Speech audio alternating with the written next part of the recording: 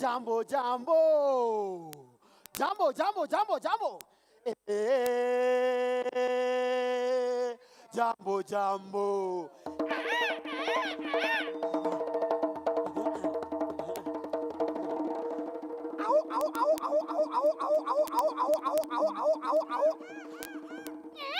Halba wo.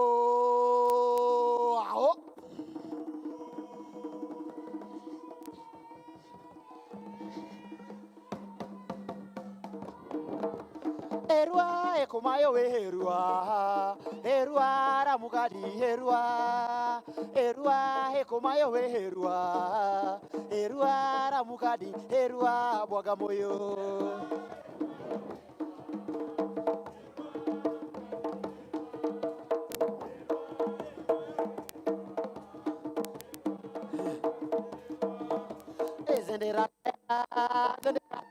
Mika zendera kaya na maluwe kanguwe na kwa babae mamika we zendera kaya mamika we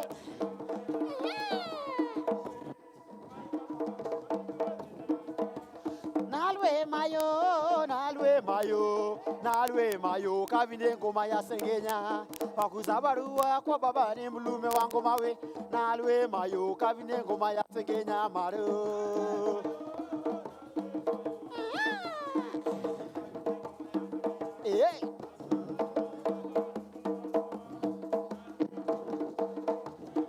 Olme wo hao owe ngoma ya mucheza we owe kafume nalwe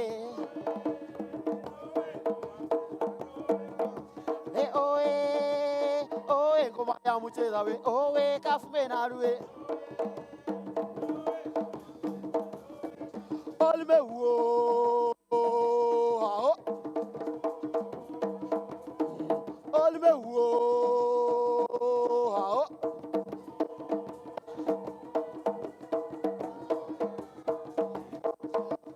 wo hao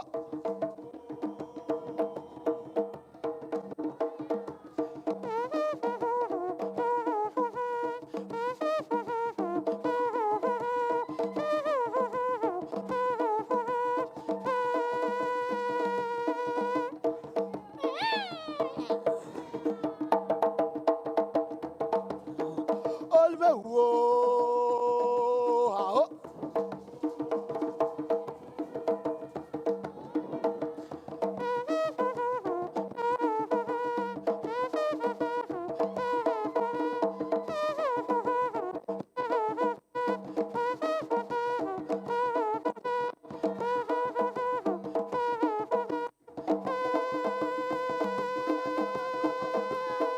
Olme wo hao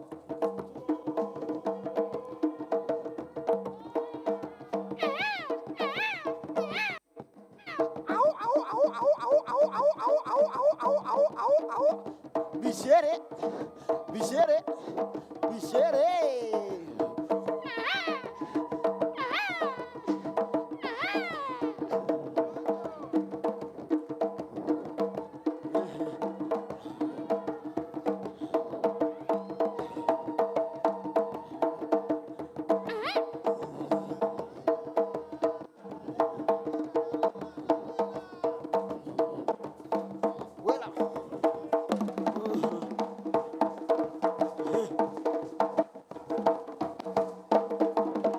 Hey, karibu sana. Well done.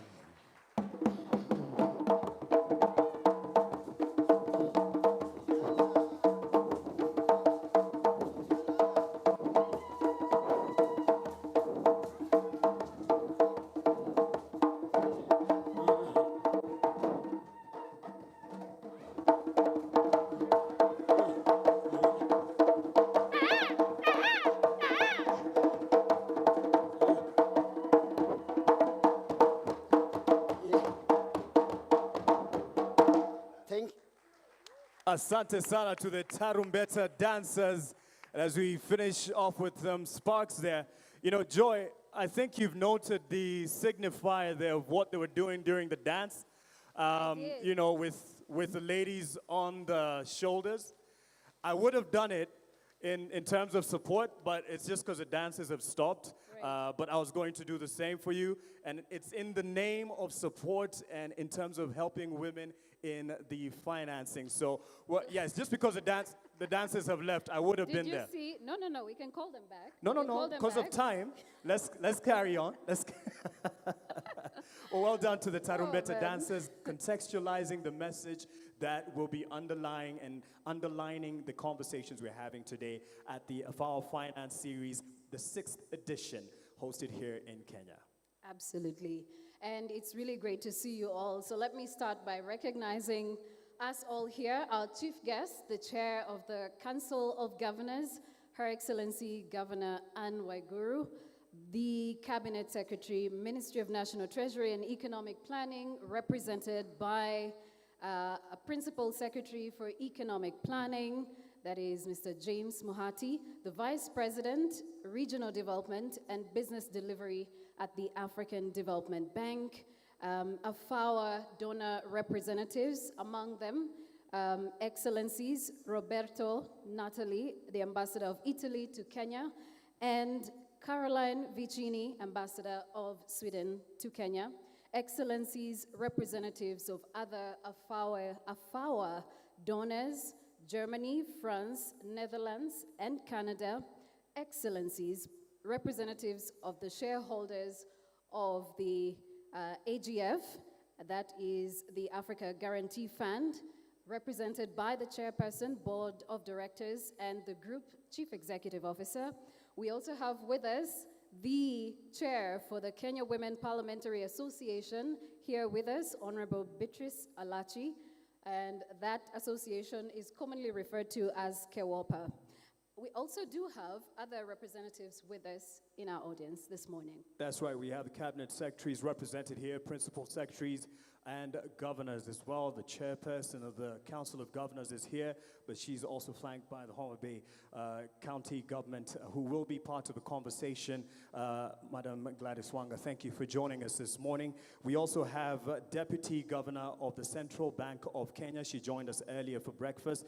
Dr. Susan Koech, asante sana kwa kuwa nasi hapa leo. And also we have the government officers represented here.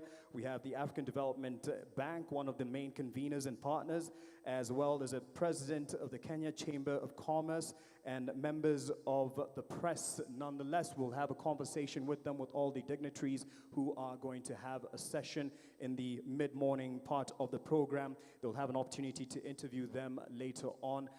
Ladies and gentlemen, karibuni nyote, all the stakeholders, those in the finance sector. We had some time earlier today just to have some breakfast and set the context for this conversation today. I'd also like to call to attention the screens on our side just to contextualize this 6th edition of the AFAWA Finance Series that we're hosting and starting today. Ladies and gentlemen.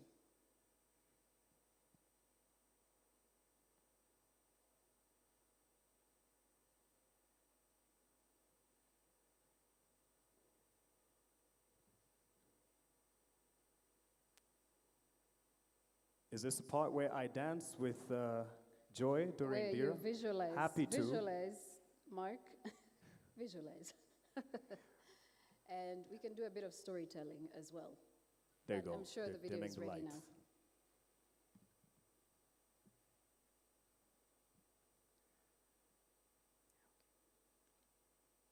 now. All right. Okay, I'm told we can carry on. It was a video that will definitely have an opportunity to play as we continue. You could give me the thumbs up once it's ready. It was just a bit of 30 seconds to set the context for the 6th edition. Obviously, it would capture the highlights of the other editions that we have had, being 5, and now the highlights being made for the 6th edition. I'm told we're ready. Thank you for the thumbs up. Let's pay attention.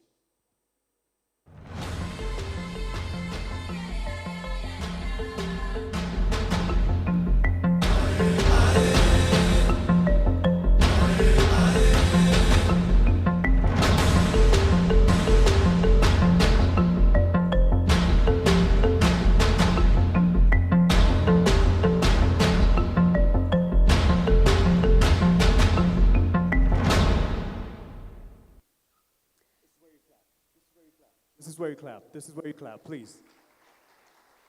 And you'll be captured as well for the highlights of the 6th edition as we continue. Now we can get started, ladies and gentlemen. Absolutely. And if you look at the boards right in the sides of the room, you will notice that they are representative of the journey of AFAWA, and you will see the several countries that AFAWA has been in.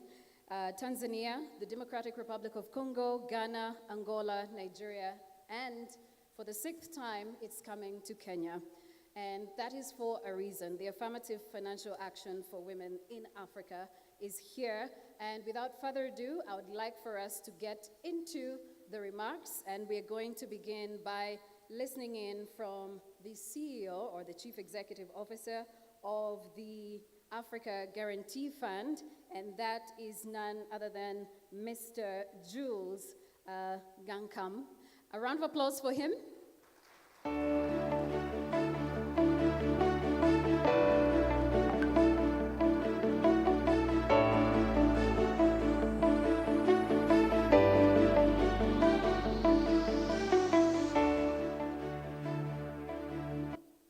you. Good morning, everyone.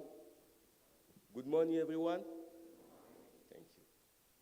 So, to the Chairperson, Council of Governors, His Excellency Governor Anne Waguru, to the Governor of Homa Bay County, His Excellency Gladys Wanga, President Advisor of Women Rights, Honorable Harriet Shigai, Cabinet Secretary, Ministry of Cooperative of MSMEs Development, Honorable Simon Kiprono, Vice President at the African Development Bank, Mrs.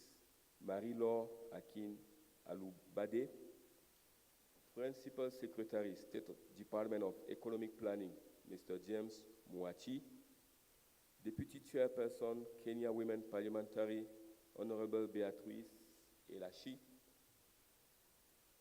His Excellency Roberto Natali, Ambassador of Italy in Kenya, His Excellency Caroline Vicini, Ambassador of Sweden to Kenya, and all Excellency representative of AFAWA donors, Chairman of the African Guarantee Fund, Mr. Felix Bixpo, the CEO of Equity Bank, Dr. James Mwangi, CEO and Senior Management of Banks, estimated ladies and gentlemen. So I would like, first of all, to express my sincere gratitude to the government of Kenya for their support and presence at this important opening ceremony of the AFAWA Finance Series in Kenya. I'm very thankful to all the stakeholders in this room, the government representative, the African Development Bank, the AFAWA donor representative, the GFIs, the banks and other financial institutions, the business unions, and all the stakeholders who are collectively working towards a better economic standing for women entrepreneurs in Africa. This morning, I would like to center my remarks on the situation of SME, owned or led by women in Africa. When we talk about women entrepreneurship in Africa, I believe it's a long topic. It's a good topic, but it's also a difficult one. And in that topic, I have some good news, but I also do have some bad news. I don't know where I should start. Okay, let's start with the good news. Bad news. I'll start with the good news.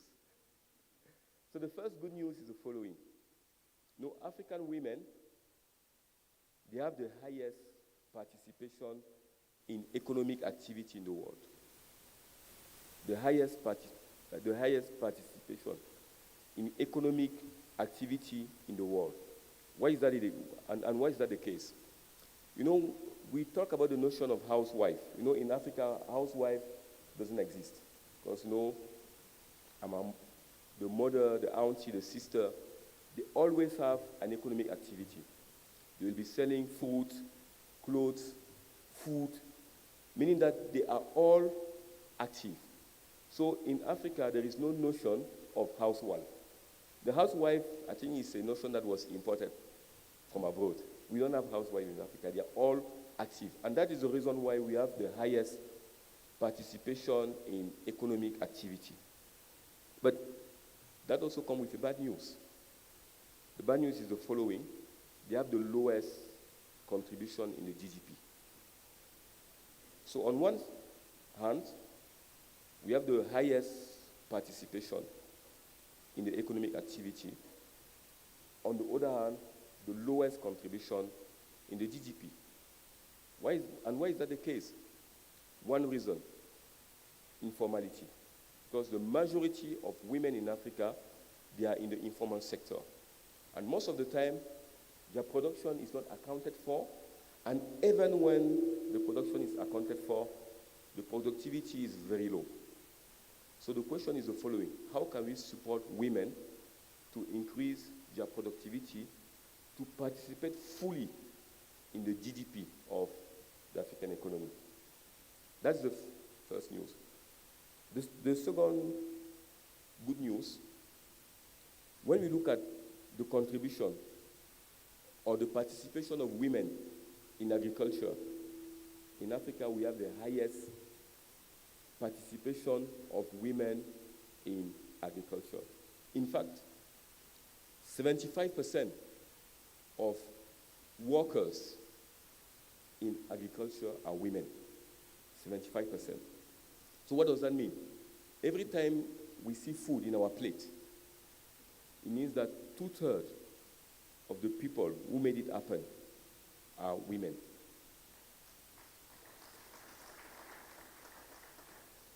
But unfortunately, it's also coming with a bad news. What is the bad news? Only 3% of women in Africa are owners of agricultural land. So on one side, the majority of workers in agriculture are women, 75%. On the other hand, the owner of agricultural land, women, 3%. I think we need to fix that. This is something that we really need to fix. Let's go to the third news, the good news. So when we talk about ownership, when we talk about entrepreneurship, so women, they are not only in agriculture. Africa has the highest rate of female entrepreneurship in the world. In fact, 24% of women have created their own business. And when we look at the similar number in other areas in the world, 6% in Asia. 6% of women have created their business in Asia, 12% in America, 13% in Europe. In Africa, we come first, with 24% of women that have created their own business. It's a good news, right? But again, this is the paradox of Africa. You know, on one side, we are the first. On the other side, we are the last. When it comes to access to finance, only 5% of women have received a loan from a bank. And when you compare to their counterpart male, it's 40%. 5%, 40%. So, imagine if we were able to close that gap, making sure that the women who are participating to our economic activity, they can achieve the highest level of productivity.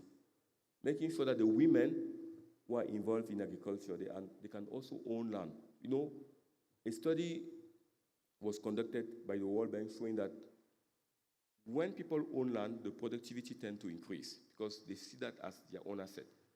So what can we do to support women to own, to have more and more ownership when it comes to land? And land also is one of the major collateral, forms of collateral that is requested by the commercial bank. So if we are able to answer to this question, definitely we will be able to support the women in Africa. And the answer to this question is the goal of AFAWA. AFAWA wants to answer to all these questions. Supporting women when it comes to access to finance, access to land, access to security, be able to participate fully to the economic activity of their countries. I do have another good news, is the transfer of women to their family. Studies show that women, they transfer 90% of their income to their family. Pay for school fees, for all the household bills, which is good. But on the other hand, they're the ones who have the lowest income. So imagine if they were the one transferring the majority of their income, and they were also the one having a good income, what will be the situation of our family? That's why AGF is committed to continue to working with the banks, with microfinance, with all financial institutions to support women entrepreneurs through the AFAWA program. So, honorable guests, ladies and gentlemen, as we are working to achieving those goals, I would like to commend also the government of Kenya for all the work that have been done. You know, the government of Kenya, they started with the Hustler Fund, and then as part of that Hustler Fund, they created a specific window for women that they call the WEF, Women Enterprise Fund, as part of the Hustler Fund, to support the women in Kenya. And then they also set up what they call Legend. You know, I like the Hustler Fund, Legend. So Legend stands for Leveraging Equality for Gender Inclusive Economic Development. That was also one of the initiatives that was set up by the government of Kenya to support women. And in the Kenya Constitution, 1/3 gender rule applies to reserve special seat for women at the parliament. Kenya also introduced measures to safeguard the right for women to own land and ensure that they have equal access to property. I think we should give a round of applause to the government of Kenya for all the work that has been done. So we are, as AGF, we are very eager to work together with the government of Kenya on the policy and see how we can transform the entire ecosystem and the environment. As I conclude, I would like to thank the African Development Bank, our shareholders, our board of directors, for their confidence and partnership in the implementation of the AFAWA program. Without the support from various countries, various sponsors, we will not be able to have this conference today and be able to provide the banks with what is needed to unlock the funding to women businesses. So I look forward to working with the government of Kenya, to work with all the commercial banks, the financial institutions, to bring more support to the women SMEs in Kenya and broadly to Africa. Thank you very much for honoring us with your presence at this launch of this event this morning. Thank you very much. Asanteni. Asante sana to the Group CEO of the African Guarantee Fund, Jules Ngakam, for that perspective that you've given. And you've spoken a lot about the support, the political goodwill that you have seen, observed, and you're looking to partner moving forward in this affirmative financial support and action for women in business. And just to underpin that and to emphasize the support that you can expect from the government, I'd like to hear from the Office of the President's Advisor on Women Rights, Honorable Harriet Chigai. Karibu. Please give her a hand as she makes her way to the stage.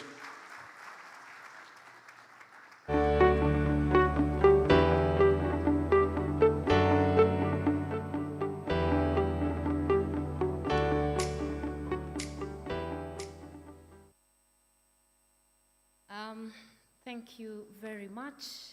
Good morning, everybody. You guys don't look happy, yet we are talking big money. They normally say, without money, we stay gloomy. But for the advocates, they say, no matter how broke you are, just look the part. So today, just look the part. So let us all smile. The chief guest, Her Excellency, Governor Anne Waiguru, the cabinet secretaries represented. I was hoping to see CS Chelugui, MSMEs, the Central Bank of Kenya Deputy Governor, Dr. Susan Koech, the Cabinet Secretary, Treasury, Dr. Njogona Ndongo, ably represented by P.S. Muhati, Her Excellency, Governor of Homa Bay, Gladys Wanga, the Vice President of Africa Development Bank, Mrs. Marie Lore Akin Olugbabe, I got it right, Olugbade. The Chairman of Africa Guarantee Fund, Mr. Felix Bigpo. The Group CEO of Africa Guarantee Fund, Mr. Jules Nangab. And all the donors present. The most distinguished guests who are the CEOs of banks. It is very hard to find CEOs of banks, all of them seated in one room. Let us clap for them.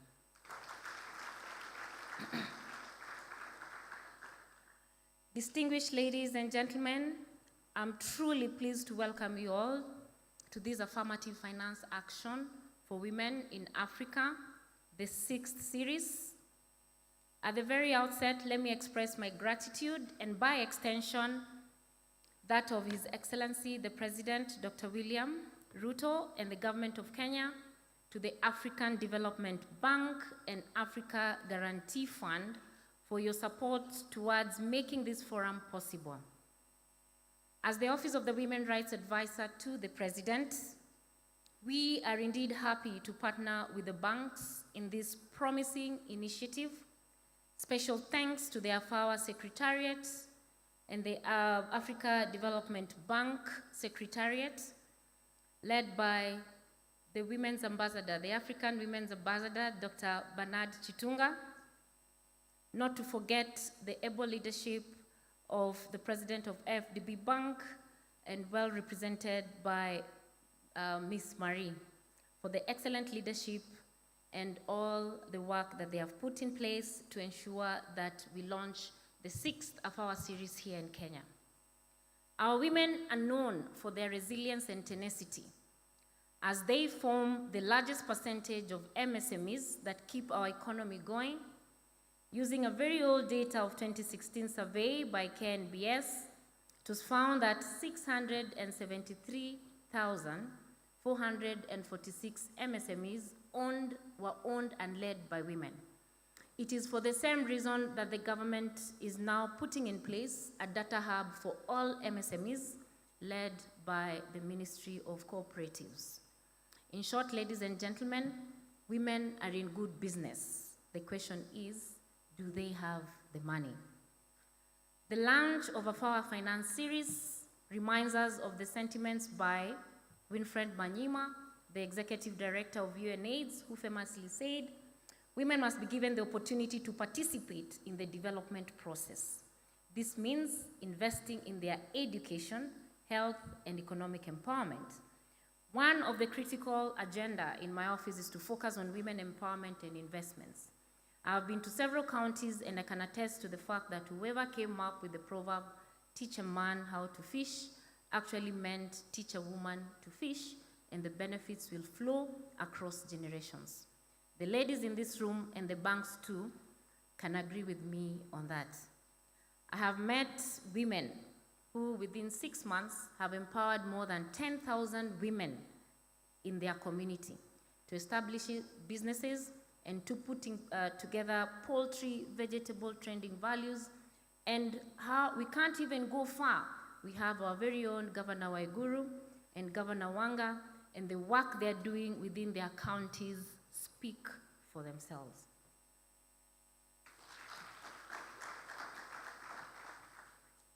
Not to mention, or not to forget to mention, our First Lady, Her Excellency Rachel Ruto. She has been at the forefront of engaging women through table banking, and the stories of investing in women speaks for itself. These are the women who now need to be moved up through access to big ticket loans and big ticket work and grants so that they can scale up their businesses. The government of Kenya has placed women at the forefront of its development agenda. As the government is putting up industrial parks and modern markets, we want Kenyan women to be ready for them. The 30%, please clap. You know, clapping gives us the assurance that we are saying the right things. The 30% AGPO threshold can be met and surpassed when we invest in the women. This is well manifested across all sectors as outlined in the bottom-up economic transformation agenda, the Better Plan, and the Women's Charter that the President committed to the Kenyan women. AFAWA Finance Series is therefore an acknowledgement and a celebration of our shared commitment to creating an environment within Kenyan women where they can access essential financial tools for enterprise and development. Accordingly, the series provides a platform to discuss the potential benefits, form, and impact of women-led MSMEs for the Kenyan economy. In this regard, the government is committed to building and nurturing financial capacity among women through partnerships such as this. Supporting women in the MSME space is not just useful for the individual woman, but good for the GDP of this country. I dare say, invest in a woman and secure the future generation. In being deliberate about closing the economic gender gap, the government recently signed up with the World Economic Forum to set up the first gender parity accelerator with World Economic Forum. This will be the first of its kind in sub-Saharan Africa, and it will focus on accelerating women-led MSMEs. But from discussions that we've had today, we need to take a run, because we are not yet there. I therefore wish to encourage other banks to borrow a leaf from Africa Development Bank and retool their services and so that they can speak into the government's agenda for women. Data shows that loans to women equals smart economics. We need to see bolder interventions by all stakeholders towards closing the access to credit gap that Kenyan women entrepreneurs face. We need to work towards creating an ecosystem that promotes economic growth for women using the women's lens. As the government continues to support women-led MSMEs to be formalized, our office with other partners are engaging to ensure that we have a comprehensive training curriculum that benefits women in different sectors within all the 47 counties. The potential of women further strengthening our GDP when we pull together both public and private entities. From the foregoing, women economic empowerment through investment opportunities is a key women's rights issue and a sustainable human development issue at the same time. My office is identifying and bridging the gaps that are impediments to women's socioeconomic growth. These gaps are then processed and transmitted to relevant ministry departments and agencies for further attention and action. Through the Ministry of Gender, which is ably led by CS Aisha Jumwa, the issue of gender mainstreaming is key within this government. Graka Marshall, an advocate of women's and children's rights, has reminded us that it is not just about empowering women, it is about economic growth. Unless we can make access to finance easier for women in their businesses, we will be missing out on significant portion of growth within our economies. Therefore, this calls for deeper gender-specific special financing for women-owned MSMEs. We are engaging in a number of partners and stakeholders to scale up access and affordable credit by women in Kenya. In conclusion, as we launch the AFAWA 6 series in Kenya, this is a momentous occasion for the women of this country.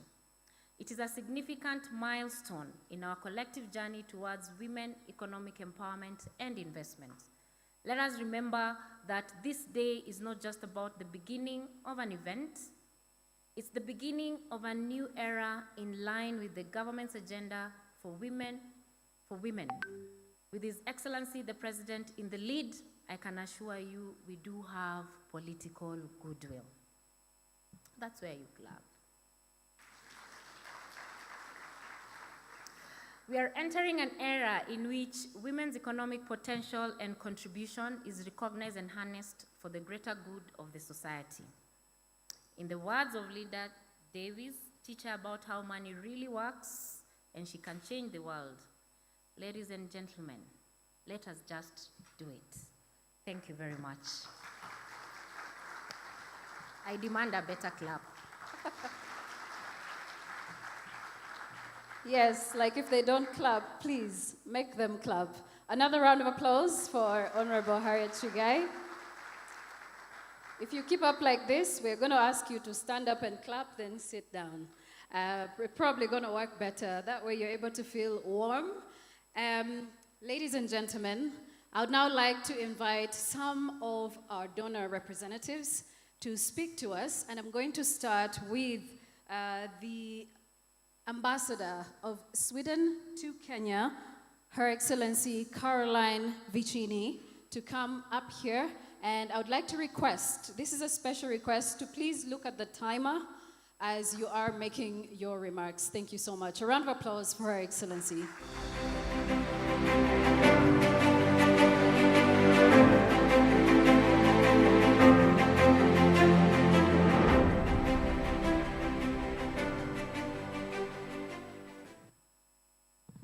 Good morning.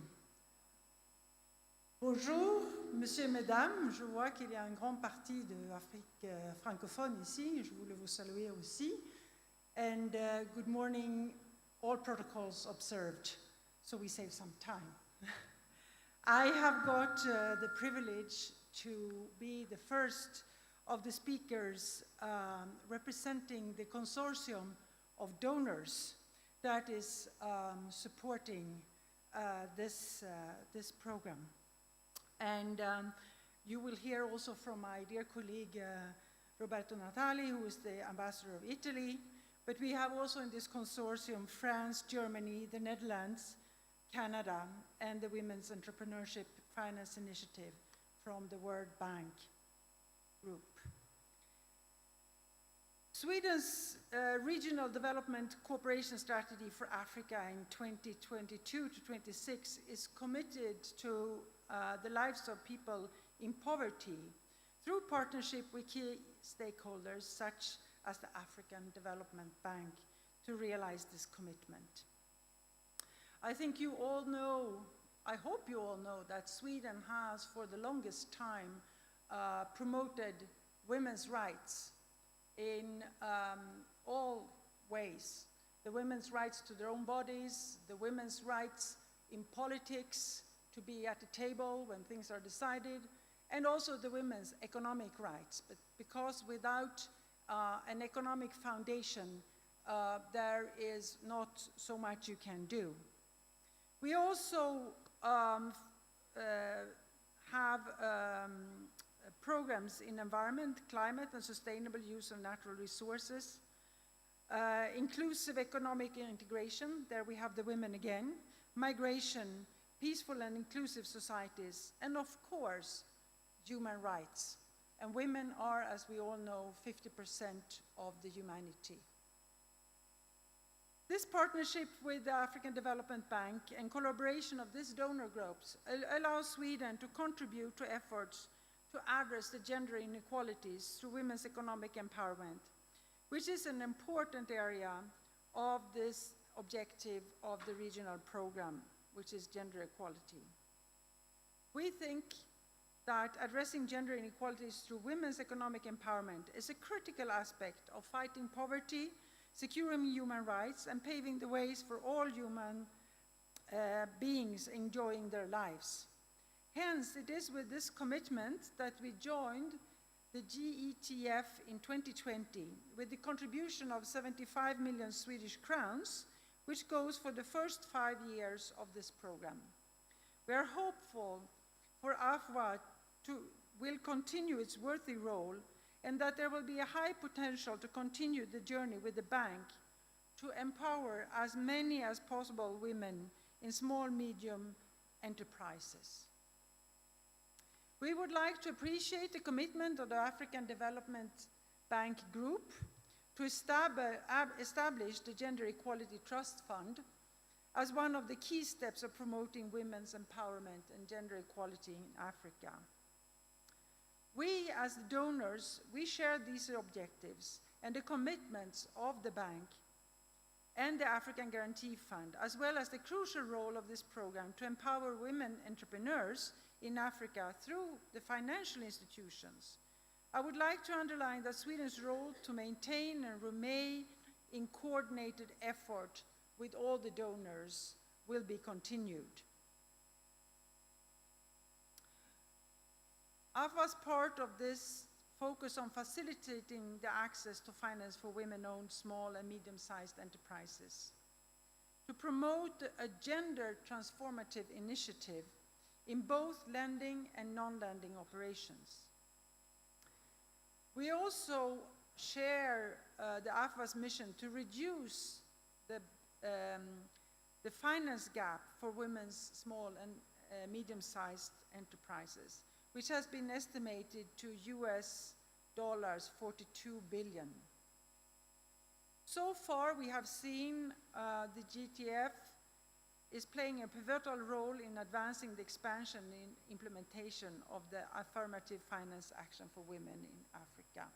And we hope that it will soon join Kenya.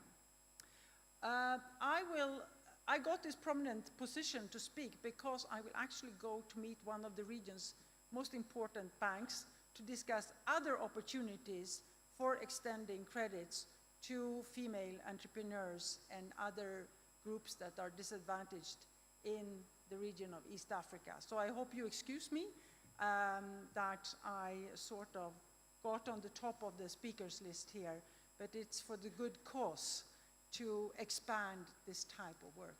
Thank you very much, and I wish you a few good days of work. Thank you. Thank you. Thank you so much, Her Excellency. And now I would like to invite our next speaker, who is none other than His Excellency, the Ambassador of Italy to Kenya, Roberto Natali. A round of applause for him.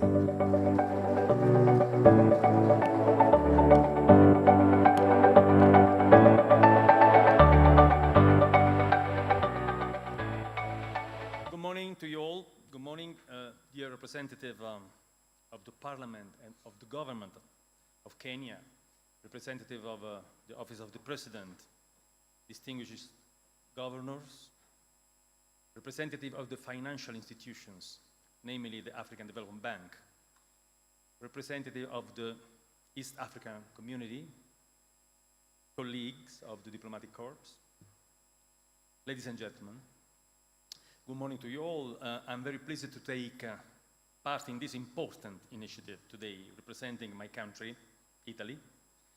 For Italy and for the Italian development cooperation, Africa is a clear priority. And the donors' commitment of the AFAWA Fund shows the relevance we give to the relations with our African partners. We all know that this continent faces many challenges. But above all, it is a continent rich in opportunities and development potential. And we believe that in the development of the African continent, we all can play our part. This applies to the entire donors group and to Italy as well. In particular, we wish to establish partnerships with our African counterparts that are mutually beneficial and that address the real needs of African countries to their population. And we can do that by strengthening the role of the private sector as a boost for local economic growth, together with training and investment in human capital. Investing in the promotion of economic and inclusive growth, as well as in the development of the entrepreneurship sector, is one of our priorities, and we commit to particularly supporting women-led enterprises. Indeed, Italy is deeply engaged in promoting women's equality and empowerment. And this can happen through financial and digital inclusion of women-led business, including in rural areas and fragile contexts, by removing barriers to accessing credit and resources and closing gender gaps in these areas. No doubt, that women's full and equal participation is crucial for the economic development of African countries. In Africa, as it has been mentioned, over 70% of women is outside the financial system, despite the continent holds the highest number of women entrepreneurs globally. It has been already mentioned. We therefore reaffirm our commitment to African Development Bank Group and the African Guarantee Fund for empowering African women entrepreneurs through financial institutions. And it's crucial that financial institutions keep in mind the requirements to build gender-sensitive organizations in order to have an increased number of women entrepreneurs able to access finance and to grow their business. We are glad to joining the Bank and Africa Guarantee Fund today to showcase the AFAWA Guarantee for Growth program, while discussing the benefits and impact women-led small and medium enterprises could bring to the Kenyan economy. Therefore, together with the other members of the donor community that my colleague, the Ambassador of Sweden, mentioned, I wish you all a very productive discussion. Thank you. Asante sana to the Ambassador of Italy to Kenya, Roberto Natali. And he did mention finance and digital inclusion. And speaking of digital, I'm sure you're seeing the hashtags that are here on the screens to the left and to the right, because the digital conversation has to also go on. So make sure if you're taking pictures, just to represent yourself here in terms of report back to base and to the office that you actually did attend. Please make sure that you add the hashtag, but you might see it in terms of the digital footprint, because we have a team that's working on that to make sure there's visibility, especially for those who are not able to be here with us physically. Speaking of digital inclusion, there's someone who is quite passionate about how we translate that on the ground. And I know this because I had a bit of a conversation earlier before we came here, and I'd like to now call on the Kenya Women Parliamentary Association Deputy Chairperson, Honorable Beatrice Elachi, to give us her remarks on this. Karibu.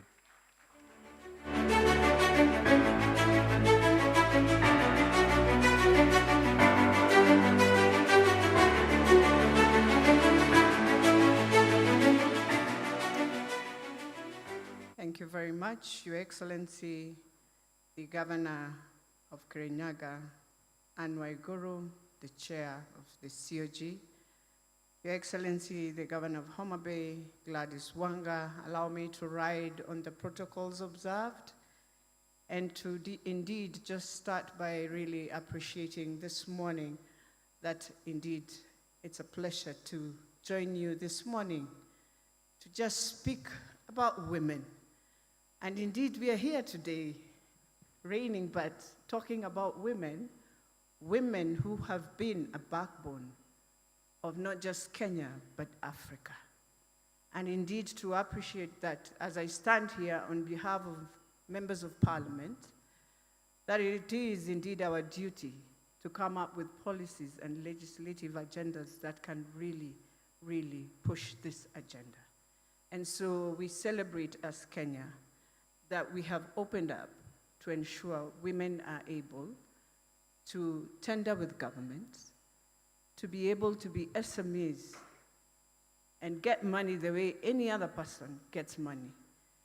And so for Kenya, as we speak about all this and as we appreciate the bank, the African Development Bank, as we appreciate AFAWA for the commitment you're giving in, it is the women of Kenya who have given the banks the opportunity to receive money and now to lend to the same SMEs.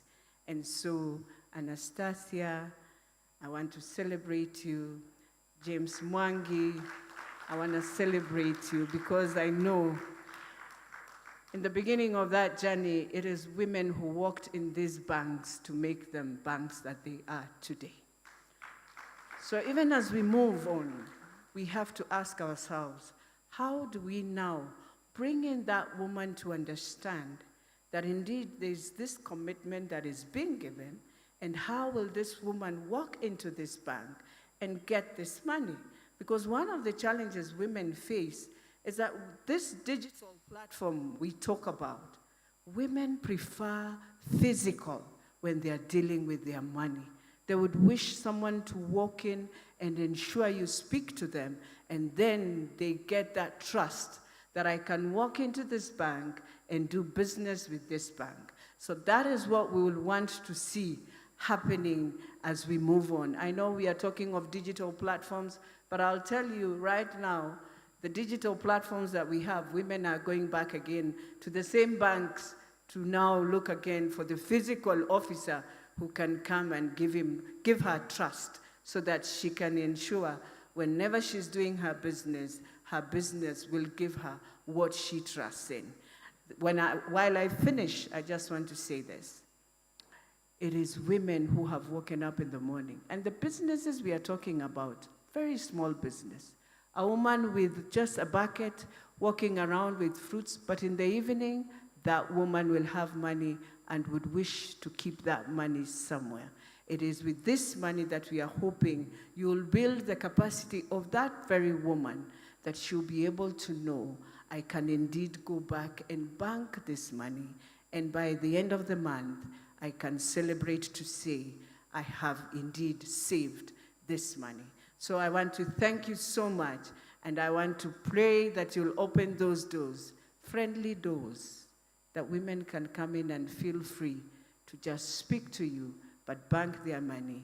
And I know we can transform our country, and it is women of Africa who will transform Africa and build this economy that is ailing us in all our countries. With those very few remarks, I want to thank you and really wish you well as you celebrate and as you talk about women. Thank you very much. Thank you. Thank you very much, Honorable, for those remarks. And it really goes back to, I know some of us are here and we've lived on this earth for over 4 decades or more. And when you think about the people who actually got us here, we always think about our mothers. And earlier on in the breakfast meeting, Dr. James Mwangi was talking about the mother who helped him become the man that he is.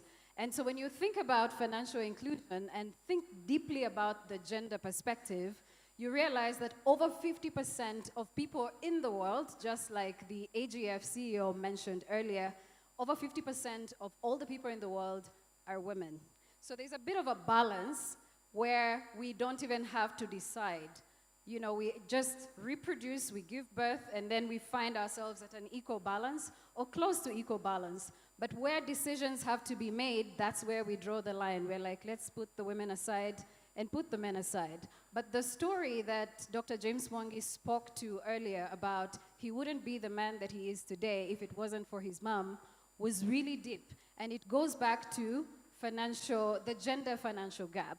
If we can close it, imagine how much more African women are capable of achieving. Our next speaker, ladies and gentlemen, is the representative of the Cabinet Secretary for the National Treasury and Economic Planning, Principal Secretary, Mr. James Mohati. A round of applause for him. He will be... Would like to request, Mr. Pierce, that when you are through, you will invite Mrs. Olubade to the stage. Thank you very much. Thank you. Allow me to recognize the chief guest, the chair of the Council of Governors, Her Excellency Madam Anne Waiguru, the governor of Homa Bay, Her Excellency Madam Gladys Wanga, the representative of the cabinet secretaries and the PSs who are present, the President's advisor on women rights, cabinet appointee, Madam Harriet Shigai, the AFDB Vice President, Madam Marie Olubade, the Deputy Governor of the Central Bank of Kenya, Dr. Susan Koech, and the chairperson who has just exited the stage, Member of Parliament for Dagoretti, North Horner Beatrice Elachi, the ambassadors present, CEOs from the banking and sector, ladies and gentlemen. I would want to make the remarks, present the remarks of the Cabinet Secretary for the National Treasury and Economic Planning, Professor Njuguna Ndung'u, on this occasion. It is my great pleasure to join you this morning in the opening ceremony of the Affirmative Finance Action for Women in Africa. This is AFAWA Finance Series in Kenya. I take this opportunity to appreciate the African Development Bank group in partnership with the AGF for their commitment to closing the gap that exists in accessing finance by women owned by the micro, small, and medium enterprises in Kenya and Africa as a whole. We recognize that women hold unlimited potential, though there are numerous barriers that constrain their full contribution to economic development in Kenya, as underlined below. One is the recently released 2022 Kenya Demographic and Health Survey, which was produced by the KNBS, analyzed several aspects of women empowerment, unemployment, and earnings.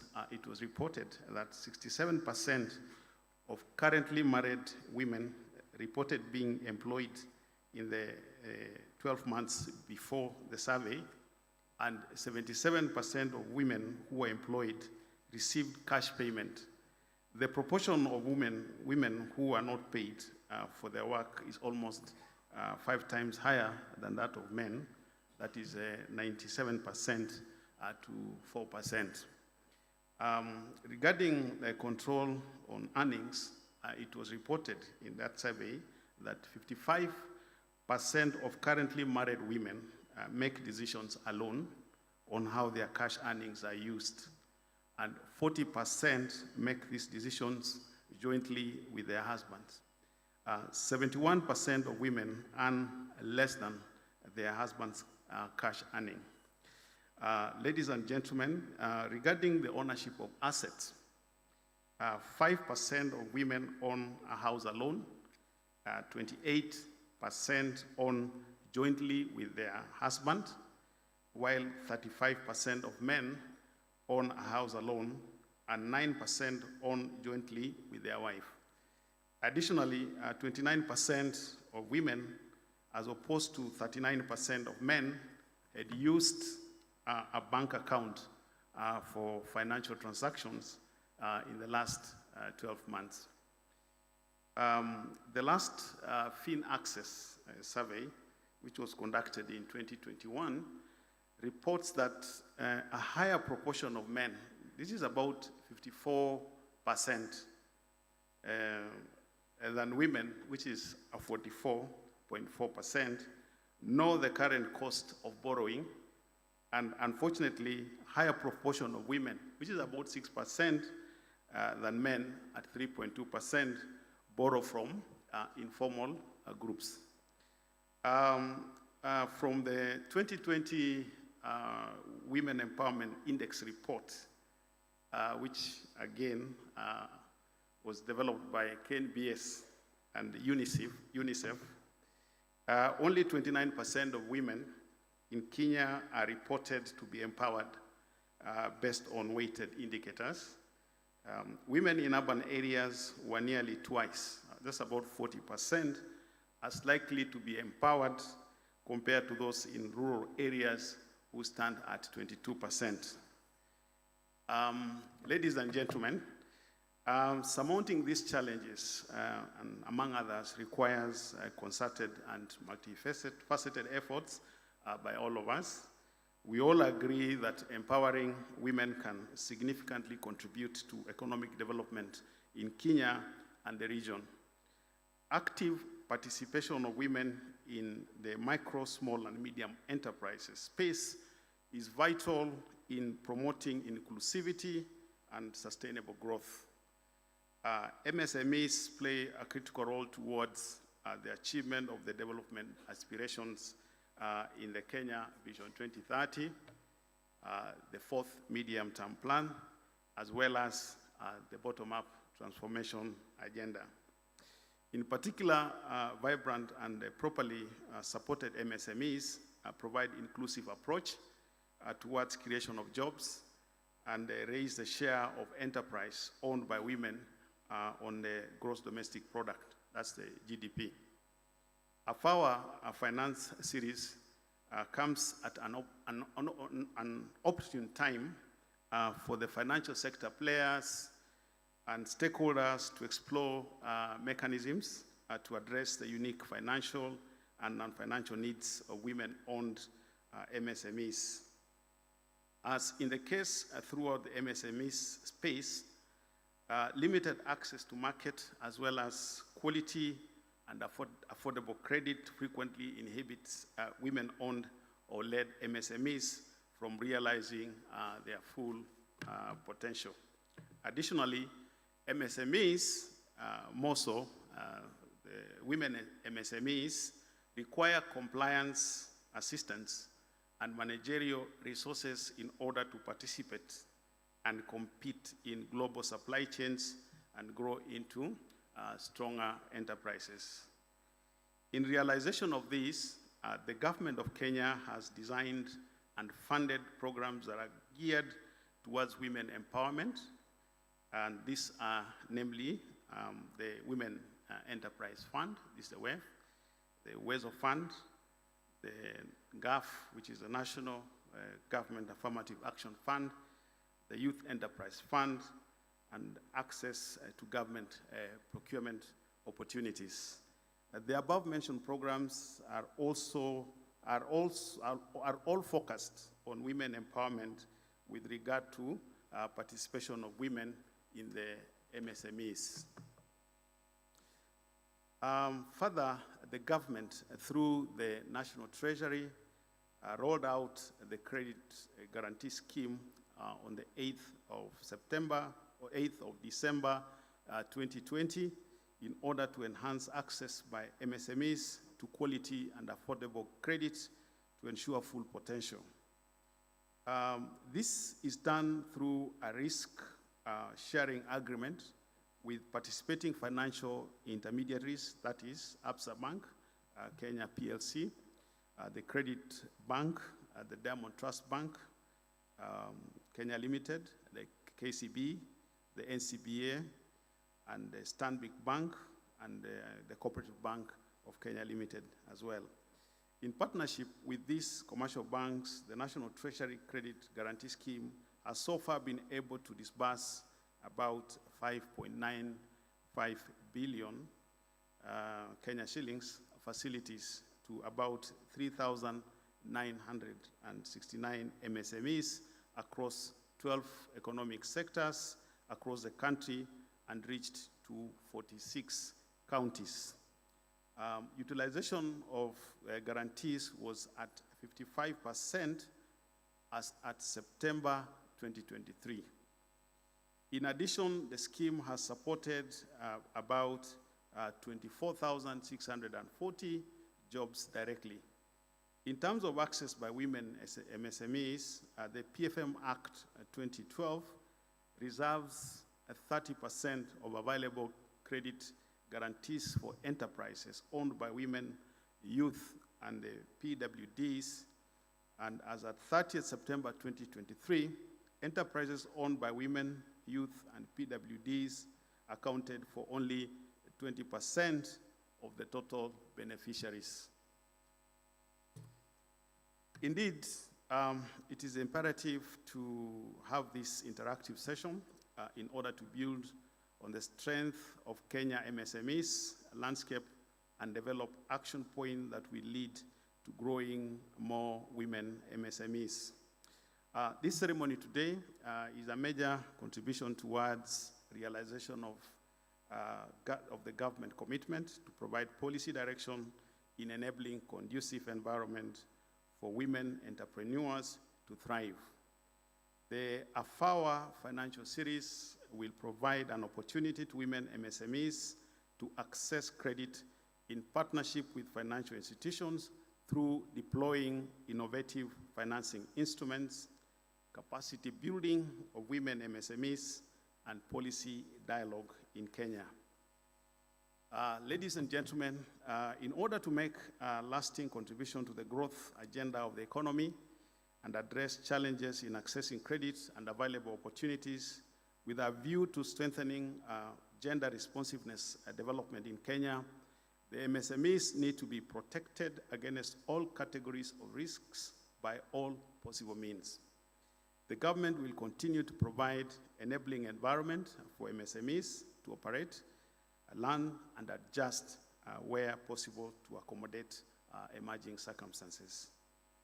It is also worth noting that the government, through the National Treasury, is in the process of revamping the credit guarantee scheme to increase access of the guarantee product by women, youth, and PWDs, as well as design a targeted guarantee for the agriculture sector and the rural economy, whose majority actors are women. Furthermore, the government targets to identify sets of actions, increase number of growth of farms initiatives, take part in public and private engagements, and build the capacity of the segment and its support ecosystem to promote effective SMEs development over the long term. As I conclude, let me take this moment to thank the organizers who have made this event a success. In addition, I would like to sincerely appreciate the African Development Bank together with the AGF for their commitment and willingness to bring this AFAWA Financial Series Kenya chapter into course. I look forward to taking part in many of such engagements in the future. May you have a successful and productive engagement. Thank you.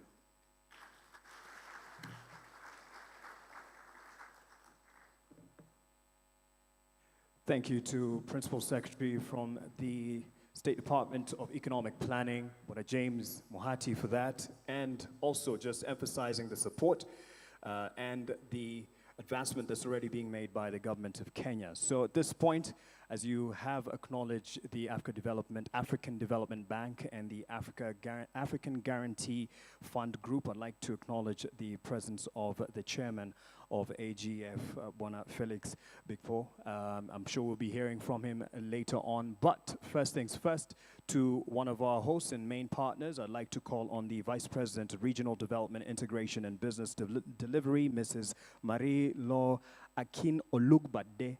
I hope I got that right. Give her a hand as she comes to stage.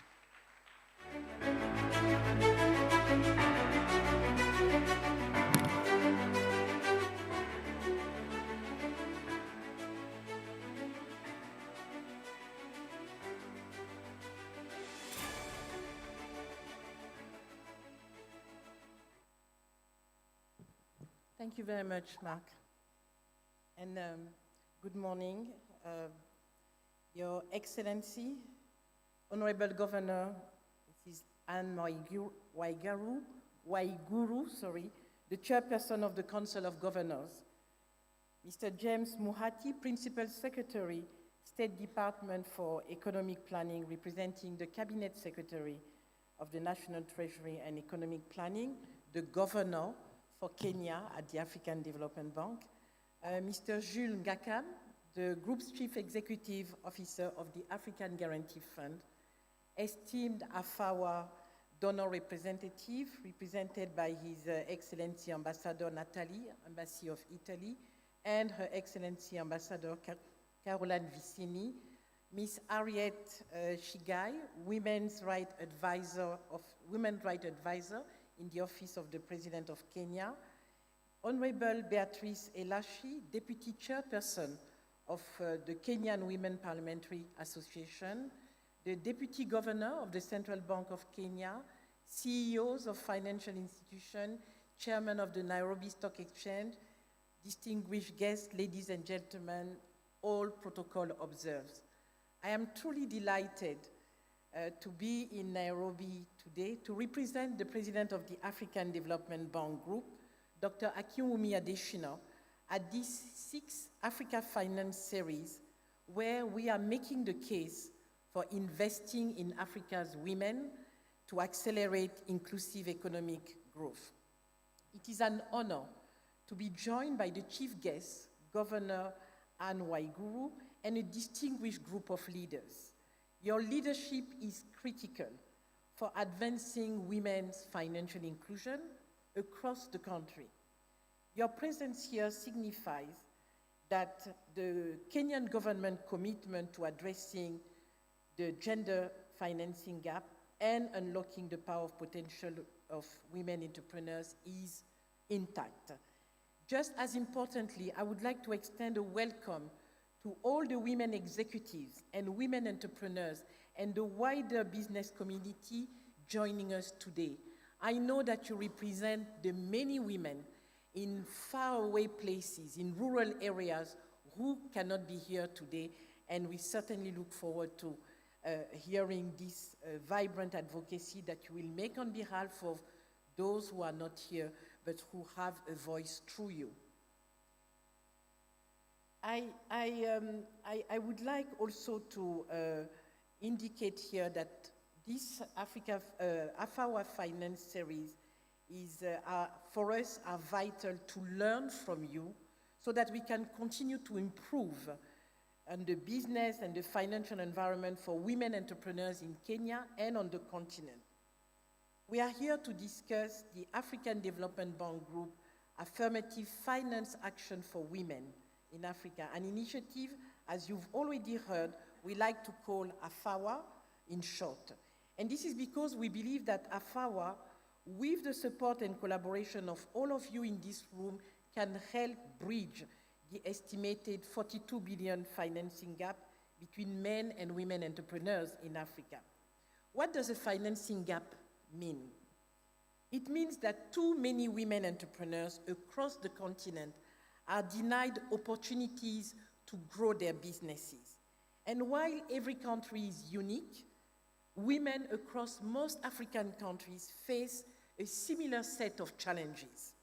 And therefore, the idea behind this AFAWA Finance Series is to, for us, simply demystify the perceptions about women-led small and medium enterprises being risky investment. The reality is that, and you've heard it, and you will hear it, I hope, over the next few days, the reality is that women are better, much better, at repaying loans than men. We've heard it this morning, clearly from the CEOs at the morning breakfast meeting, and I see my sister Anastasia willing to clap, so please do clap, because this is an uncontested fact. But also we heard it, that women typically reinvest up to 90% of their income in education, in health, in nutrition of their families, nuclear families, extended families, their communities. I heard a statistic that for men, the percentage is 35%. And I was wondering, where does the 65% go?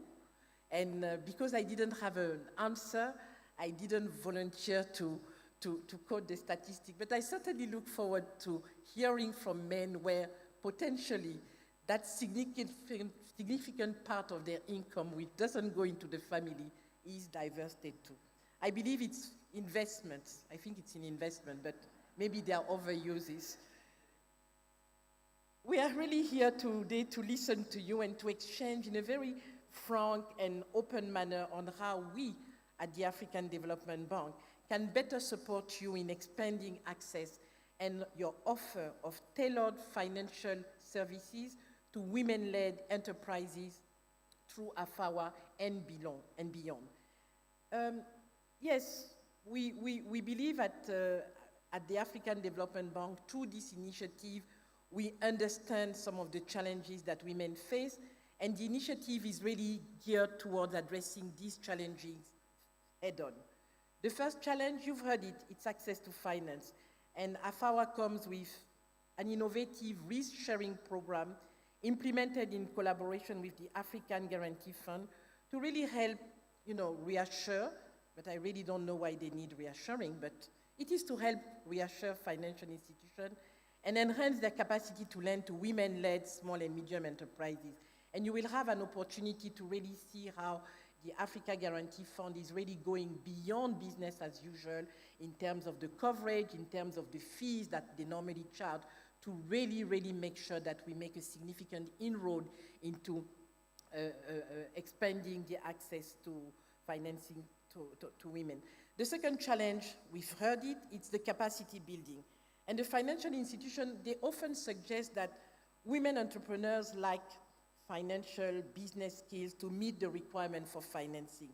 And more often than not, the reality is that these financial institutions themselves probably lack the capacity to understand the needs of women-led businesses. And I believe we heard it from the chair of the parliamentary caucus in Kenya. And AFAWA addresses both sides of these capacity challenges. We help train women entrepreneurs in financial skills, but we also help financial institutions develop and expand their services to women. And the third area that AFAWA addresses is the enabling environment for African women entrepreneurs to succeed and to thrive. And across the continent, there are legal, regulatory barriers that truly prevent women-led businesses from reaching their full potential. You heard a number of very interesting statistics from Jules earlier on, the fact that women only own 3% of the land that is available for a number of uses on the continent. This is really grossly unacceptable. And Your Excellencies, distinguished guests, I'm therefore proud to announce that AFAWA has already made some inroads on these challenges in Africa. And I want us to remember that this is a very, very new initiative. We really became fully operational, and I think you've been in existence with this initiative for the past maybe 18 months. But in 18 months already, AFAWA partnership with the AGF has seen 15 financial institutions in Kenya sign up to the risk-sharing agreement. As this result, I think we have about close to 1,000 already women-led enterprises which have had access to finance through these institutions. And the volume of loan is, it's growing.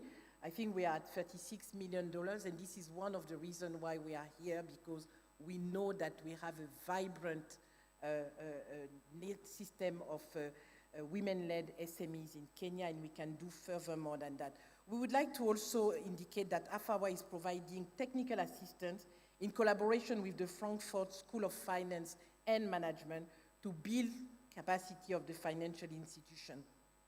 And with this partnership, there will be also some support provided to the Central Bank of Kenya to develop and implement gender-responsive policies and regulatory reforms to continue to increase access to finance for women-led small and medium-sized enterprises. So Kenya is also very well represented in AFAWA's Women Entrepreneurship Enablers Program.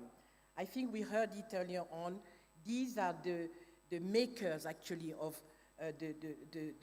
some of these SMEs, helping them formalize. And the AFAWA program provides funding to organizations that work to boost the bankability of women-led businesses. And 3 of the current cohort of 10 enablers have offices here in Kenya.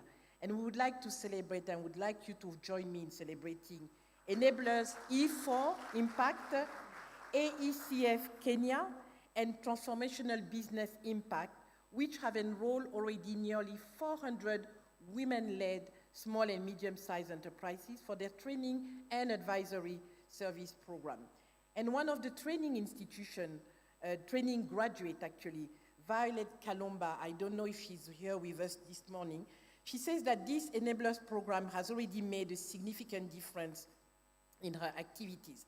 Violet IT Services Company has been in business for close to 10 years, but she just couldn't seem to get past the growth hump that you have from startup to an established business. And she says that the Enablers training has showed her how to develop new revenue streams and partnerships, as well as how to enhance a strategic vision for her company, and in effect, how to become more attractive to banks and other businesses. Today, in a very short period of time, Violet reports that new partnership in international market, a near doubling of her full-time staff, her company has been able to develop a software solution for Safaricom, and this, I think, is already evidence of what we can all do more of and faster working together. So I would like to indicate that to date, AFAWA has approved investment worth more than $1.2 billion for Africa's women-led small and medium-sized enterprises. Remember, our objective is $5 billion in 5 years, and we've already reached a third of that objective in a little over 18 months. So there is a lot of scope to do even more than that. We already work with close to 100 financial institutions in 32 countries, and so far we have already reached more than 7,000 women entrepreneurs. And of course, I would like to acknowledge the partnership with the G7 countries, the government of Netherlands and Sweden for their support to the AFAWA Guarantee for Growth program. And what we would like to do today, of course, is to encourage and get more interest for more financial institutions operating out of Kenya into joining this group of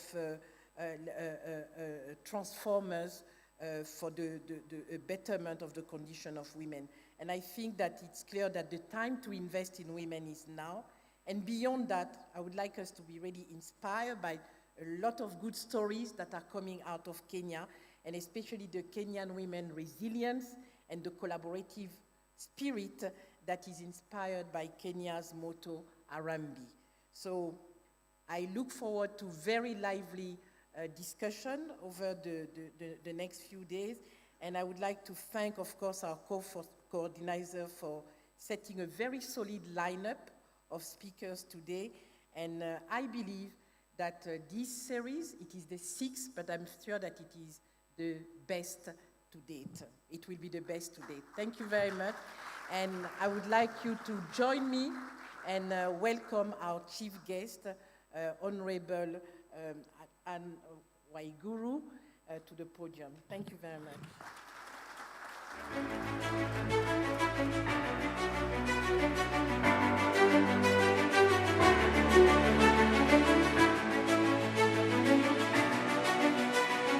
I should ask us to stand up before we are standing. Clap for her, please.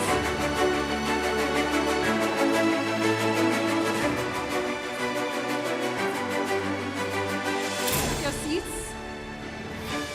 If you're not from Kenya, you probably don't know this, but this is the first woman chair of the Council of Governors. So she deserves the recognition.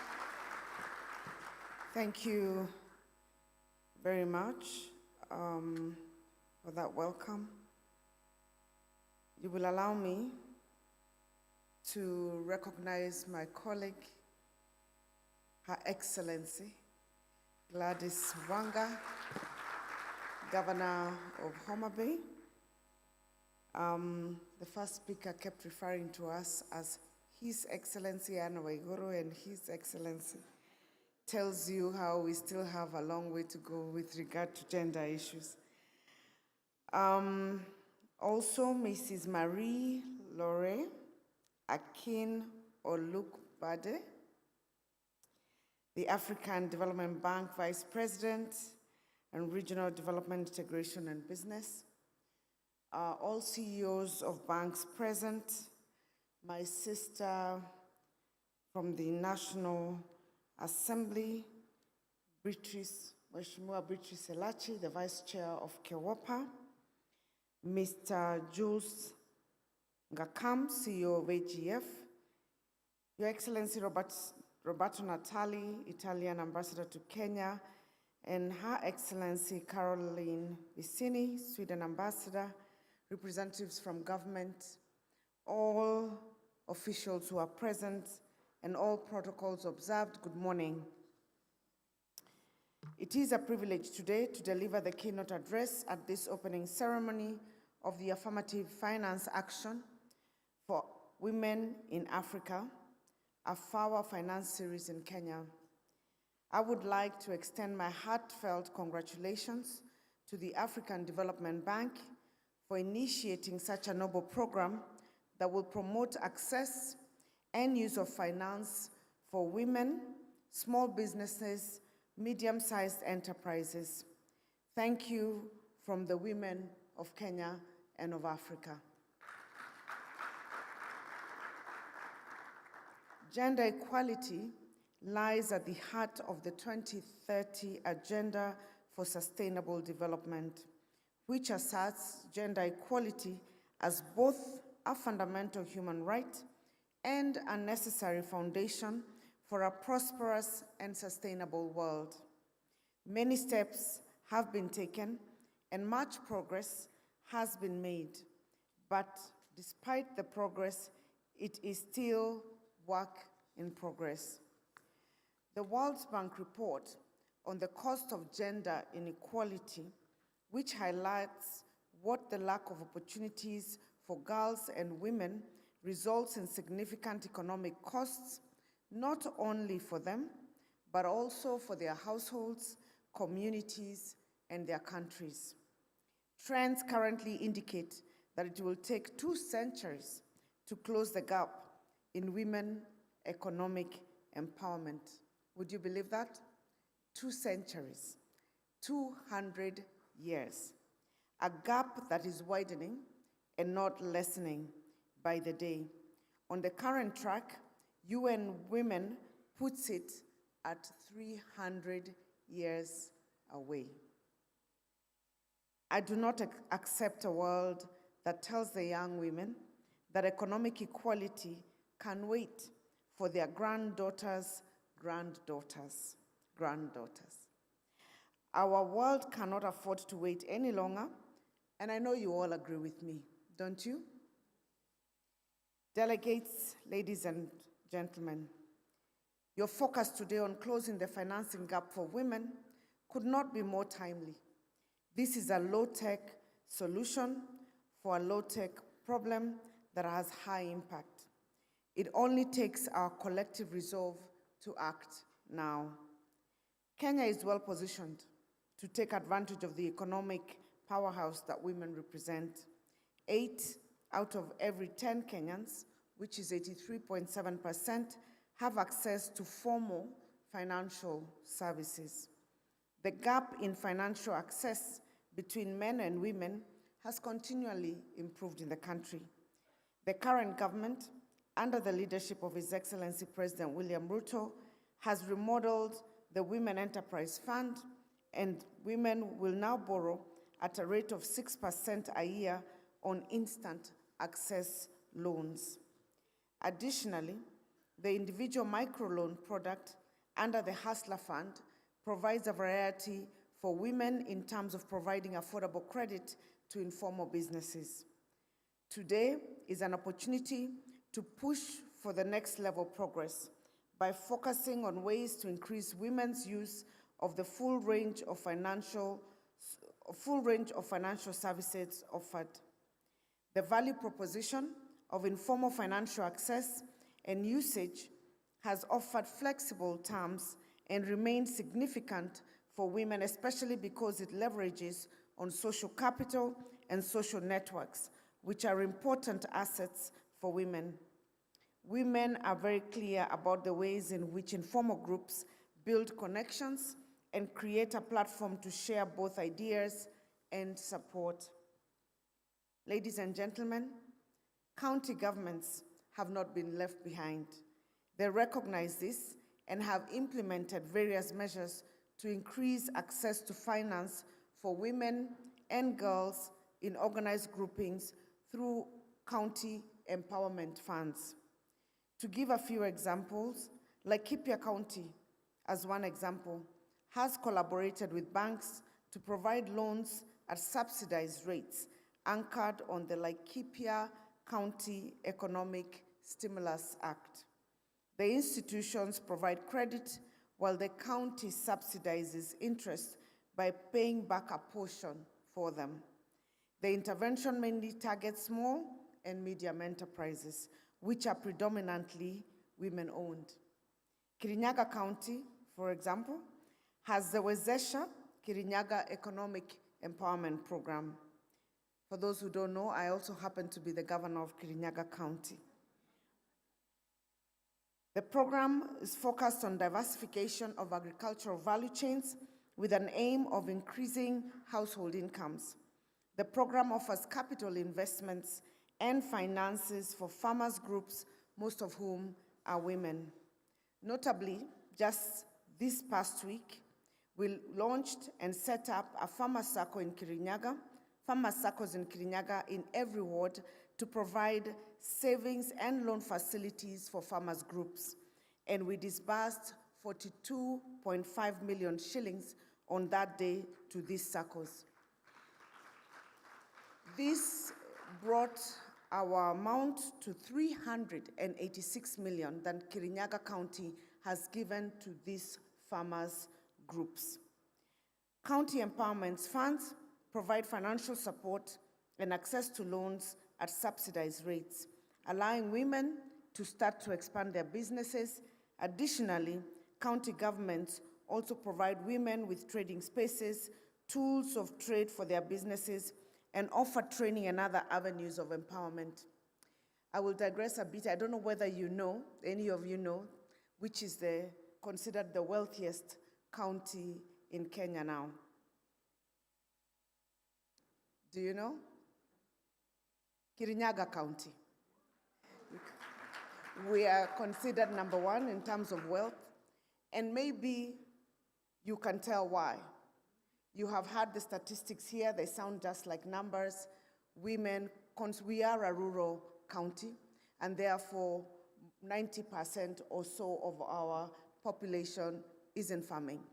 And the kind of investments that we have made in agriculture and in farmers is probably the contribution that you're hearing that has impacted the 386 million shillings that we have given under Wezesha and other programs that are brought about by other private sector entities have contributed. And what, again, you have heard, most of these farmer organizations are mostly women. And then women will spend 90% of that money mostly in their households. And therefore, the community at large then benefits. So if you've been wondering why Kirinyaga County is considered, and this is ranked by the KNBS, the Kenya National Bureau of Statistics, is probably because of the interventions that we have deliberately done to target women in the rural areas. Allow me to also just mention at this point in time to urge us to move away from the city centers and the urban areas. You have heard that majority of the women in micro and small enterprises in the urban areas have access to resources and have been having access. A lot of those in the rural areas do not have that access, but that is where the women are. If you look proportionately in terms of population, majority of these women are there. There are certain opportunities that present themselves currently, and maybe many of you in the banking sector are aware.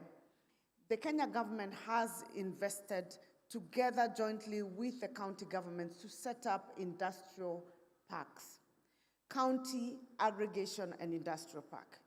Each and every county will have a county aggregation and industrial park. We have put aside 500 million shillings to build these parks. These parks are supposed to start off the industrialization in the counties. It's not everything. It's 500 million. We are building the infrastructure, the roads, the sheds that are required to provide space for incubating private sector, small, medium, and micro enterprises in these industrial parks. We will be requiring people in business to set up small businesses in those industrial parks. I urge the financial institutions that are in this room to look at that opportunity. of financing, and especially the women who are in the rural areas. We have worked with the counties to ensure that we are identifying value chains for each and every county. I'll give you an example of Kirinyaga just so that you understand what it is. I'll pick one value chain, tomato. We are the #1 producer of tomatoes in Kenya. You probably didn't know that. You probably thought only about rice. We produce about 60,000 metric tons of tomatoes every year. We have partnered with other private sectors to build a factory for tomato processing in Kirinyaga. To do that, we had to organize farmers in groups and help them change the agricultural practices and even the variety of tomato, because we were producing mostly table tomato, but to process you would need a different kind of tomato to be processed. Now, those farmers group to aggregate and sell to the industrial park, and also for the smaller groups that may want to process the tomatoes for themselves, will need support and financing from banks. And that is just one example of various value chains across the counties in Kenya. Allow me also, ladies and gentlemen, to say that to improve incomes and ultimately welfare, engendering budgets uses economic policy, in this case fiscal policy, to encourage women's advancement and participation in economic activities and the labor market. The complexity of the women financial landscape calls for demand-side data, insights to help us all understand the issues and nuances that will deepen women's usage of the full range of financial opportunities. To begin with, financial products and services need to be tailored to women's unique lived experiences, needs, and aspirations from the start, not later when we get to scale. It will also be important to leverage digital platforms for rural women to help them leap over the digital divide. Secondly, empowering women to participate effectively in economic activities and financial decision-making is crucial. Women need to be equipped with financial knowledge, confidence, and skills to help them choose appropriate financial services and products, as well as develop and manage entrepreneurial activities. And that was already mentioned as part of the program. Finally, financial institutions face a major challenge in understanding and responding to the unique needs of women entrepreneurs. We need innovative approaches to improve women's credit worthiness. Traditional collateral requirements only serve to reinforce gender inequalities, but with the help of the digital technology, alternative solutions are becoming increasingly available. In conclusion, ladies and gentlemen, I today encourage us to jointly explore continuous innovation in financial services delivery, like the AFAWA Finance Series, that will amplify impact and accelerate gender transformative change. Asanteni.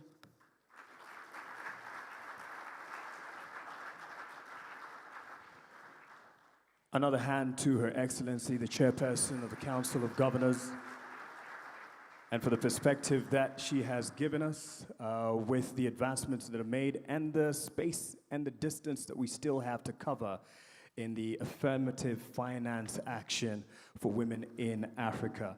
Thank you for that, Your Excellency. And also now I'd like to acknowledge, just before we get into the session for the first panel with Effie Hunja, the moderator, I'd like to call on a few of our guests to come up and just capture this moment on stage. And it'll be a set of 3 photos. So the first set that we'll call, you'll still stay on stage, and we will continue like that, and then just give time so we could have an opportunity for the panel discussion. And after the panel discussion, we will have the media's opportunity to have the moment captured. I'll just ask on the AGF chairperson to stay with us because we want to have a photo with you just now. Sorry to catch you in the last minute on your way out. And so, first of all, I'd like to call on our chief guest. Sorry for letting you go back to your chair. Her Excellency Anne Waiguru, to please join us on stage just to capture this moment. She will be joined by by VP Marie Olugbagde, just to capture a photo session, just to have a photo session here. And she will also be joined by the chair of AGF, Felix Bigpo, and Jules Ngakam, tafadhali, join us on stage. It's just going to be on stage here as we take a photo, and I believe the ladies and the gentlemen behind the camera are ready to capture this, as well as Governor Gladys Wanga, tafadhali, join us on stage for this photo, and the Principal Secretary, Bona James Mohati, tafadhali, join us here for a photo in the middle, and the ladies and the gentlemen here for the photos will take that. All right, and when we are done, we are going to be inviting our other speakers as well to That's join, right. And in fact, we'll also have the Office of the President Advisor for Women Rights, Honorable Chigai, to join us for this first photo. Right. As you can see, all the ladies and the gents behind the camera capturing this moment. And then we can introduce the next set. All right, and you're allowed to smile. Just in case, you're allowed to smile. I know that when we are talking about money, sometimes we forget to smile. So please do smile. And I'll also request that the following speakers be also on their way to the stage. Dr. Susan Koech, our Deputy Governor of the Central Bank of Kenya. Please, if you may, you can join our keynote speakers as well on That's the stage. right. The first set will still stay on stage. You'll be joined by the second set that you will hear Joy Doreen Bira call you up.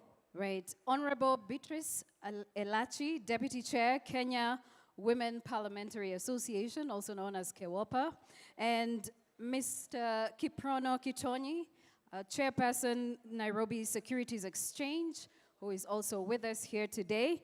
Dr. Eric Ruto, who is the President, Kenyan National Chamber of Commerce, will also be joining us on the stage. Asante sana. Let's keep smiling for the cameras right in front of you. This is the second set. And now just ask on all the CEOs and managing directors of banks present. You know yourselves, we interacted earlier a bit for breakfast. You can now join us as well for this photo. Those on stage will stay on as you join us. Karibuni. All the CEOs and MDs from the banks can now join us, tafadhali, for this photo. We capture this moment. You can All right, I'm just going to make my way down here so I create space for our CEOs and managing directors. And to the photojournalists, the camera people, you can advise us on how best to plan this so that you can be able to capture it. Yep.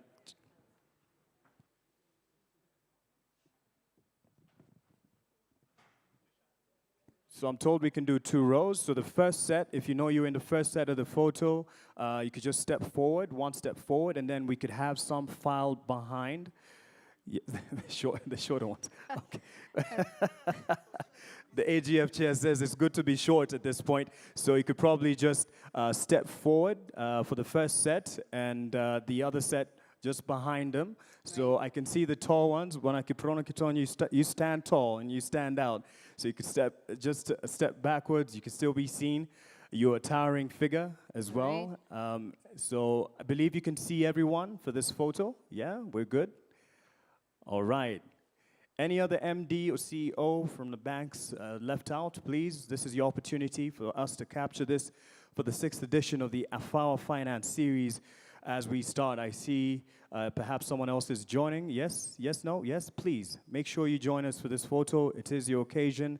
Just file on in and behind those who are already here. This is your opportunity. Wouldn't want any of our important stakeholders to be left behind. All right. There you go. The AFDB staff as well, if you may. AFDB staff and AFAWA staff members. And I believe also to capture this for the AFDB staff, it might be a challenge to stand in front. You could probably just stand here, I believe, just... is it okay for the photojournalist to stand just off the stage for those others, or you'll be able to capture everyone? Everyone on stage? Okay. All right. Thank you for that. And that, just give us a thumbs up, or at least if you need help in arranging this particular photo, we will do that. You can approach the podium through this side. Karibu, karibu. All right. So should some stand here? Yeah, some should stand off stage, just here in front. If you feel that you're off the frame, out of the frame, just there you'll be captured. Yeah, just step there, just off the stage for those who feel they're out of frame. If you're vertically enhanced, please stand at the back. And if you're vertically challenged, please, you can make your way to the front. Thank you. All right. I believe everyone has been included in this, all our partners, the CEOs, the MDs of the banks that are represented here. The first photo set, you can run on to the stage. You're vertically advantageous. You can step up just there in the back. Karibu, karibu. All right, and at this point, I'd like to call on the first moderator. Thank you, ladies and gentlemen, as you take to your seats. Let's give them a hand. As you would appreciate, it's good to apportion some good time for all these institutions that are key in realizing the affirmative finance action for women in Africa, in this country and in Africa, moving forward. So it is good to have this particular picture captured. And I'd like to call on my colleague, Effie Hunja, to take to the stage. And at this point, just let the ladies and gentlemen from the press to know that we will give you an opportunity with the dignitaries to speak right after the first panel. We're getting into the first session, the first panel, so I request that we just remain in our chairs. Effie Hunja has now joined us on stage, a colleague in the industry and a maestro in his business, so he'll be taking up the first panel, a very heavy one, and I'll just ask us to take our seats, and let's give attention to our first moderator.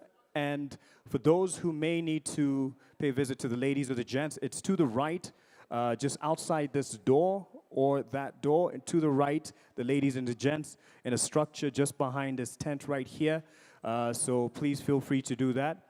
And I see networking is happening, so I'll just call on the guests, our chief guests, and all the dignitaries to please take their seats so we can give attention to our first panel and discussion, because Effie Hunja is ready to take over. All right, I can see that our first panel has already started conversation, seeing that we are seeing some of our speakers already here. But Effie, please take it away. Check, thank you. Thank you, Mark and Doreen. I'm all right, thank you. All right, good morning. Still morning, isn't it? It's almost midday. All right, good morning, ladies and gentlemen. I want to take this opportunity to host a panel here. We can have a conversation around the different speeches that have been made here this morning. I will also, at the end of the panel, have the privilege of ushering you to lunch, so I hold a lot of good things for you. And to start us off, I have a panel of very eminent people in this congregation today. And the first person I want to invite to join me here on stage is none other than Her Excellency Gladys Wanga. She's the governor of Homa Bay County. Can we appreciate her as she comes?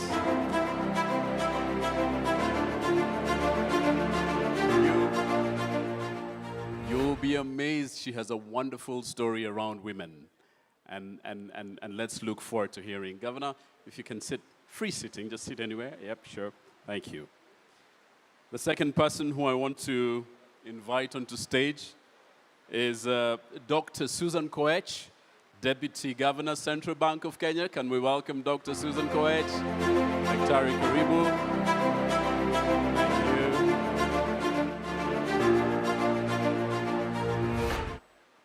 The third person I want to invite onto this stage is Dr. Josephine Ngare, who is a Regional Country Manager for the Africa Development Bank. Dr. Ngare, are you here? Yes, let's welcome her.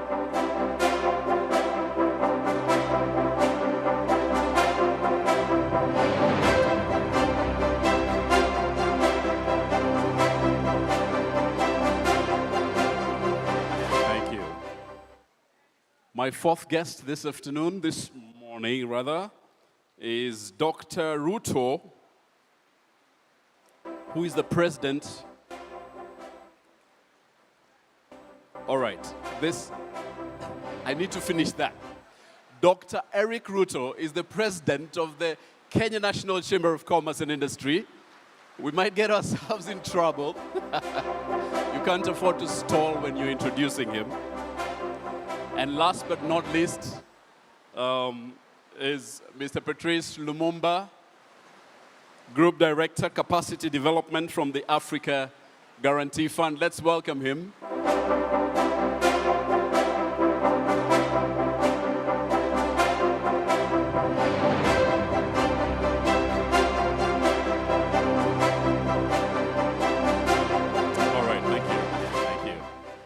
So I don't know whether you recognize that everybody on this stage is honorable or doctor. Apart from Patrice Lumumba, no pressure. But because your name evokes very big memories in Africa, Patrice Lumumba, we will also call you honorable today, if you don't mind. All right? On a lighter note. All right. Welcome to this panel. And thank you for your time. For us to be able to have a conversation around breaching the gender financing gap. Allow me to start with Patrice. Can you all hear me? If you can hear me, can you wave? All right, thank you. It's a rainy day. Allow me to start in no particular order, but Patrice, you work with the Africa Guarantee Fund, and I'd like you to draw for us a connection between the Africa Guarantee Fund and AFAWA, and tell us what you're doing to bridge that gap. Very good. Okay, thank you. Thank you, Effie. It's a great honor to be part of this panel, eminent. Indeed, I work for African Guarantee Fund. African Guarantee Fund, an organization that was established in 2011, began operations in 2012.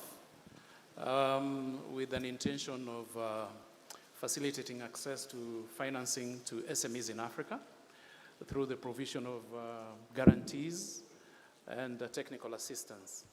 And indeed, one of our founding shareholders, among two others, was and is African Development Bank. And through our partnership with Africa Development Bank, apart from putting the initial equity, we have been able to partner through other initiatives. One of it being youth entrepreneurship and innovation, for which we were creating a pipeline of credit-ready youth SMEs for lending to enable them access financing, and this program happened is happening in 5 countries. Up and above that, of course, the second partnership with AFDB was through the Affirmative Action for Women in Africa, for which we are present. The intention for AFAWA, I think, has been elaborated since breakfast session. There was an appreciation that was a growing financing gap, currently estimated at 42 billion. And the intention for the program, which is a 5-year program, started effectively in 2022, was to reduce this financing gap by at least $5 billion up to the end of the program, which is anticipated to be in 2026. With that, then FDB came on board to AGF with a 250 million guarantee. And there was an accompanying 25 million capacity development. Of course, again, has been elaborated, is that there has been challenges amongst women SMEs. There are reasons why women SMEs are unable to access financing, and a myriad of them has been elaborated since morning. The intention, of course, the reason why there was that synergy between FDB and AGF is that at AGF, our model, our blended financing model approach addresses several gaps in as far as challenges that SMEs face. One is the perception gap. It is anyone's knowledge that banks, of course, perceive women SMEs as being more riskier than our usual SMEs. And then, of course, that is addressed by forums such as this one, whereby we come together, create an awareness, deliberate on those perceived challenges, and of course, demystify them. So through this forum, and of course, the two-day training that is going to happen tomorrow, we'll be able to engage stakeholders, largely financial institutions, to unpack those perceived challenges and bring solutions to the fore. And then, of course, through our guarantee and technical assistance, we also address skill gap. Again, has been elaborated, is that both at the financial institution level and at the SME level, there are skill gaps. At the SME level, women SME level, we find that they do not have adequate business management skills, and most of them are informal. From the survey done by Genesis, I think in 2022, they indicated that in Kenya, almost 80% of SMEs, women SMEs, were informal. By virtue of that informality, it brings a lot of challenges because usual commercial banks cannot touch you. So that particular challenge, again, as AGF, we have a model whereby we work with business development service providers or business enablers. And these are consulting firms, these are government entities, these are college incubation, whereby they go out, identify potential women SMEs, undertake diagnostic assessment, identify what training needs they have, mentor them, and then, of course, link them up to these banks to provide financing. Yeah, so that particular model is what we are working with FDB through the AFAWA initiative. Yeah, and we'll definitely come back to talk about your non-financial participation in this space. I want to ask a question to Dr. Ngure, and on the back of that, I'd also want to hear a response from Governor Wanga. Skeptics who say that we are making too much noise about uplifting women, from where you sit, is this gender financing gap real or is it perceived? What's your experience?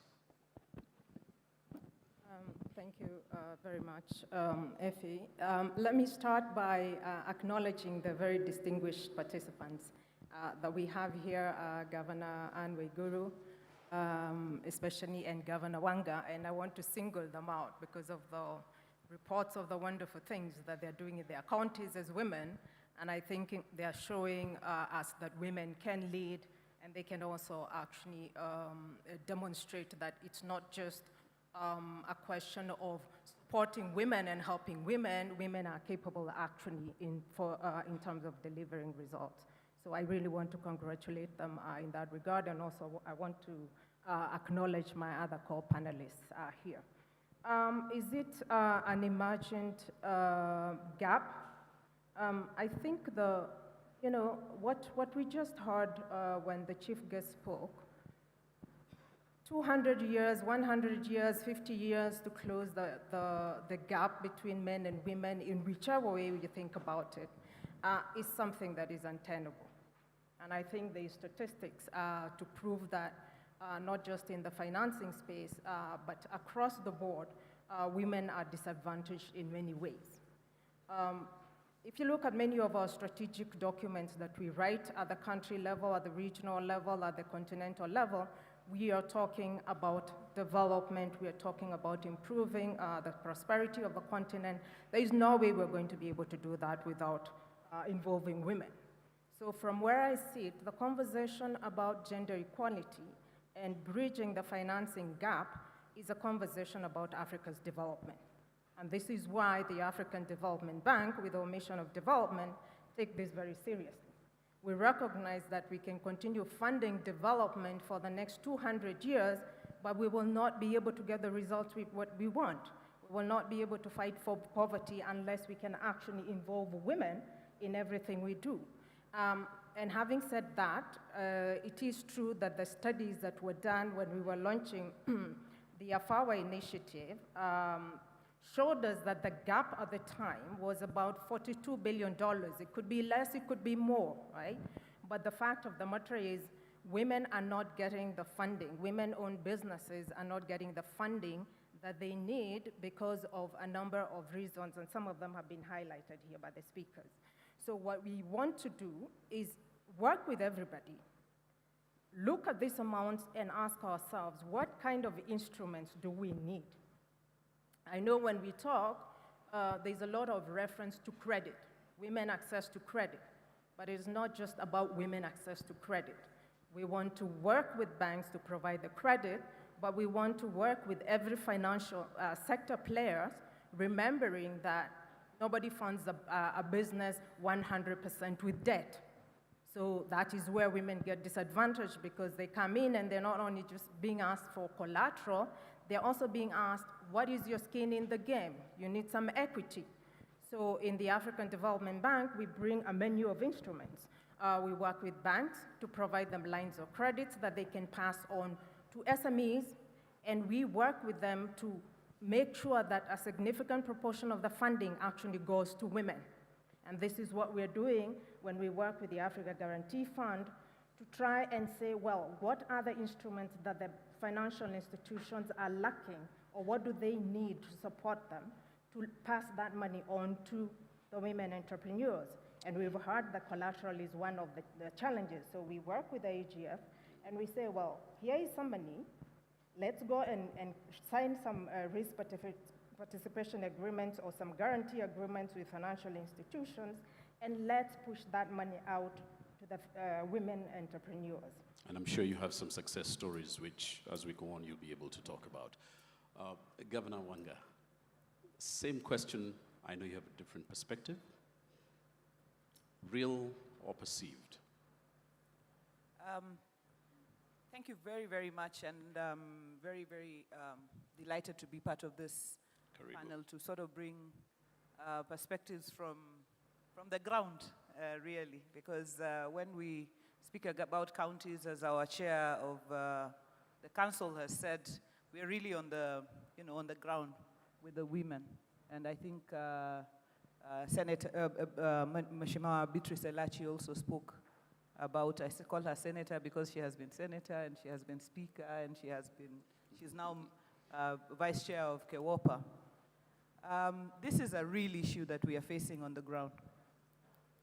The gender gap, as far as financing is concerned, is real. 10 years we were in Parliament, and one of the first things we did when we came into Parliament was to work on how could we get women to access, some money. So that's when we worked on the National Government Affirmative Action Fund, and that's what the PS was referring to earlier. When you walked into any of our markets, majority of the people there will be women. And what's happening currently is that the problem is so severe, women are borrowing from Shylocks, in the market, who give you money in the morning, and you return in the evening at exorbitant rates. Or you take product in the morning and sell it and pay for it, later. And I like what Jules said, because this is the perspective that I'd like to bring in. And Jules said that there is no housewife in Africa. There is no housewife. Everybody steps out in the morning and they're trying to sell something.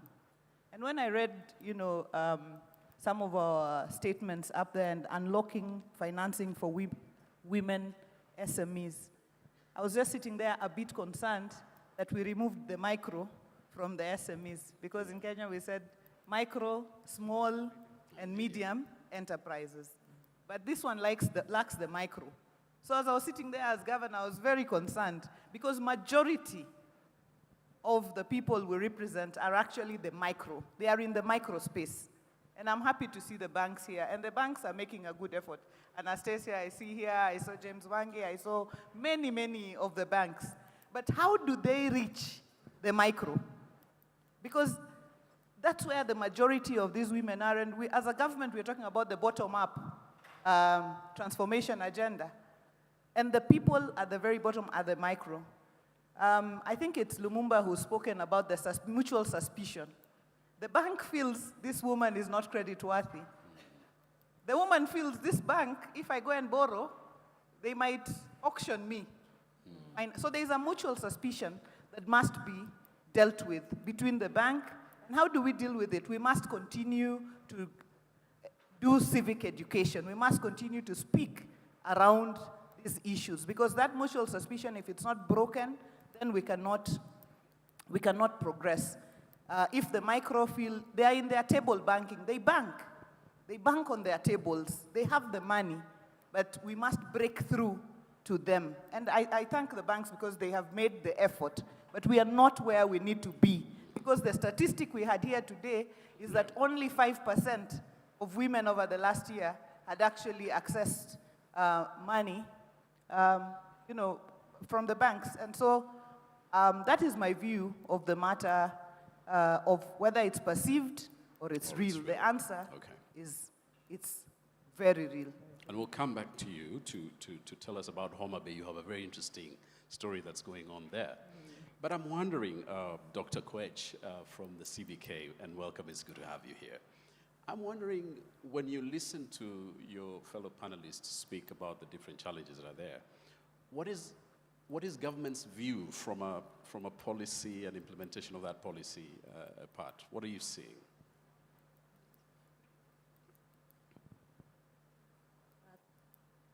You just speak, I think. All right. Thank you for the opportunity for me to join the panel and also the distinguished guests this afternoon. It is an important conversation that we're having, and I just want to bring the global perspective before I come to the Kenya perspective. Globally, the gender gap is a real issue, and it has been exacerbated by the COVID-19 pandemic, in addition to the geopolitics, because you realize that women are usually the most vulnerable. And yet, according to the UN SDGs, shared prosperity actually has gender equity as an integral part. And we're supposed to attain gender parity by 2030. And so my thinking, and I'm sure it's the thinking of everyone here today, is we can't have shared prosperity if half of humanity is left behind. Because we do know that more than 50% of the world population are women. And coming home, a lot has been done, especially on the legislative front. First is our Constitution 2010 is clear on the one-third rule, in the sense that for every appointment, for every conversation, whether in the political scene, in the economic scene, women are supposed, or let's say that each gender should at least attain the 30%. However, it's been a little bit difficult, and when you look at the Kenyan statistics, where gender parity is now at 70.8%, we've been able to do better on the education space. We've also been able to do much better on the economic space. We are at 79.1% according to the World Economic Forum. We're not doing well on the political space, but then, we recognize, especially when we have strong women in this room today, like Governor Waiguru and Governor Wanga, and also Beatrice Elachi, and all political leaders who've been there before us and who are there at this moment, that every step is being made to ensure that that gap on the political space is closed. And if you now go to the issues of the policies, and especially let me talk about the financing, because the issue here is on the financing gap.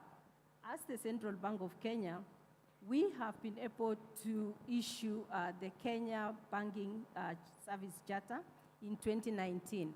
And out of it, we realized that most women are now able to access financing through the digital credit providers, because what followed was we licensed and are now regulating the digital credit providers who in the past were not being licensed. And what had happened was more women, and let's say more Kenyan, were exposed in terms of exposure of data privacy, and also in terms of accessing better, or let's say,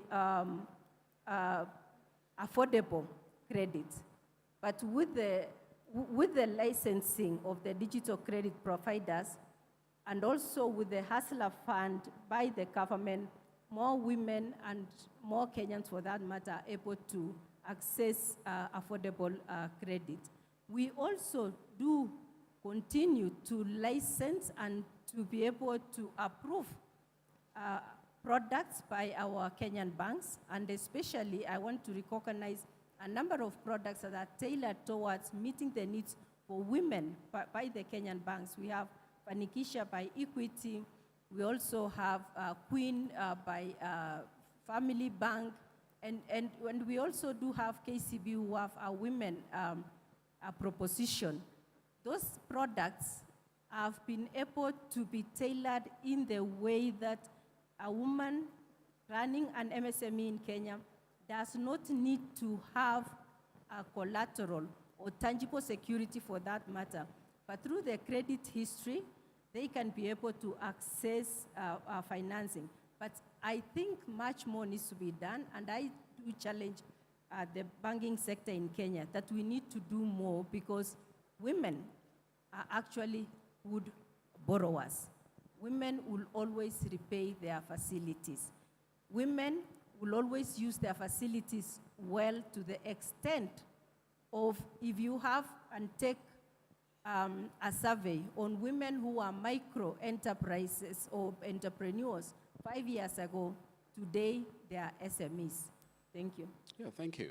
And yep, so you can give a round of applause. And you're coming from a policy place, but I just wonder whether the people who are on the ground, as Governor Wanga said, is the issue of accessibility, has it been solved, Governor, by all those policies that the Deputy Governor is talking about?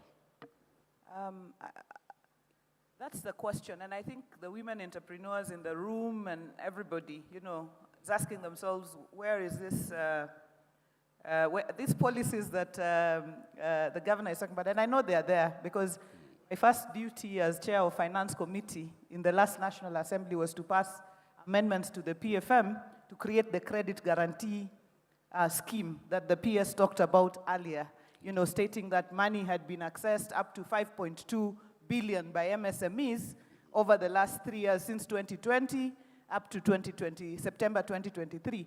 But if you ask within the room whether, you know, these entrepreneurs actually know about the facilities, do they know about the availability of these facilities, you'll find that there is a disconnect. Yeah. There is a disparity. They will say that the government is speaking on this side, and we are government, whether it's county or national, and we are on this other side, and there is a disconnect. So a lot more needs to be done to link up the entrepreneurs, the women business people at micro, at small, at medium level, with the opportunities that are available, and to bring these policies to bear. And I just took that one as an example. Yeah. Because your question was, are these policies translating? And there is a disconnect that we need to work on from my perspective. Giving just that one example, we worked very hard. We passed a 3 billion budget for a credit guarantee scheme, and we were hoping that, women entrepreneurs, and we put in the law that, 30% must be for affirmative action groups, and we really fought at that. And then at the end of the day, we had the report here today, but I don't know whether these safeguards that we put for women in the law were actually met, largely because a lot of women are not aware of these opportunities, especially these ones. Yes, and use the word aware. And Dr. Ngure, the issue of awareness, because the funds are there, the policy is there, the funds are there, the women are there, but is there awareness from an AFDB perspective? How are you doing that? How are you mitigating that? So I think there needs to be more awareness. There's no question about it. And this calls for partnerships as well. Events such as this one we are holding now is one where we are seeking to raise awareness as to what it is we are trying to do. And what we're doing is also encouraging everybody that's in this room to go out there and say, there is an initiative that is seeking to fund women, for example, right? But in terms of the initiative that we are discussing today, you note there are 3 pillars to it. The first one that is on accessing funding has a lot of partners. Our Vice President talked about the 15 banks that we have worked with.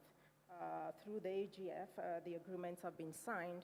We are counting on these institutions and their leadership, a lot of them are in this room, to help us create awareness, and not just awareness about this instrument, but awareness about the need for innovative instruments to reach women. The bankers know more than anyone else what it is we look for when we are going to fund an investment. They know that we look for collateral, they know that we look for management experience, they know we look for a market and business plan, then we look for equity as well. So in terms of the technical assistance, for example, that is going to go through the AGF, but also we have some technical assistance for training that was referenced by our Vice President. This is supposed to build the capacity, both at the entrepreneur level, but also at the banking, financial institution level. Let me use financial institution. But that awareness is about how now you also create awareness down the road, right? I like what Governor Waiguru said, and also Governor Wanga has sort of referenced it, that we need also to think about how to package the businesses, because a lot of the businesses we are talking about are informal, they're very micro. And when we talk to commercial banks, they are not going to necessarily give a loan to somebody who is running a business that employs one person. They need to be very creative about it if they're going to have a sustainable business model. So I think also awareness in terms of what kind of packagings, and I mean here in terms of networks, in terms of groupings like the tomato growing groups that were referenced, awareness of what is possible, but link it to, if we package these women groups this way, this is how we link them to the financial market. Yes. So I think there are many different dimensions of awareness, but there is a lot more, in my view, that we can do if we want to close this gap. Indeed, because if you listen to the statistics that were given by every speaker who came here, it looks like a lot of women who are not accessing these funds are at the bottom of the pyramid. And there's an interesting conversation that Governor Wanga will tell us about what she's doing in Homa Bay. But just before we come to that, allow me to come to Dr. Ruto. He's the president of the Kenya National Chamber of Commerce and Industry. Thank you for being on this panel this afternoon. If somebody walked into your office and looked at your books of interaction, okay, not your financial books, but your books of interaction, who are the people who are walking in and out of your chamber? How many women would we see engaged at your chamber? Thank you very much. I don't know whether yes, thank you very much. And it's an honor to be here today as the Chamber President for Kenya National Chamber of Commerce, and also for KNCCI to be represented here. And as you said, definitely in terms of the gap that exists between women in business and maybe men in business, I would like to give you a little bit of a statistics is that we recently had the formation of the county boards and the national boards. And in those boards, nationally, we have 517 board members.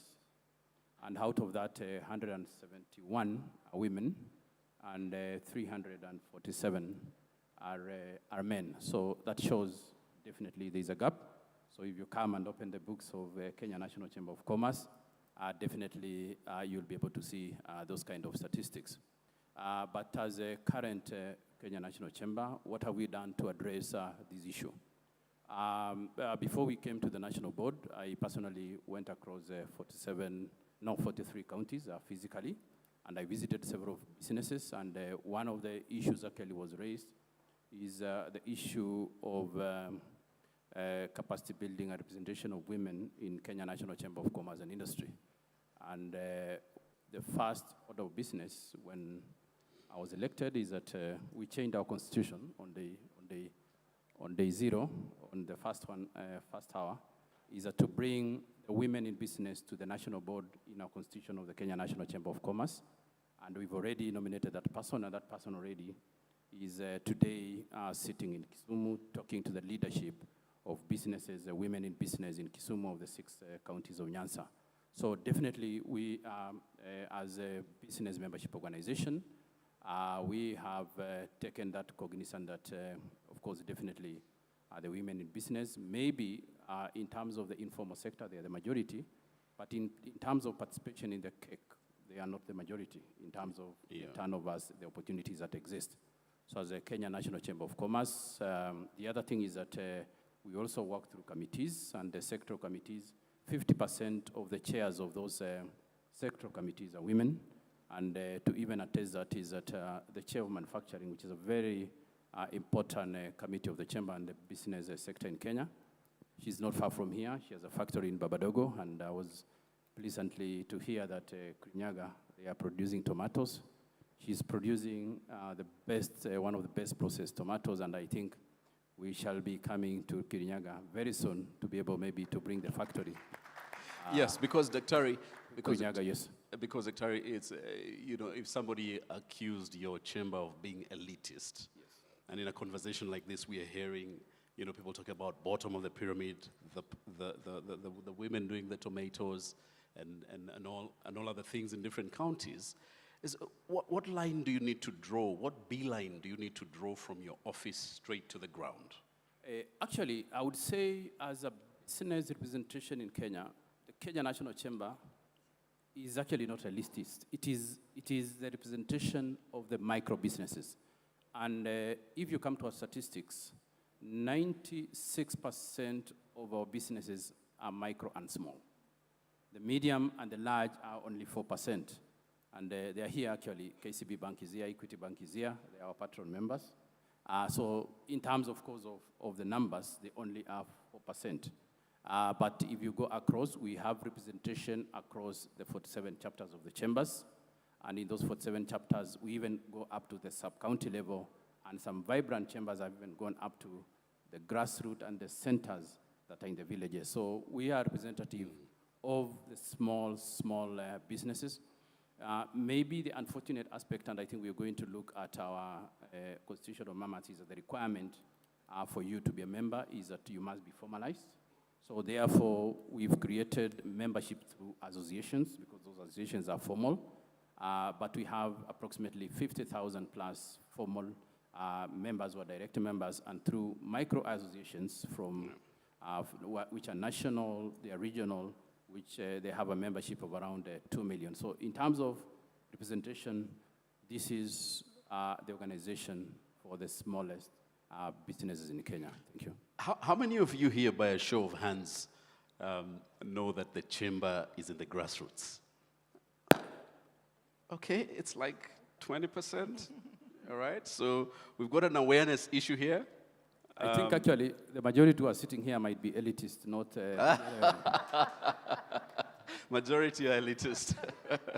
Yeah, but you'll agree with me that I think there's an opportunity for you to, where awareness and communication about your association is concerned. I've also just heard it for the first time, but well done, well done. Patrice Lumumba, Africa Guarantee Fund. The mechanics behind your organization, and correct me if I'm wrong, is if Mama wants to borrow some money, okay, she would go to the bank and you would guarantee her loan. Is that the case? It's partly the case. Partly the case. Yeah, partly the case. Mm-hmm. Because ideally, guarantees are supposed to be silent because of what stakeholders call moral hazard. Not all of us are very transparent and open to the extent that there are some enterprises, unfortunately, that take advantage of a situation if they're aware that a part of their loan is covered, then they may not pay. Mm-hmm. So it's usually the onus is on the bank to undertake a due diligence on the application. If it meets the threshold, but there is inadequacy in terms of collateral, then they place that particular application on our guarantee. So that is the mechanics of it all. But to address aspects of awareness, AFI, is that a couple of things. One thing is that we must appreciate is that women SMEs are not a homogeneous group. And it's upon the banks or financial institutions then to appropriately target this group of SMEs accordingly. There are some who will go directly to the banking hall. There are some for which the bank will have to partner with other organizations to make an outreach. And it is for that situation that AGF 1, through our Business Enablers initiative, we intend to aggressively, especially beginning next year, because we have already identified business enablers, we want to link them up to financial institutions so that they help the banks to make credit ready these particular SMEs of different categories depending on the bank. Do you get the sense that the banks appreciate fully what you do? Absolutely, absolutely. And that's why within AGF, I would probably name one tier 1 bank or two that is not part of our portfolio. So indeed, previously, most of our partners were tier 3 banks, of course, brought up to tier 2, but currently within the room, I can mention all the tier 1 banks that are available are our partners. And that's good. And secondly, also to address Governor Wanga's concern, as AGF, we recognize that we don't operate in isolation. We operate in an ecosystem, and we recognize initiatives, for instance, Honorable Chigai's office in terms of efforts to make credit-ready SMEs, especially in the county levels. We want to partner with them with regards to that, so that at the end of the day, more and more of these women SMEs become formalized. Because when you become formalized, then ideally you have some form of records, you have a simple business plans, you have simple management, business management skills, to the extent that if any financial institution is able to give you a facility, then they have the comfort that indeed you have the capacity to pay. Lastly, I think I also like Dr. Waiguru's approach in terms of value chain. The bank's structure may limit them to go lend 2,000 Kenya shillings to a woman SME. But through various aggregations and value chain players along whichever value chain that is, then the bank can be able to either lend to the cooperative, which then on lend to the woman SME who requires just 10,000 Kenya shillings. So through value chain financing of whichever kind, either in agriculture, in manufacturing, or in green financing, then access to financing can be made easy through the different approaches I've made. Okay, yeah, Dr. Kwech, I want to come back to you. And at the place you sit, you deal with all the policy issues and everything. Do you benchmark? Have you, for example, gone out and seen some success cases outside the borders of Kenya?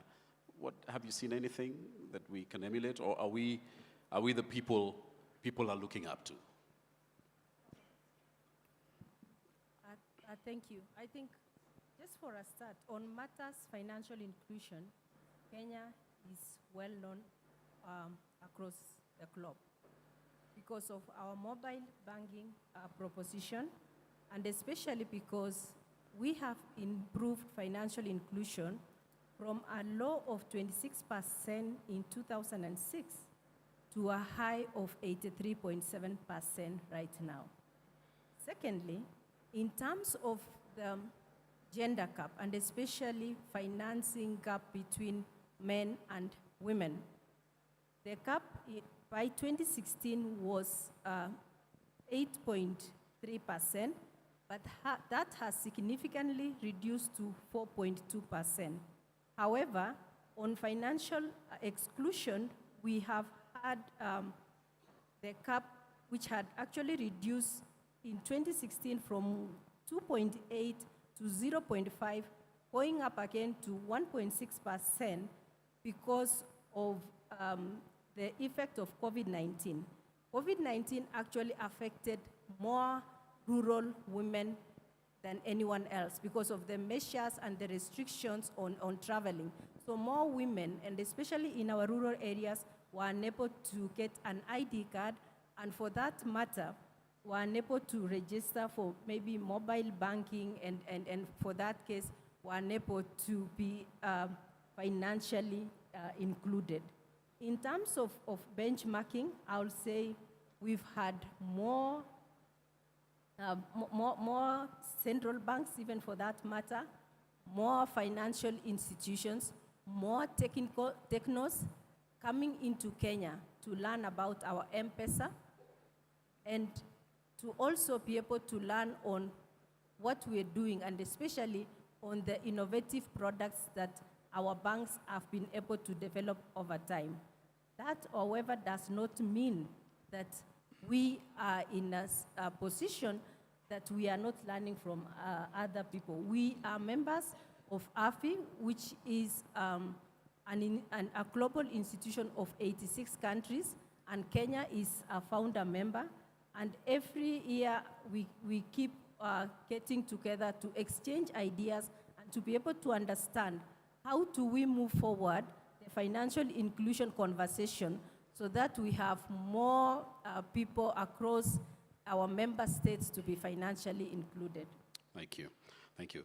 Governor Wanga, in 2 minutes, what's going on in Homa Bay? Thank you. As Governor Waiguru said earlier, counties are intervening, and Homa Bay is not left behind. They have intervened with a fund of 80 million shillings to be accessed by micro, small, and medium enterprises over the year to be able to enable them enhance their businesses. What I'd wanted to propose is if there can be a matching, and this has to pass through financial institutions, banks are here.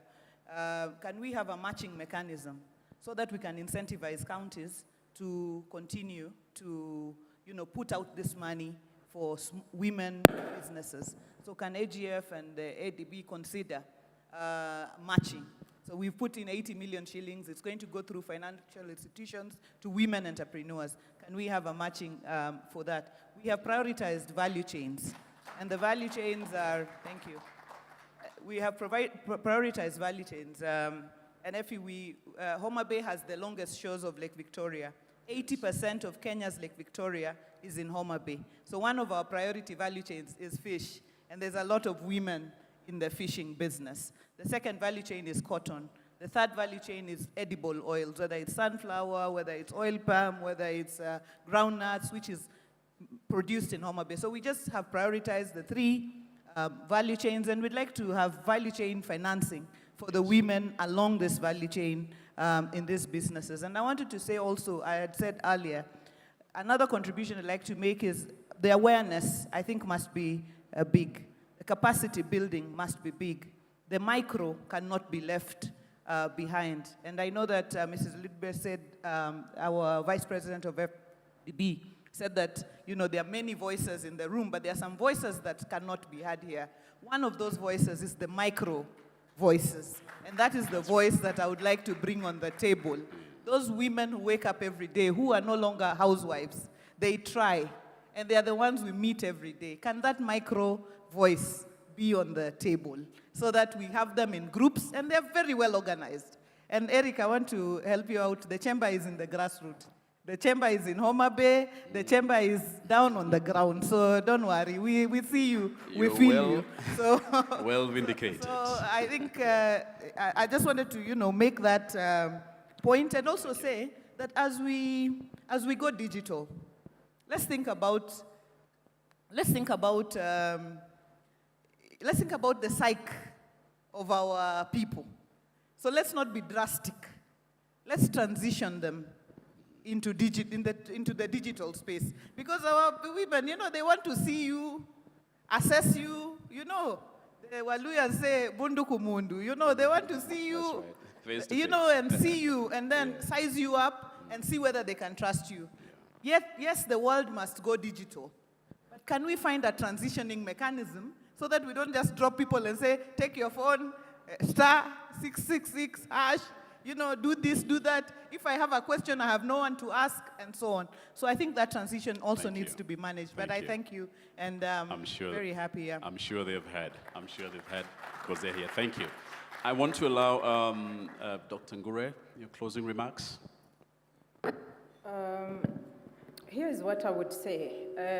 I was this old when, when we had breakfast, Dr. Mwangi talked about the history of Equity Bank. Just around the time we were finishing university, there was a lot of big banks that were shutting down their branches in the rural areas in this country because I think it had been determined that they were not profitable. And then I think Equity Bank, if I recall correctly, saw the opportunity and grabbed it and started what was mobile banking at the time. I would go to the rural areas and I would find literally, it wasn't mobile banking here, it was a mobile banking with a van, and they were driving around and they were dishing out money and they were opening accounts, and then they'd go back to Thika. For me, I come from Murang'a. And now we know the history of, now we know where Equity Bank is. So what I would say to everyone in this room is that we may be discussing the issue of women from the perspective of being disadvantaged at this point, because the numbers do tell us that we need to push more money to them. But I guarantee you, and that's what our Vice President said, that all indicators are that this is a very profitable space. And those who will be able to take advantage of it 10, 15 years down the road, we will look back and we will say they saw the opportunity. So I would encourage everybody, we are not oblivious of the fact that there are certain barriers that we need to address, and that's what we are trying to do with innovative instruments. But this is a profitable area, and I think we should not lose sight of that. We should be thinking about how to take advantage of this opportunity to make profit even as we advance this agenda of equality. That's what I would say. Thank you. Thank you. Very well put. Very well put. We appreciate it. Dr. Ruto, I know you have some closing remarks as well. Okay. Thank you very much. As a Kenya National Chamber of Commerce, we have a micro product that we are rolling out currently with one of the foundations, and our target in the next 5 years is to onboard approximately 250,000 micro businesses. And this program is that we're going to advance credit between 10,000 and 50,000. We've already started. We've gone to almost 80% of the counties where we're training women, 100 of them, and those ones will be trainers of trainers. So this is a program I would want to invite maybe the participants who are here so that we can be able to work together. Secondly, is that we have another digital e-commerce platform. We call it Isoko with the support of Trademark Africa, which we launched at the beginning of this year. And we have approximately 6,000 women in business who we are training them on cross-border trade. Okay. And one of the successes that, and you'll be surprised, is that we 30th of June, we opened an office in China to promote our exports. Well done. And out of that is that, as per last week, we had exported 70 million worth of goods from here to China. There's only one company, which is big, had exported 38 million, and the rest three had exported approximately maybe 32 million, and those ones are women in business. And one of the women is a young woman who is making leather products. Every time we're talking about shoes coming from China, but this is a solution from a young woman who is exporting to China. So what I would say is that the digital program, the growth Jinue program, which is for micro businesses, I'm inviting the partners who are here so that we can be able to partner and go to the grassroots. And finally, in terms of maybe making the businesses formal, we have an MOU with the Council of Governors. We want to see how the businesses which pay the single business permits, how they can become, of course, voluntarily members of the chamber, so that the services we have, we can be able to take them to the real grassroots level. Thank you. Thank you. Thank you. I'm hearing synergy, I'm hearing awareness, and next time I think we're going to have a commercial bank seated up here as well so that we can hear the experience from where they're coming from. Ladies and gentlemen, would you help me in appreciating my panel this afternoon? Even as they go and sit, I call over Mark Masai to come and take over. Thank you very much, and enjoy the rest of your afternoon. Thank you. Oh, you need to take a photo. Yes, sorry, I forgot. Mark's microphone is disturbing him. So I'd like to request that our panelists please just stay up on the stage for a photo op, including you, Effie. Just in case you wanted to run away from it. Yes, and another round of applause for our panelists and such enriching conversations on women inclusion. And just listening to some of the stories from Homa Bay County and the stories that have been shared by the rest of the panelists, it goes to show you that the people who live in the city might claim that they drive economies, but the people who live in shags, the people who live in the counties, those are the drivers of economies. And so we need to give an appreciation to the people who work so hard in the counties to make the people in the city happy financially. Yes, over to you, Mark. And you did hear the stats there from the chairperson of the Council of Governors that her county is leading in the numbers. She's leading by example, so let's take it more. I mean, really realize devolution. That's the spirit in the name of affirmative finance action for women in Africa, in Kenya and in Africa. So at this point, I know they will be leaving to the media briefing room, which is just after this tent. I'm talking about our speakers, our chief guest. They will be now heading and transitioning to the media tent, which is right after this one, and also all the CEOs and the MDs have a setup over there in that big tent for lunch, and for us, we will stay here and have lunch served, buffet setting on the either left or right of this dome. So we'll just give it a moment as they leave to head on to the media tent for a moment with the ladies and gentlemen from the press. All right. So if you are a media person, media reporter, media personality who is here for the press conference, the tent is just right down here. And would like to request that we keep that one as brief as possible and also try to make up for the time that we've spent out for the morning session. In the afternoon, let's try to keep time considering how the afternoon hours. That's right. We have a panel coming up just after this one to build on the addressing the gender financing gap in Kenya. I'll be letting you know who's participating in that. I'll be moderating it. But just before we transition with our chief guest, there is a gift, and I believe someone from AGF will bring it here.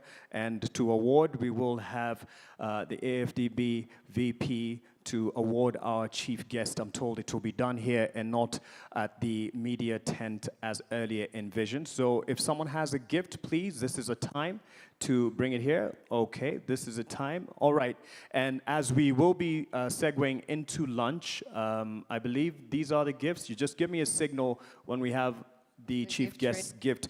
But as I was saying, from a build-up of this conversation, addressing gender financing gap in Kenya, we will be getting into bridging the gender financing gap. I'll be moderating that with a panel. I believe this is a gift right now. Yes? Yes. It's quite heavy, so you'll help us. The VP, you can join us. Madam Marie, just join us here. In Africa, we give gifts. Yeah, and people need to see the gifts that are being given. So I'd like to request Her Excellency to come up to the stage. We also have our VP for FDB with us here, Mrs. Olubarde, and we have Jules with us here as well, Gankam. So yes, thank you so much, Your Excellency, for honoring us with your presence today as we kicked off the 6th AFAWA Finance Series here in Kenya. Thank you so much. And thank you for your time. We know you have a busy schedule. Let's give a hand as she leaves stage and also heads on to the media briefing tent. And just again, to rehash on what the order of transitioning into lunch, we have an area set up here for buffet to the left and to the right. For those of us, the majority of us here, for those in the front row, and I believe the CEOs and MDs, you had been briefed with your team, your protocol team. A setup has been put up for you at the dome right to the left here. So if we can just give an opportunity for our chief guest to head on to the media briefing tent when she has the time. because she is expected for another commitment, and we appreciate her time with us. So, Chief Guest, the Chairperson of the Council of Governors, Her Excellency Anne Waiguru, asante sana for you. Just wanted to get your attention. Asante sana, I'm just saying it is a good time now. We can transition to the media briefing tent because they are waiting for you, as well as the other speakers, just to have a moment set apart for the media, just as the sky is kind of open. But don't you worry, someone is on standby with some umbrellas. This is also a good opportunity to also head on to the ladies and the gents as we take a health break and the lunch break. So as mentioned, we will be having another panel in the afternoon starting 1:30. This is Bridging the Gender Financing Gap. And I will have representation from the African Development Bank, African Guarantee Fund, as well as a panelist who will be from the Gulf African Bank CEO, Credit Bank CEO, ABSA Bank Kenya Director Business Banking, and the Kenya Women Microfinance Bank MD, as well as a Grassroots Business Fund Chief Investment Officer who will be joining me for the panel here, and then there'll be a fireside chat. So ladies and gentlemen, if the technical team at the back can just patch the QR code. I don't know if we have enough time, but you will see at some point a QR code that will be patched or cast on the screens on either side of the stage. That will help you. You can scan that QR code and get a picture from the team that has been captured. Your pictures are there, and you can, there you go. So photo gallery, by scanning this code, you'll be able to get your picture, and you will use the hashtags that we have provided for you: AFAWA Finance Series, AFAWA Kenya, and Gender Finance. Either of the hashtags you can use. So scan that QR code, get your crisp and clear photo from the photo gallery. The team behind the scenes has been taking photos as we were going on with the early morning session, with the first moderation panel by Effie Hunja, my mentor in the profession, as well as the speakers earlier. Photos were being taken. That QR code is what you should scan and get your own photo and use the hashtags that we provided: AFAWA Finance Series, AFAWA Kenya, and Gender Finance.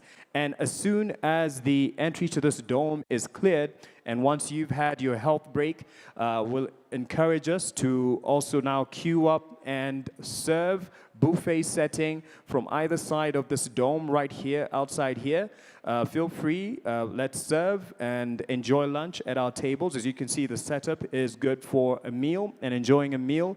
But feel free, this is also a moment to network and catch a breath, maybe make a call to the office as we do that and enjoy lunch. So it is now 12:50, actually, yes. So we will be back, I'll say, at 2, just to be good on time, by 2 to start the afternoon session. I said earlier 1:30. 2 p.m., let's reconvene after networking, catching up with emails, and reconvene here for our afternoon session that I'll be moderating. So ladies and gentlemen, enjoy lunch, and intermittently I will be making an announcement just to guide us on the serving. I believe the area there has now cleared and you are welcome to lunch. The team at Safari Park is on standby and ready to guide us as we serve the buffet that has been prepared. And then we'll also have another setup on the first holding room outside in that big dome as well. So karibuni lunch and enjoy.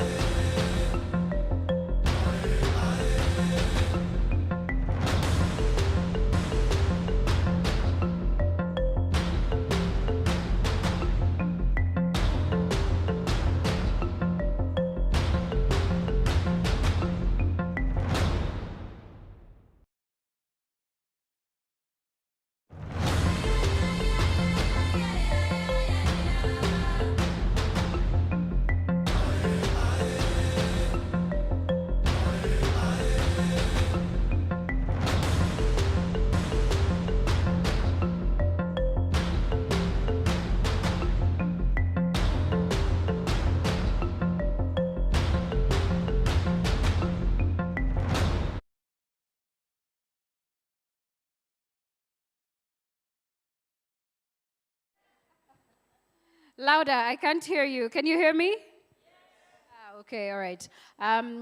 We're going to ask you guys to stand up because Mark, in the morning, Yes. promised to dance or at least to carry me. So you have two options. I'm afraid we're out of time for dancing. You have two options. You do acrobatics. Yes. Or we could all stand up. Yeah, let's stand up. Let's follow her lead. And warm up a little. Let's stand up, please. Let's follow Joy Doreen Bira's lead. And don't worry, it won't be anything untoward. And we've just had lunch, so there won't be any accidents. So please stand up. Let's follow her lead. All right, so a lot of us tend to... Do you ever study mathematics in the afternoon? Like, how did that feel? Or did you ever study statistics in the afternoon? How did that feel? Yeah, it kind of felt like your entire life was being cut in half. All right, so a lot of us tend to be very philosophical, and we're always talking about a North Star and a blue sky. So maybe one of us can tell us which is your north when you are standing on that side of the room. Where is the north? If you know about a campus, where is the north? Is that the north, Mark? Thank you for following my lead. I was just, Okay, let's say you're facing this way. Where is your north? Is it this side? Is it this side? Is it this side? Some of you say you were A. Not Northlands. You were A students North. in geography. Okay. North is this way? This is your north? North is this way. This is your north? This is your north? Should we get a campus just to be sure that this is the north? Fair enough. All right. And which is your south? South, this way. And which is the east? And the west. Okay, I'm sure in whichever direction that you're pointing to, there's someone standing next to you. All right? So we're just going to check alertness. So I want you guys to point your finger out like this. And then your neighbor should be pointing the other finger on top of your neighbor's index finger, right? Like putting their hand on top of the... Like this? Exactly. All right. Like something like this. So I don't know what bet. Maybe you can talk to your neighbor and tell them what bet you want to make in case you're the person who grabs their index finger. On the count of 3. In case you're the one who grabs your neighbor's index finger. We illustrate? Just have a conversation. Like this? Yeah, exactly. All right. Like on the count of 3. Okay. If you're able to grab the finger, please have a conversation with your neighbor. How much you're going to bet? About how much of AFAWA's money is going to be coming to you. All right. 1,000, if I do. On the 1,000. on the count of 3, right? On the count, are we ready? Are we ready? Are you sure? You're sure? And this is not gambling. It's not gambling. It doesn't. It's just it doesn't easy fall. money after lunch. It doesn't fall in that category. All right. How many of us have made a bait that if they lose... Lose? Oh, no. That if they lose... All right, Mark, what's the bait? How much do I get if I win this one? I'll buy you coffee. I'm not a coffee person. Okay, so I'll buy you tea. It's the best in Kenya. I'm not a tea person. Think again. Okay. Whatever argument you're having with your partner over there, we're going to count on the count of 3, right? All right. On the count of 3, are we ready? 1, 2. I got it. All right. Okay. You may take your seats. Take your seats, please. Thank you for that, Joy. And now you get to take me out for coffee, since that was a bet on either side. So all right, I'll give you a report on that. Yes, please. Just tell me what kind of coffee. All right. Black coffee, all good. So we're getting into the afternoon session, and I'll be moderating that. But I'm told there's some videos as we set up, but I'll give an opportunity first to Joy to give us an outlook of what we're expecting for the afternoon. Thank you for coming back in good time. So we want to get started and get this ball rolling, but there's a video too that we will play after Joy speaks. Okay, thank you so much. It's just a few house rules, and this is just to let our speakers for the afternoon know that if you're going to be coming here, we want to make sure that we get the most out of this afternoon session. You know, in the morning, we were all alert because it was raining, but now it's the opposite of the morning, so everyone is in a zone. So please, I would like to request that when you come here, while you're enjoying the conversation, keep it lively, but also keep it concise so that we are able to go through our conversations this afternoon. Thank you so much. Asante Joy. So after this session, there will be another quick fire. So let's keep it going. We'll only have 1 hour, 60 minutes of this. Thank you, Joy, for that. And thank you for the activity earlier. And ladies and gentlemen, we had a conversation about addressing the financing gaps in Kenya. So now we'll be looking at bridging the financing gaps. So we'll be talking, first of all, as we get to the first two speakers, it's really just an address of and quick remarks of what they're doing to bridge the gap. Two of the main partners, that is, representatives of this. And like as they come to stage, I believe we only have, let's have the 3-minute video of the context, the work that's being done on parts of the continent. If the team is ready, give me a thumbs up. We can play that and have our attention to the screens. We're good? All right, let's turn our attention to the screens.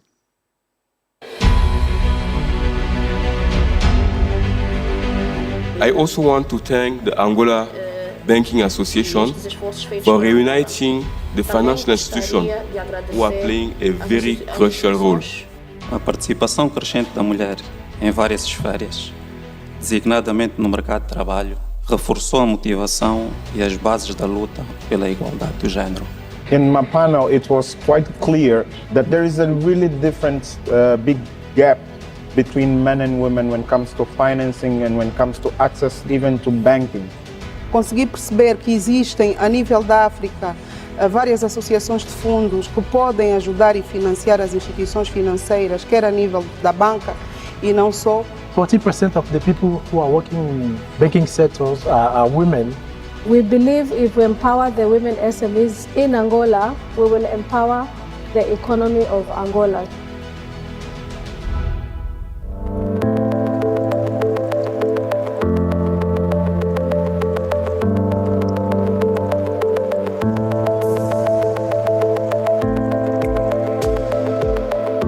I also want to thank the Angola Banking Association for reuniting the financial institutions who are playing a very crucial role in financing the women SMEs. Today I moderated the AFAWA series. In my panel, it was quite clear that there is a really different big gap between men and women when it comes to financing and when it comes to access even to banking.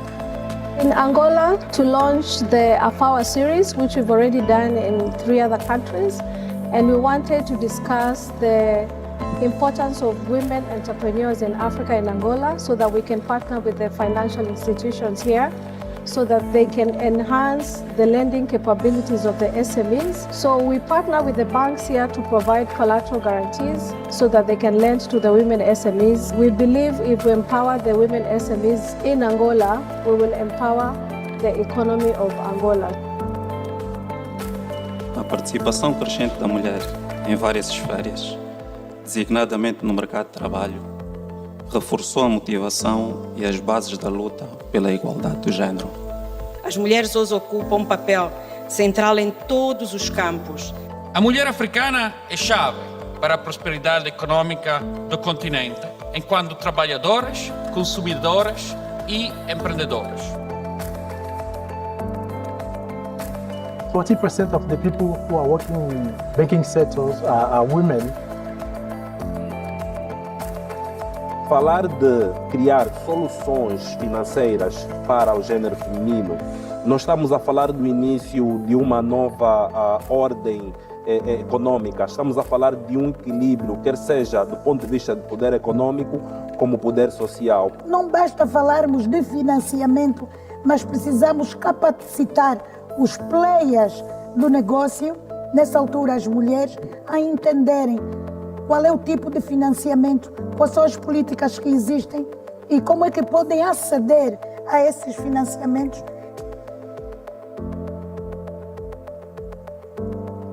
Nós queremos dar aqui uma maior folga ao mercado no respeitante a apoio às mulheres. Estamos mesmo direcionados para as mulheres.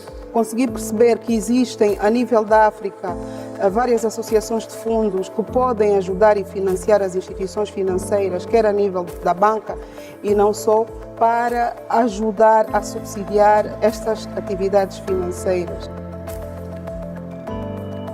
Vamos continuar neste caminho e acreditar que nós seremos alguma das privilegiadas nesse programa para assim facilitar o nosso crescimento.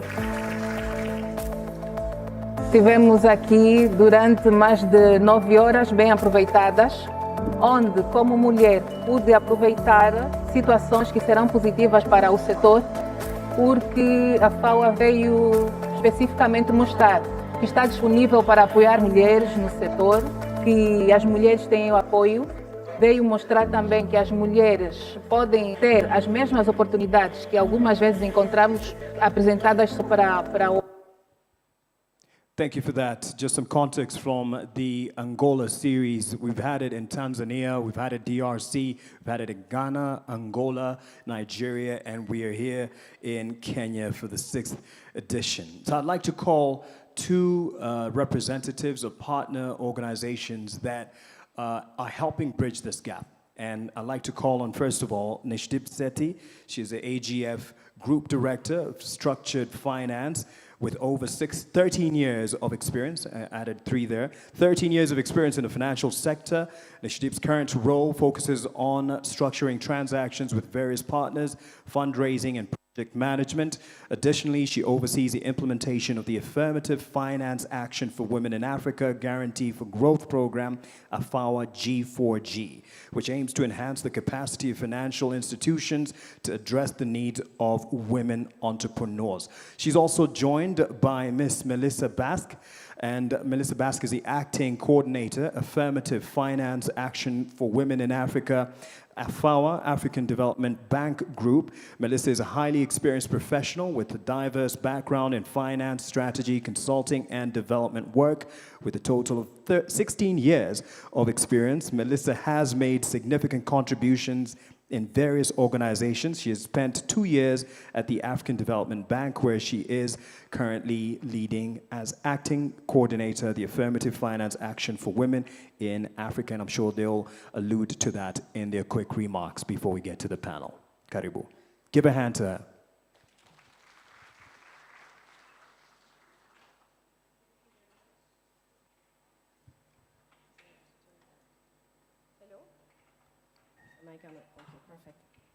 Thank you very much.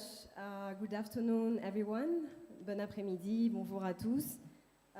Estimated guests, dear participants, all protocol observed, it's a pleasure to introduce this panel alongside our dear partner from the African Guarantee Fund and representatives of dynamic financial institutions. These institutions are actually already paving the way to change access to finance for women SMEs in Kenya, but also in the region. So AFAWA is an initiative that is uniquely positioned to bring lasting change for women entrepreneurs on the continent. I know you've already heard a little bit about AFAWA this morning, but let me emphasize on 5 points that I believe make this initiative quite unique. So number 1, the systemic approach itself. AFAWA is about bringing a systemic change. It is not only about unlocking finance for women SMEs. AFAWA is about creating a comprehensive approach, addressing financial, capacity, and enabling environment challenges. Number 2, the transformative aspect of the initiative.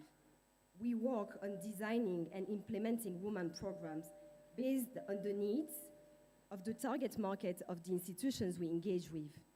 This must be a partnership, because what we want ultimately is for our partners to own the process and to be at the forefront of the change that is happening. Number 3 is about scalability. Operating scalable programs is critical, and for this to happen, we need to create a movement where financial institutions will start bringing change, because by design, if they don't do it, they become irrelevant. Number 4 is about, and my third point actually is related to my next point, which is about innovation, point number 4. And AFAWA is very adamant about innovation because that is the only way to reach scale. We need not only to push ourselves to work in untapped markets, but also by partnering with non-conventional actors.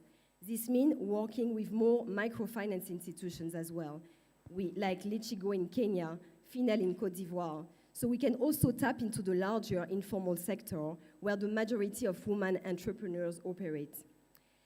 Last and fifth point is on information and knowledge management. In the absence of information, we only have opinions. We need data, and we do invest in data to better understand what specific products are needed for the women in the different sectors in which they operate.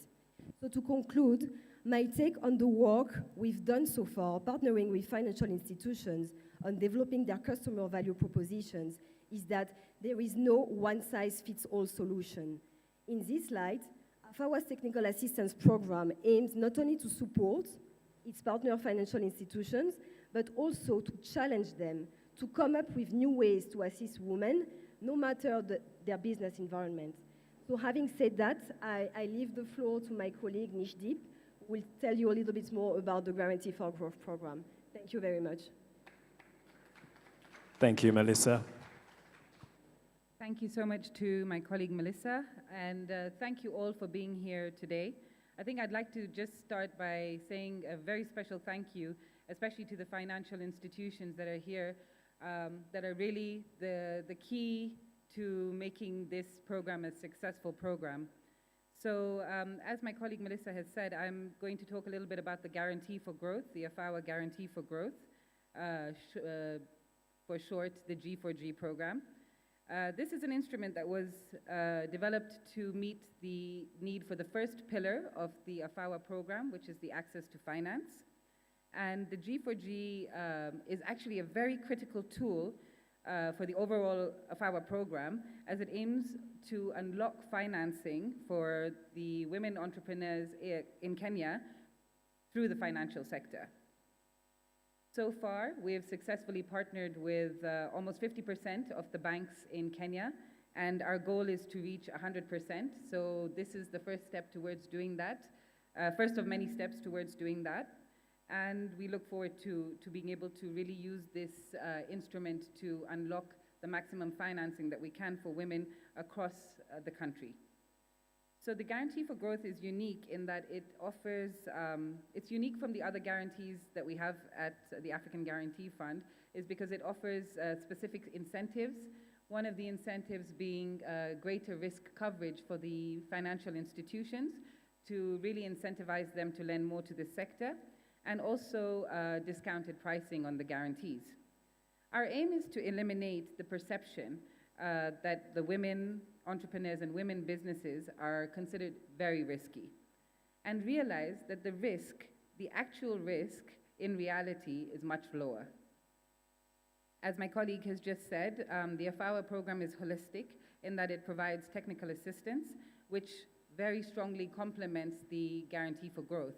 And we work very closely together to make sure that this partnership is fruitful. And to reiterate her sentiments, the success of the program cannot be just between two entities trying to reach a goal.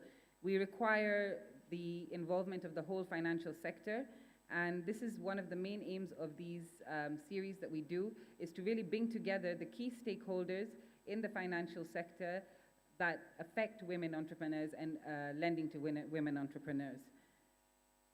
So we do realize that the success of this program really depends on the power of partnerships that address the array of challenges that women SMEs face in running their businesses. And on that note, it is with great pleasure that I would like to welcome our next panel that are specifically discussing the solutions and the opportunities and challenges that they face in the lending to women entrepreneurs. So thank you very much, and we look forward to listening to our second panelists. Thank you so much for the context that you've shared as partners And now let's get to the panel. I won't read their full bios, but as we hear from them, their contributions and who they represent, you'll get a good feel of what they do and what their experience entails. So for this panel, we'll have 5, and I'll start with the Gulf African Bank CEO, Anuj Medirata, to join us. Tafadhali.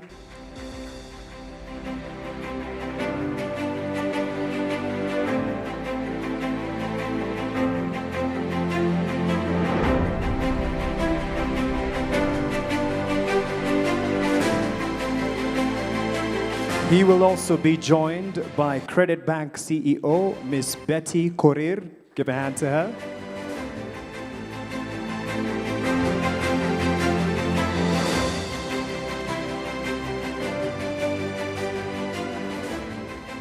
She will be joined by counterpart, ABSA Bank Kenya Director Business Banking, Ms. Elizabeth Wasuna.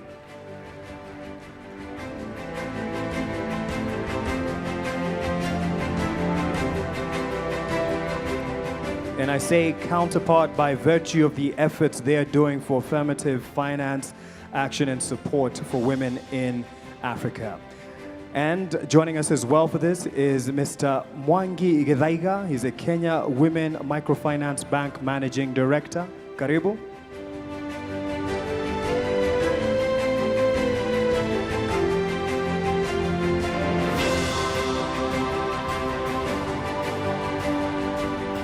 And last but not least, we have from the Grassroots Business Fund, Ms. Lillian Mramba. Let's give her a hand as she joins us.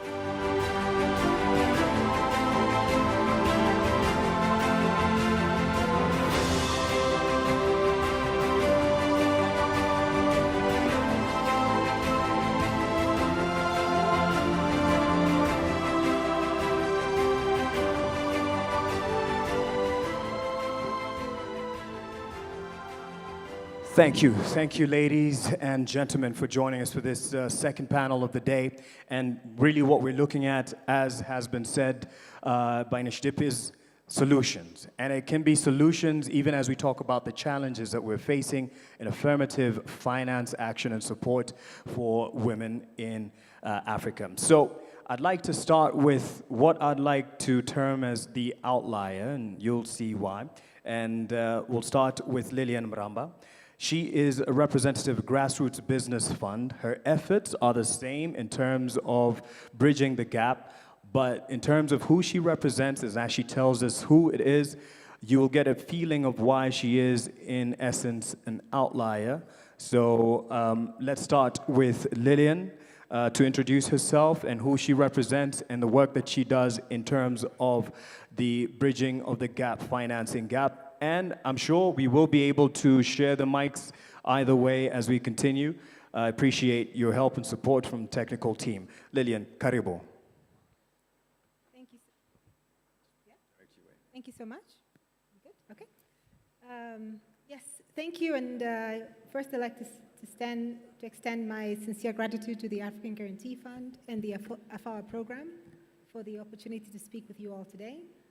My name is Lillian Mramba, and I'm the Chief Investment Officer at Grassroots Business Fund. We were described as an outlier, so I guess I need to explain myself. Grassroots Business Fund, we are an impact investment fund, and what that means is we basically invest with a dual purpose. We invest both for creation of social impact or development impact, and we invest for profit, just like any other financial institution. We do this because we are set up slightly differently from my colleagues in the panel. We basically raise 2 different sources of capital. We raise both private capital, that is the commercial profit-seeking capital, and we also raise public sources, which is grant funding, and we blend that internally when we support SMEs, especially women SMEs. And I'm happy to share more about that. Thank you for that. Now we at least appreciate where she's coming from in her efforts to bridge the gap. And someone else who, not quite an outlier, but I'm sure you get this a lot when you're asked, who you represent, the Kenya Women Microfinance Bank Managing Director, Bwana Mwangi Githaiga, as you champion, and even as your tagline goes, banking on women. Your experience, you speak to that in the journey that you have been part of that. I want us to appreciate from your experience what challenges in financial institutions, as a financial institution, you face in bridging the gap for women. Karibu.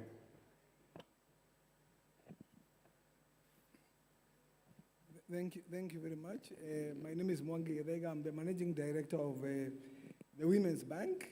And we have a bank that is spread in 45 of the 47 counties of this country. And we serve women, about 800,000 women customers and their families, because women are not served in isolation, but we use the woman as the entry point to the family. The institution is about 42 years old, and it is spread in about 245 branches.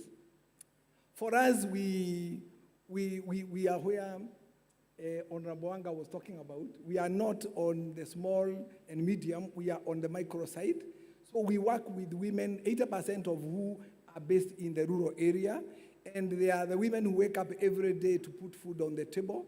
And our main program is mainly financial inclusion. We offer saving services, but our key issue is to offer credit services for improving the way the families are operating and putting the woman at the center. The institution was formed basically to empower women who are excluded from the financial sector, with a very strong angle on curbing the rural-urban migration. So we do everything that women tell us to do. We have an institution that is woman-owned. 65% of the bank is owned by women. 2/3 of the board members are women, and 60% of top leadership are women, and 55% of our employees are women. And of course, 99% of them are women. So basically, that deserves a hand clap. Yeah. We are talking about not only financial inclusion from servicing, from ownership, from board management, and the chair of the board must be a woman. So it's about women issues. That's the kind of institution that I am lucky enough to be the CEO. I've been the CEO there for about 27 years, so I know what women issues are all about. Another round of applause to the gentleman who's championing banking on women. And Elizabeth, as you were listening to him talking about we listen to women, I don't know if that means anything about anyone else, but from ABSA Bank's perspective, Mr. Githaiga, he represents a banking institution that is specifically set up for women. As ABSA Bank, what have you done to be very, very direct and position your services and financial support, finance support for the women? Thank you very much, Mark. And first and foremost, I just want to say Mr. Githaiga is a very smart man. He has all these women working for him, so he always looks good, right? Yeah, but I think just as an opening statement, first and foremost, it's just not a nice thing to do to provide for women in terms of capital. It's the right thing to do. It's just not a nice thing, it's the right thing to do. Because the truth of the matter, we've had the statistics earlier on today, 50% of the population is women. You know, they're looking for an opportunity to be able to step forward. They're looking for that support to be able to do what they need to do. First and foremost, to empower the economy, you know, and also to to support their families. And we've listened to all those conversations this morning. So as ABSA Bank, one of the conversations that we had, even as we transitioned from what was formerly known as Barclays into ABSA, we knew that setting aside a proposition specifically for women was definitely the right direction to go. Looking at the people who walk into the bank every day, we found that very few women would actually walk into the bank, simply because as banks, we were not structured to have those conversations as women, for women. For instance, if you decide you want to call women in the morning, you know, to have conversations, they're looking after their families, they're doing all sorts of things. And the truth of the matter is, as a bank, we had to then change our DNA, how we are looking at serving women better.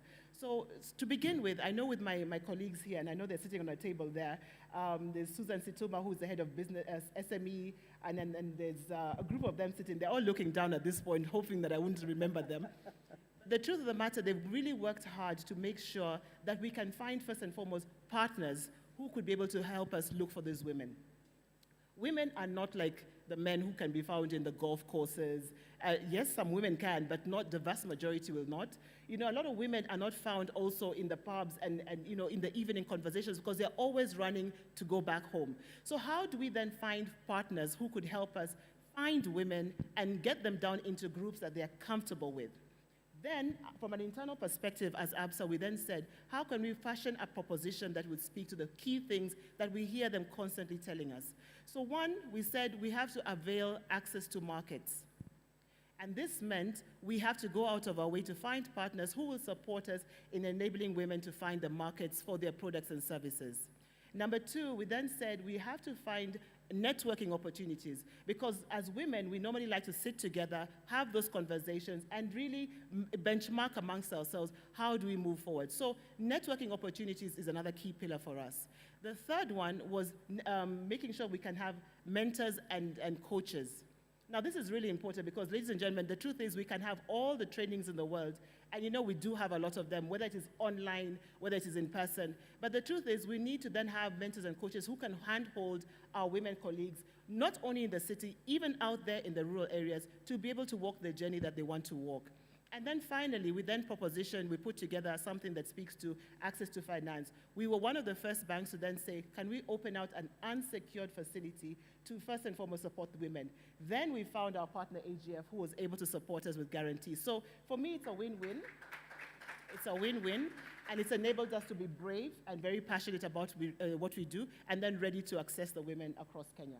Thank you for that. First of all, it has to be an inward conversation, but there also has to be some partnership to realize this, as you've mentioned, AGF. And to another person who has been, I would say, a pioneer in many ways and gets the credit for, you know, affirmative action, especially finance action for women, and that is Mr. Anuj Medirata. And from the Gulf African Bank, there is a journey that you have taken and you have realized on the continent. And this is in terms of Sharia-based affirmative finance support to women. Just tell us a bit about that in the name of bridging the finance gap. Thank you. Thank you, Mark. Before I take all the credit, I have a very, very strong team behind me.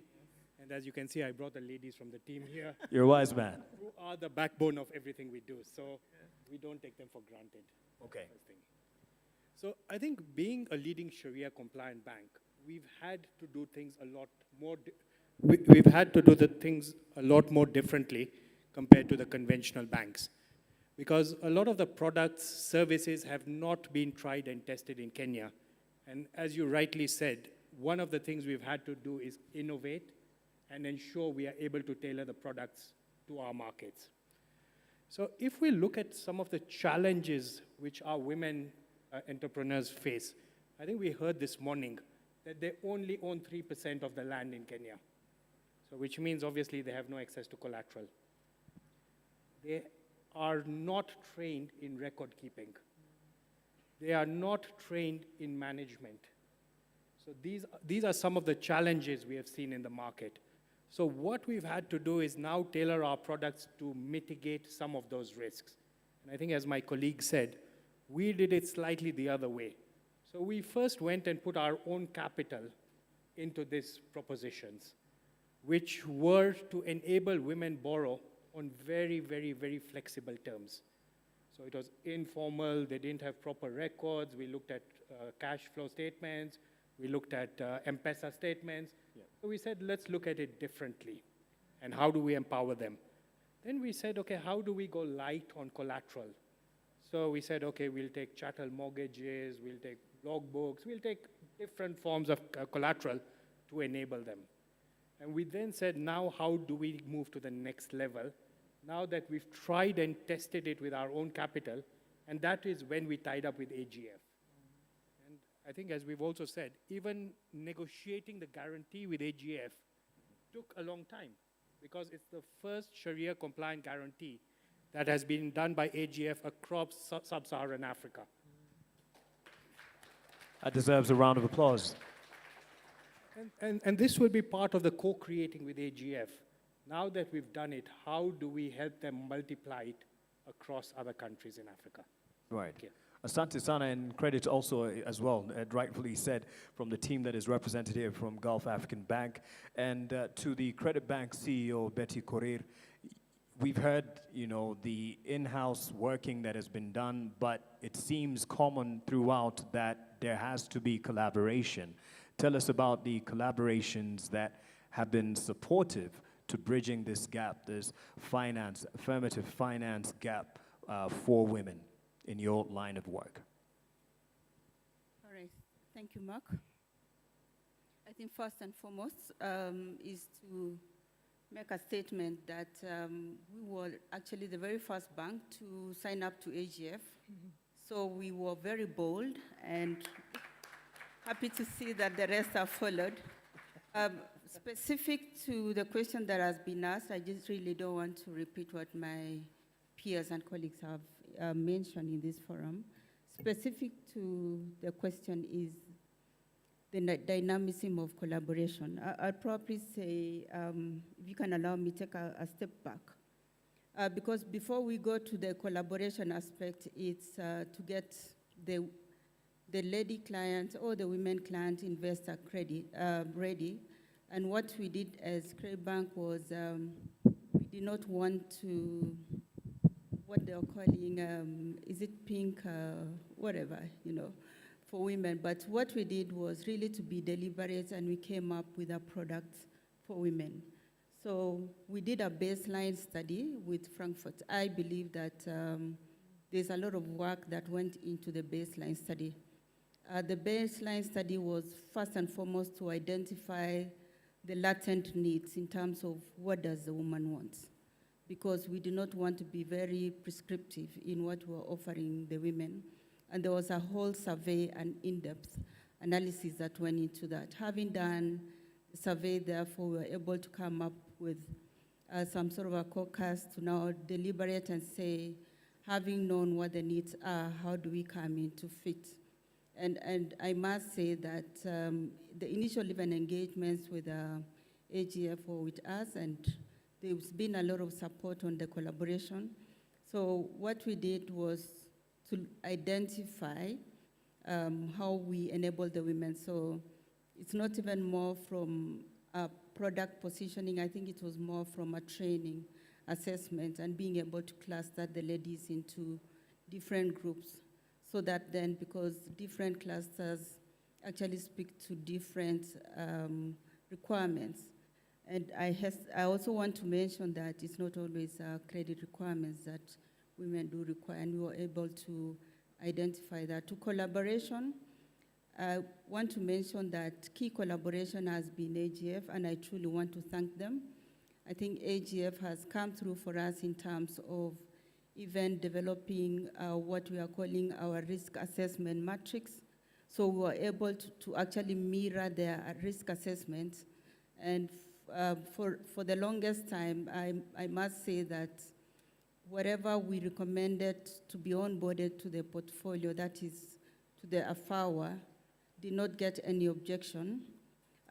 For the 10 years I've been with Credit Bank, we've only had, I think, one client that has defaulted, and that really tells you about the predictability of the credit score for women. So women actually don't default. So collaboration also with other counterparties. For instance, if we want to lend, we look at the counterparties and we get into some structural arrangements and agreements so that we are shifting away from assessing the risk of the woman to actually looking at the counterparty that is going to pay them.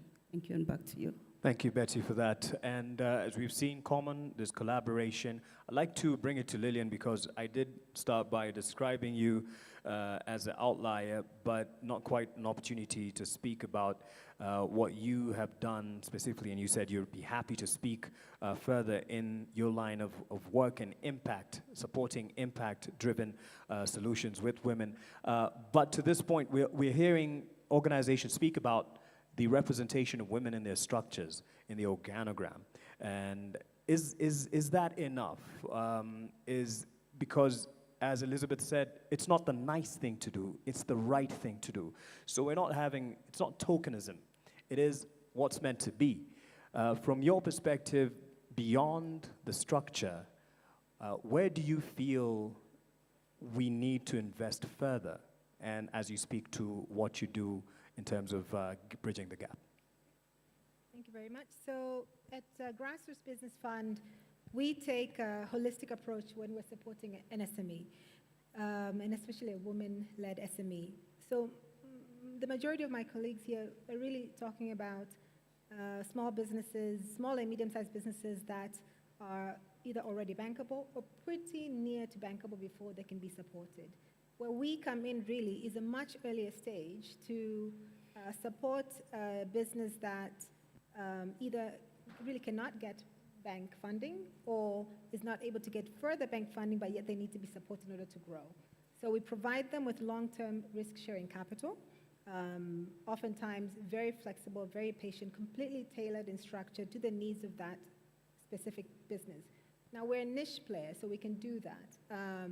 We sit down with an entrepreneur and we design our product completely structured to how that business operates, its cash flow patterns, and when they're able to repay us, including the length of time.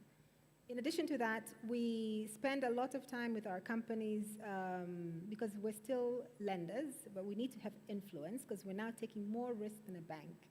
So we spend a lot of time with our companies to understand what additional institutional support do they need in order to achieve that plan. Okay, so I'll give an example. We supported a horticulture exporter here in Kenya. It was a family business. They came to us looking for capital to expand into their own farming because they needed to diversify their supply base. In our discussions with them, we actually found out that in as much as they want to do that, the family didn't have any experience in farming. So how can we give them capital to further invest in a farm? So we structured our technical assistance. We brought in expertise, a professional farm manager that we placed with the company, with the family, to help them how to do farming in a commercial way. We also phased in our investment, so we gave them a little bit of capital to get going. We put in the professional. We had targeted milestones of what the professional and the family had to achieve before we can then disperse that bulky capital for them to invest in their own farm. So it's a very integrated approach. It's phased in. There's sort of sequencing that needs to happen, and we're sort of in the middle of all of that as we manage that relationship. And in terms of what do we need to do beyond thinking about our products, our approach, the teams that we have in place, I think it really comes down to intentionality. The funding gap exists despite the fact that we have all these products and guarantees available. The funding gap exists because there's still a perception of risk that hasn't been addressed yet. And I think part of that has to do with, and I liked what my colleague, Ms. Elizabeth from Absa Bank said, it has to be in your DNA. It really has to be intentional. And it has to seep through or permeate through the entire organization in order for us to really be able to tackle those biases in a very proactive way in order to see capital move. Because ultimately, the people that are making the decisions to fund women most likely are not sitting on this stage. They are our colleagues who are interfacing with the entrepreneurs on a day-to-day basis, and we need to ensure that they have sort of drank, it's Kenya, so maybe it's not Kool-Aid, they've drank the Kenyan tea of what it is that we're trying to do. They've understood their own biases in terms of whether or not they really believe women can do what we say women are able to do, and where they have those biases, they're working proactively in recognizing them as they are assessing a woman-led enterprise vis-a-vis a male-led enterprise. So it's about intentionality. Thank you for that. And now we don't necessarily have to go down the line in responding to this question, but it has come up from Madam Betty, it has come up with Lillian in terms of risk. And I'll start with Betty, and then anyone can jump in terms of, in your view, in your experience, as you provide these financial solutions, what the perceived and real risks are that you have found in your efforts to bridge this gap. I'll start with you, Betty. You brought it up in terms of the support you've gotten in getting a risk assessment. All right. Thank you, Mark, for that question. So I think first and foremost is I'll probably call it structural, because banking institutions are wired or geared towards optimizing on their returns. And sometimes it becomes a very precarious balance, trying to get that, very delicate balance between giving your investors an optimum yield on their investments and of course, being able to sweat your balance sheet or get a proper return on your equity, and being able to play in this fora of lending to women.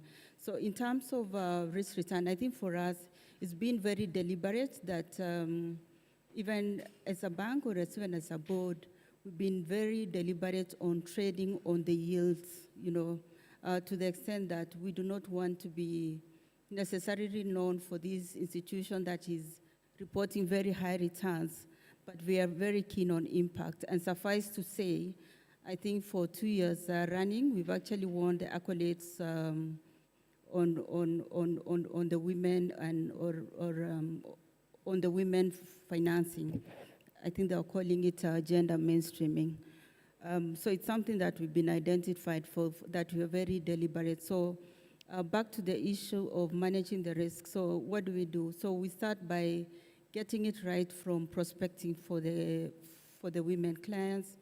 And I must say that the portfolio that we have at Credit Bank has 65% bias towards either women-specific or where directors, more than 50% of the directors are women. So we actually have demonstrable footprint in that aspect. And the other thing that we also look at, so we come to the ladies or the women business or the business generally and ask, make sure that there's a proper management structure through the elevator and the EHAP interventions.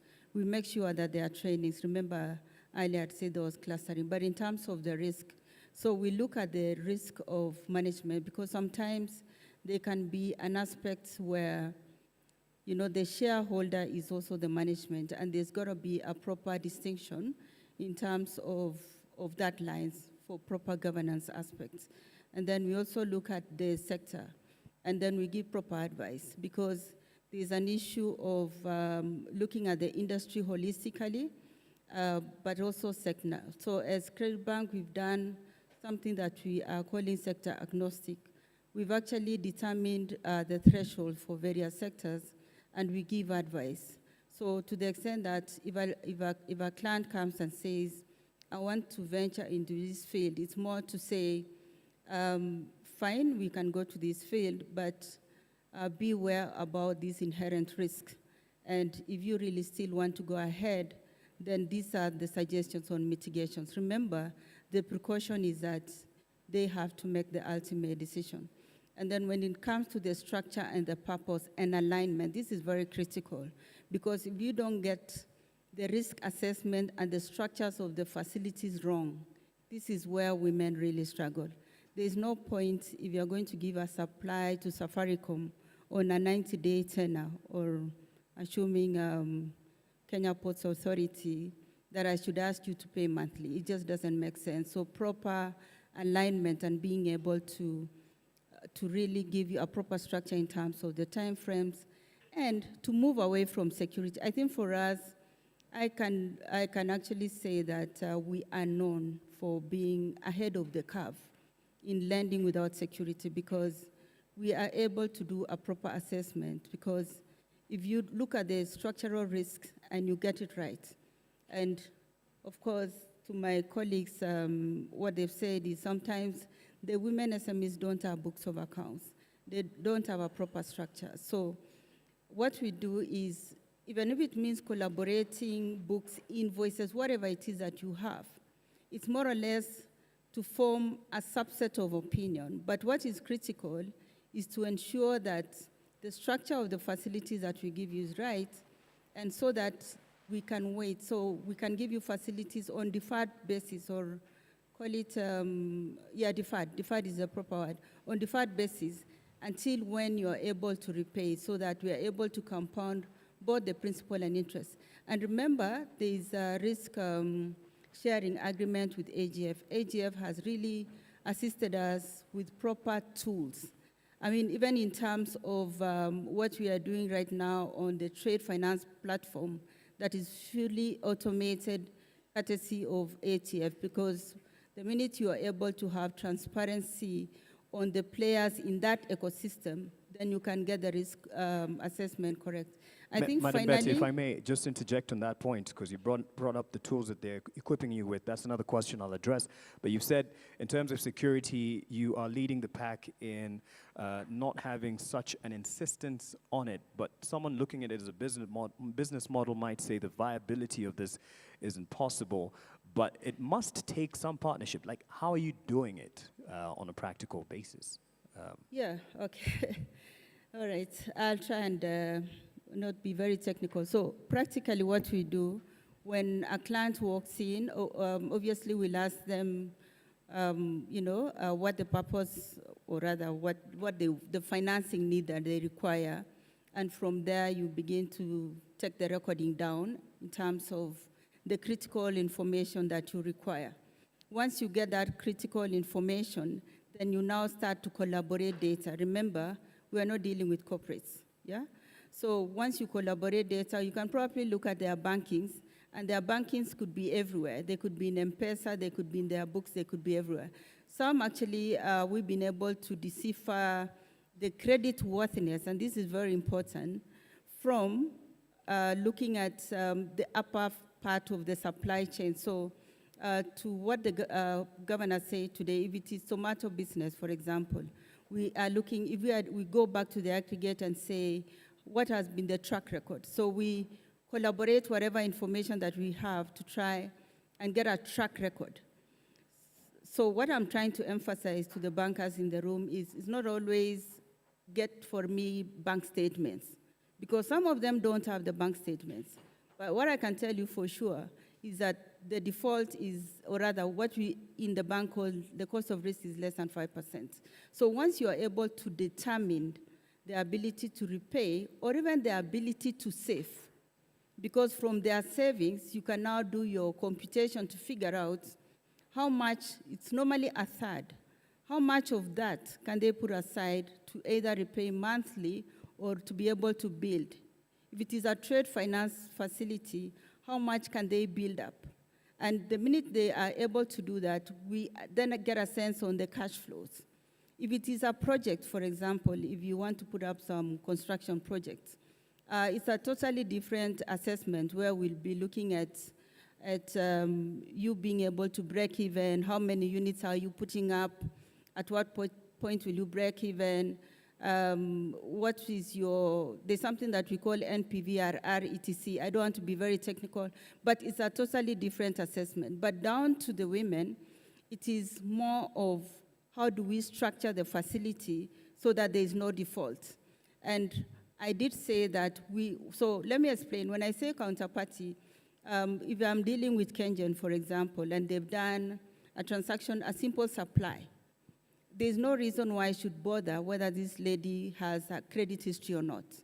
The thing that I would be concerned about is where are they sourcing the goods? So it's being practical. Okay. Where are they sourcing the goods? Do they have the manufacturer's approval, etc.? All right. And then you just bridge that gap. Thank you for that practical outlook. And if I may just get another handheld for this one is out. Just to look at the question of perceived and real risk from the other representatives here on the panel. And Anuj, you could speak to this because it's a crucial part of bridging the gap, the perceived and real risks. Sure, Mark. You know, when we've seen the general cycle with women micro SMEs, we have found them to be extremely conservative and risk averse. So when they start the business, they will start with their own capital. Thereafter, they will go to family and friends to raise capital. And once they have mastered the business is when they will come to banks to borrow.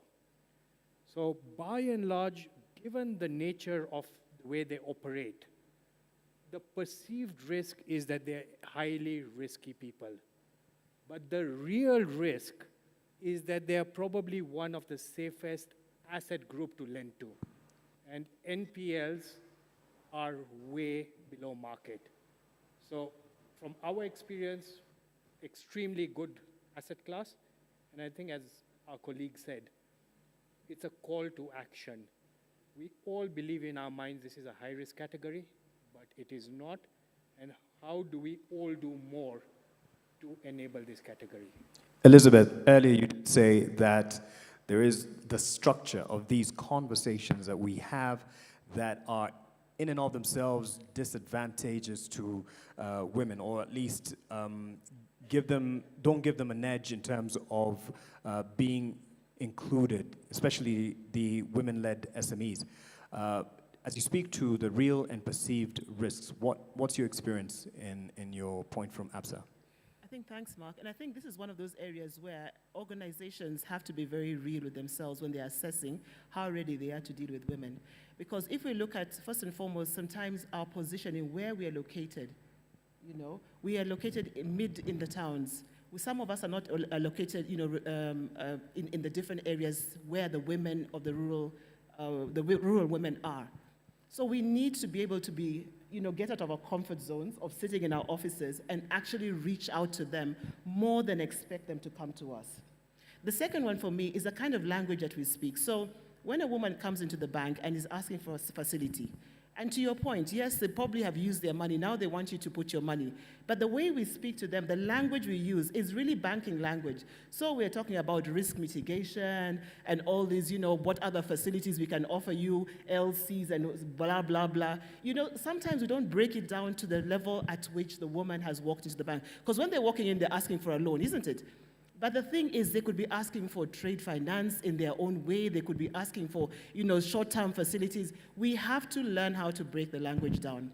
The other thing I find is the unconscious biases, Mark. And the truth is, a lot of the time also, when we see a woman walk into the bank and they're carrying a child, and the child is crying, and they're playing on the floor, and they're doing all sorts, you've already put them in a risk category.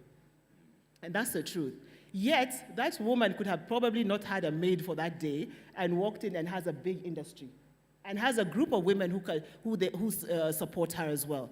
So what am I saying? The unconscious biases, we really need to look internally and make sure we're prepared for them. So one of the things that we've done very, recently, and it's through, again, the power of partnership, because we can't say that we did it alone.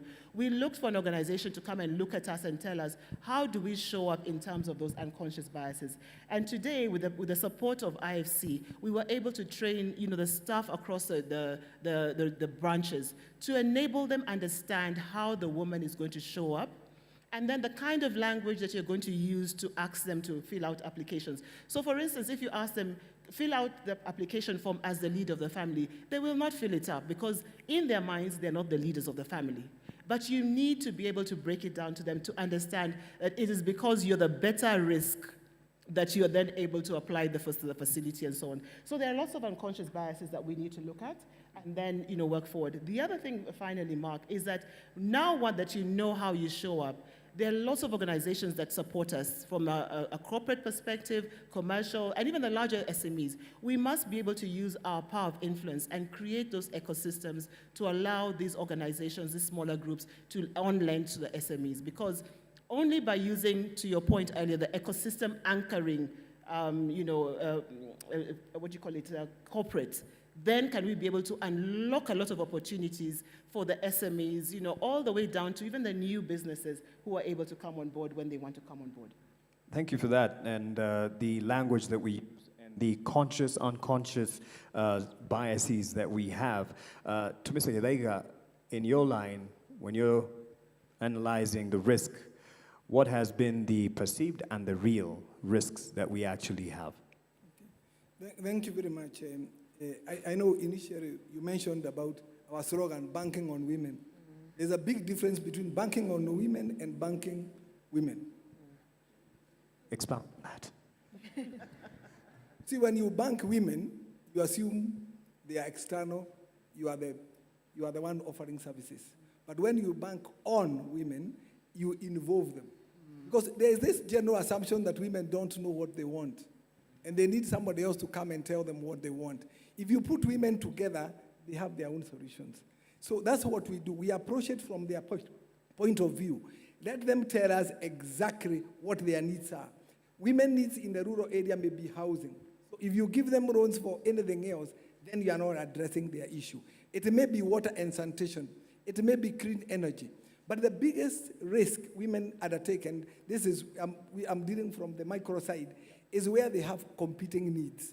And the competing needs a woman has, she has a business on one side, she has paying school fees for the child on one side, the child is sick, the husband is not providing, what does she do?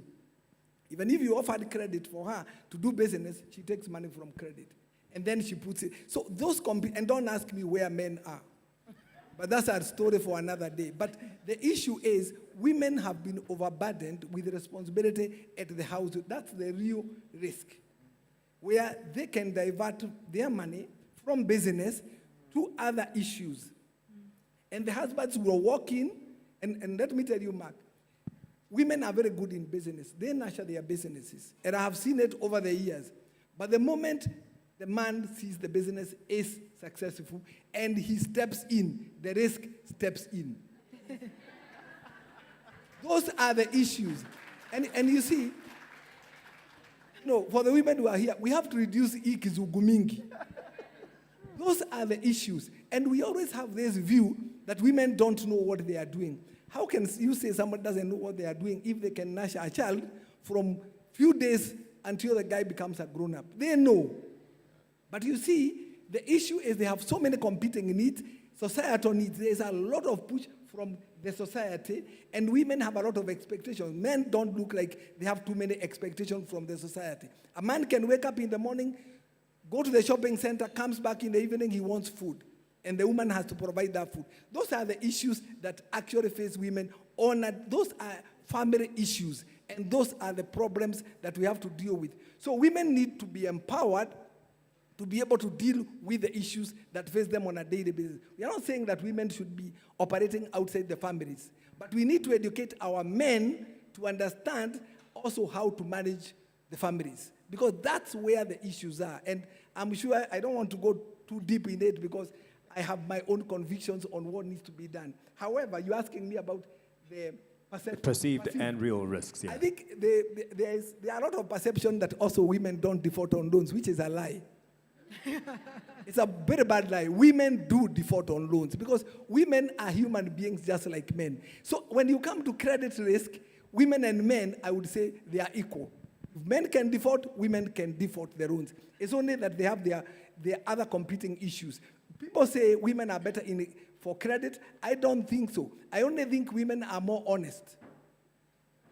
That when a woman is faced with a challenge, the first thing is not to default and run away from town. That's what goes to a man's mind. I run away, I leave my family, and I go and avoid to pay. Women don't do that. So it's not that they are better, it's only that they are more honest. And that's the issue. You clearly haven't heard of the honest, truthful men. Yes. I think I don't want to talk too much about it. I'm playing. It's the afternoon. We need to crack up a bit. Carry on. Yes. One of the issues that we seem to be getting is that women have been, especially at the micro level, and I know we say every micro enterprise will grow to a macro enterprise, which is not true, because most of them get stuck at trade. Buy, sell, buy, sell. The moment you remove them from buy, sell, you disorient them. So I think what we need to do is to deal with every sector and every group kulingana na their understanding of issues. If they can understand this much, please don't put them beyond there. Let them do buy, sell, let them educate their family, let them capacity build, let them manage their lives. And don't bring too much English that confuses them. That's what I want to say about it. Language they understand. A round of applause for that contribution.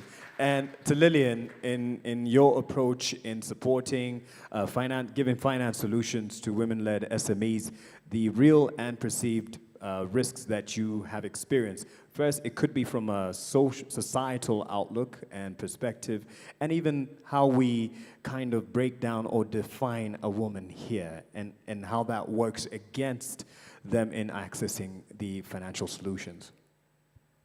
Yeah, I completely agree with several comments have addressed the issue around language and how do we approach, how do we talk to women when they come to us for funding. I completely agree with that. I think we have to meet the women where they are. And I think we almost have to put yourself in their shoes. We are currently running a program in partnership with the MasterCard Foundation here in Kenya and other consortium, 5 other partners in the consortium, where we're targeting to support 5,000 small businesses and over 200,000 microenterprises. A lot of these are going to be run by young women under 35. I can tell you, put yourself in those shoes. They're not going to walk into a financial institution to ask for credit. It's really intimidating. If you're a young graduate from Kenyatta that's looking to start something in trading, you're selling used secondhand clothes from your home, you're selling online on Instagram, you may not even, you do not know that this world exists and that it can exist for you.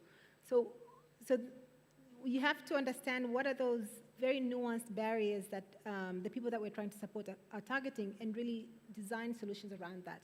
I do want to take my shot, as the young people say, since we're on this panel with my colleagues who are keen and have programs in place to support young women. We are going to be working with these micro enterprises and small businesses that are led by young people. You are where the scale belongs. We're a very niche player. Ultimately, we need established financial institutions, banks, microfinance to really scale up and address this funding gap. When I'm done working with them, we are doing long-term capital, we're doing technical assistance, we are supporting small businesses that have not been funded before, but really could be ripe for bank funding. I want to come to you in 2 to 3 years with a book of enterprises that have never been funded, that have been funded with a clear credit history from them working with us, and I want to pass them on to you for you to fund and then continue on into their journey. Can I get an amen? For taking a shot. Can I get an amen from Do my you get colleagues? a nod from everyone? And is it recorded so I can come back It's in 2 to 3 recorded, years? trust me. It's on record, yes. No, you have to take those shots. Because ultimately we need to work as an ecosystem and we need to collaborate. That's right. Yeah. I don't know if, Betty, you wanted to respond to the point there of perceived notions about, defaulting and how men, women, honest, not. Yeah. I think, just allow me. And so I think in terms of defaults, you heard me talk of 5%. So that is the propensity to default. And I must add something just to agree with my colleagues, because there could have been some confusion. What we do in Credit Bank is not necessarily what is done in other banks. What we do in Credit Bank is that we handhold you. And actually depending on, because women bank on emotions, depending, your emotions is what you aspire to do. We actually do the entire thing for you from the beginning to the end, so that it is ready for consumption, because sometimes to come up with something very elaborate requires structures which you don't have. And to my colleagues' points from APSA, this lady will be with kids, they shall be distracted. But if there's a point where they've anchored themselves and they want to be supported, then we do everything. To the point of collaboration and support, yes, we are here to collaborate and support, and as Credit Bank, we are also ready to share our journey in terms of what we've been able to do to the rest of the industry. Obviously, we command a smaller market share, so happy if APSA and the other banks can come in on board and actually uptake and close that 42 billion gap in financing, because it is immense. Back to you. Again, collaboration and partnership across the board from the stakeholders represented here. Thank you for that. Now, give an opportunity, since we're out of time, just for the last comment in terms of the solutions that we feel we have offered, and we can challenge others in the market to also do their part, because the gap there, 42 billion, cannot just be done by one particular stakeholder, but it needs everyone doing something in their own small and very impactful bit. So I'll start with Lilian Mramba, your closing remarks in terms of the financial solutions to women-led SMEs, as you also give your call to action to partners, potential partners, right here and out there. So I would say, I think what you just said, we need to start where we can, and we need to spread the gospel. So I think all of us in this room, we understand the urgency and the opportunity, but I think there's plenty others where this is just not internalized yet. And what my wish is 5 years from now is for there not to be a need to sit on another panel like this to discuss why women aren't getting funded, but maybe to celebrate. Is it necessarily true? Let's give a hand to that. Just to dispel the notion that the support to one end is loss on another, on the seesaw.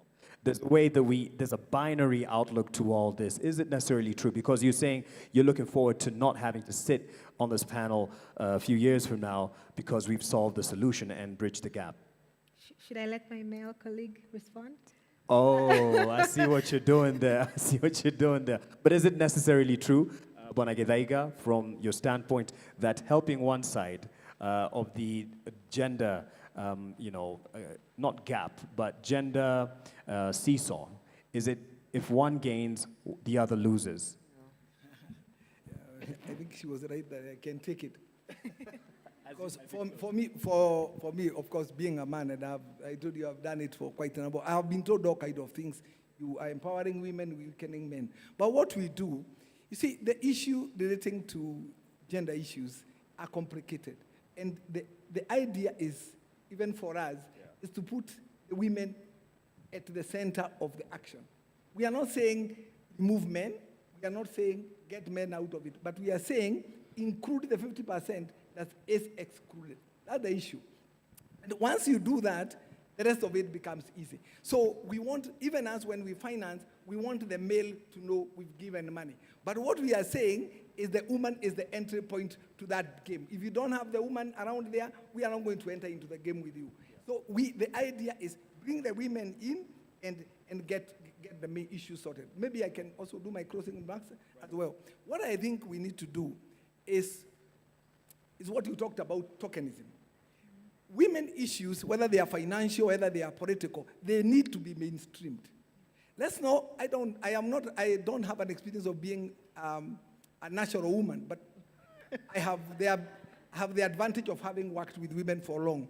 Women, from what they tell us, they don't want pink services. I don't know whether I have made my point. They don't want pink services, especially the age of my daughter. They don't want pink services. They don't want pink women products. They want products that women can walk in and buy at choice. And I think that's what we need to do in the banking sector. We need to mainstream women issues. If it comes to issue of security, you can go for alternative security, both for men and women. That women don't want to be treated in a special way as if they are disadvantaged. We don't need this affirmative issue. Actually, can I say it? We don't need the one-third gender rule. What we need is a 50-50 game, where women are completely included. The issue of one-third gender rule, which is affirmative action, doesn't work. It's a form of discrimination right from its inception. So we need the banking sector to bring in the women and mainstream them and avoid doing products that are women-focused. Because women don't want women-focused products. They want products that are fully inclusive and that they can walk in, and my son can walk there, buy it, my daughter can walk in, buy it, without being told, if you are a woman, this is your queue. If you are a male, this is your queue. We want one queue. We want to go together in this game. Okay, thank you for that, sir. And just for the record, this pink shirt, I ironed it way before. It's no connection.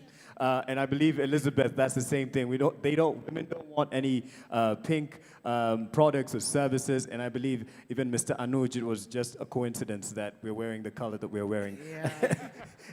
Yeah, I'm having a problem with that because I'm in pink today. So. I was instructed by the women to wear this. Yes.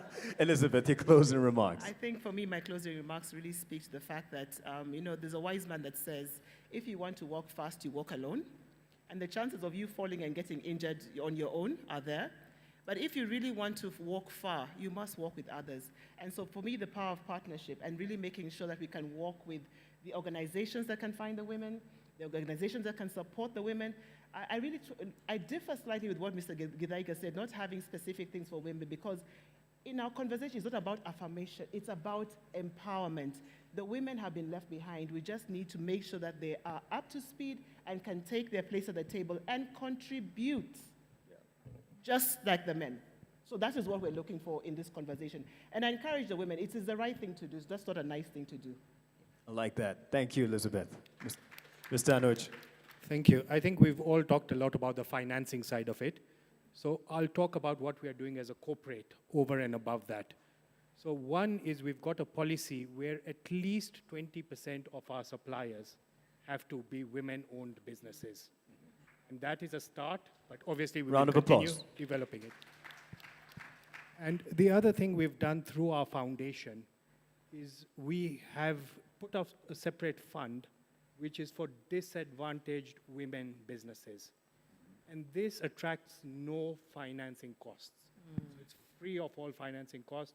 It's just you borrow the principal and you repay the principal. Criteria for disadvantaged women businesses is?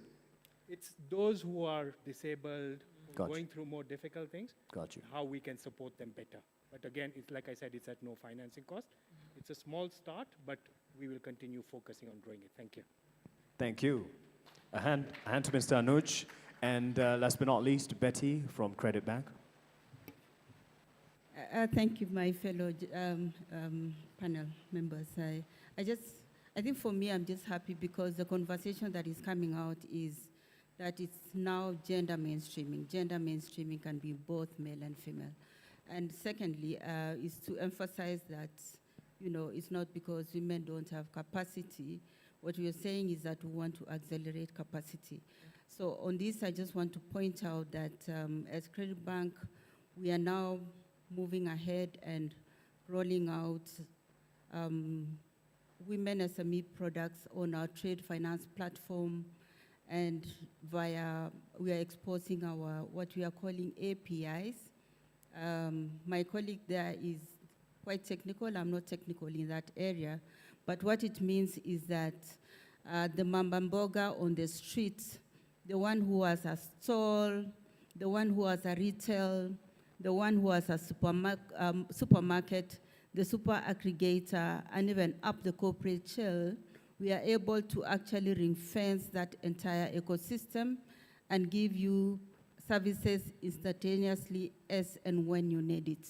So we want to lead as a first in giving banking as a service to women SMEs, to the youth as well, and to the Kenyan population.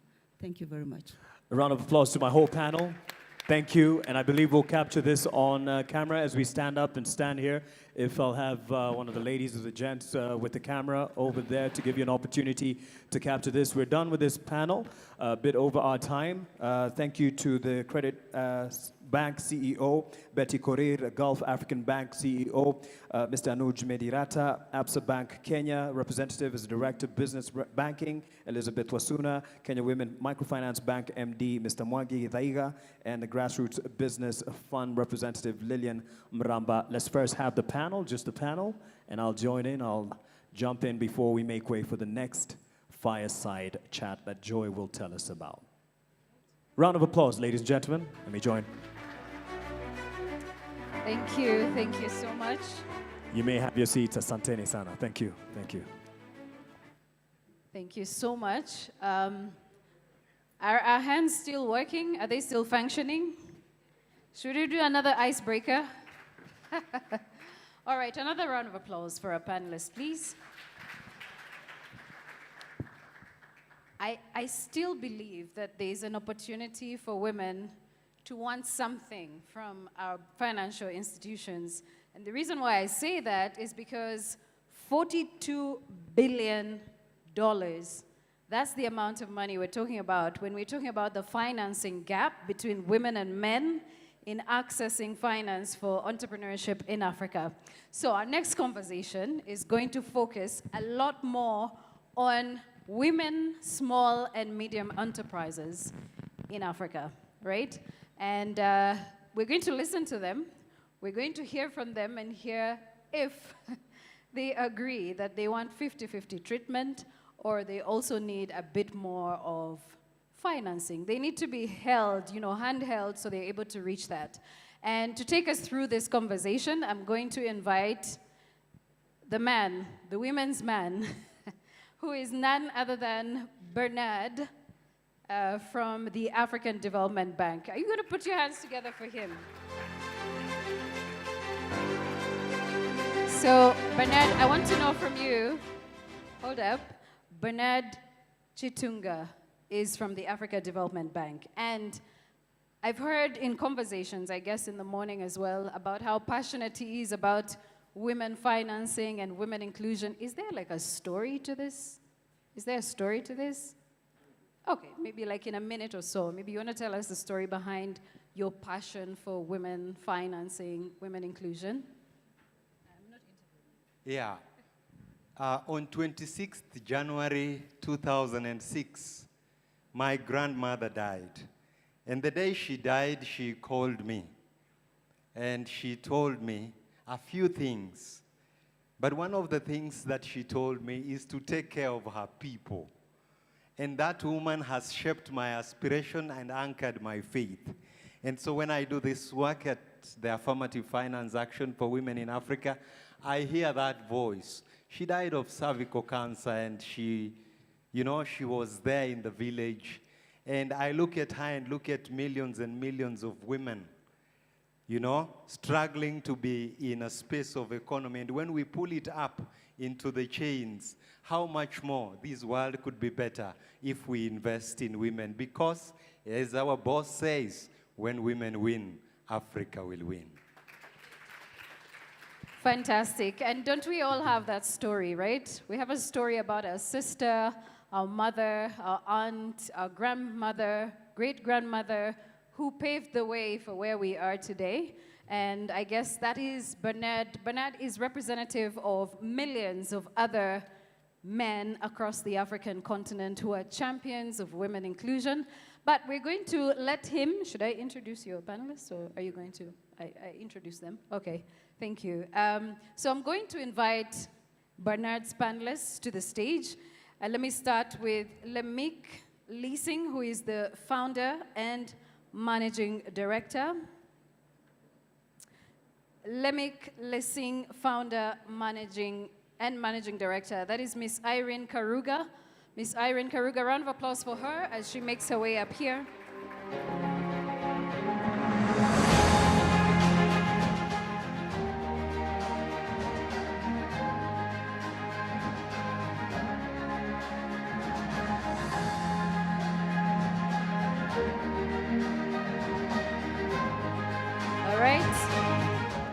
And we also have on this panel, Ms. Melanie Keita, who is the co-founder and chief executive officer, Melanin Capital. A round of applause for her.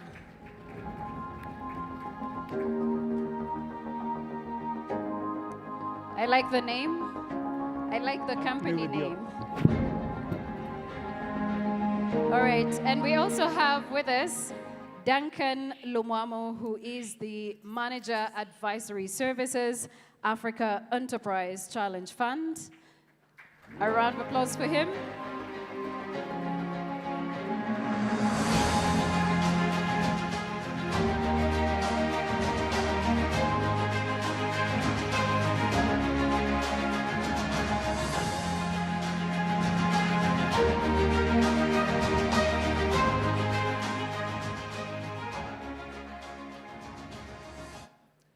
We also have with us Celeste from AFAWA Mobility. A round of applause. And we have with us Anita. I'm sorry for using first name basis. Apologize for that, but am I going to fine you for this? Okay, all right. Anita from Green Stem Product. A round of applause for her. And we also have Monica and Alex, Access and Move. If you heard that, please make your way to the front. Yeah, and so I'm going to hand it over to you. Please take it away.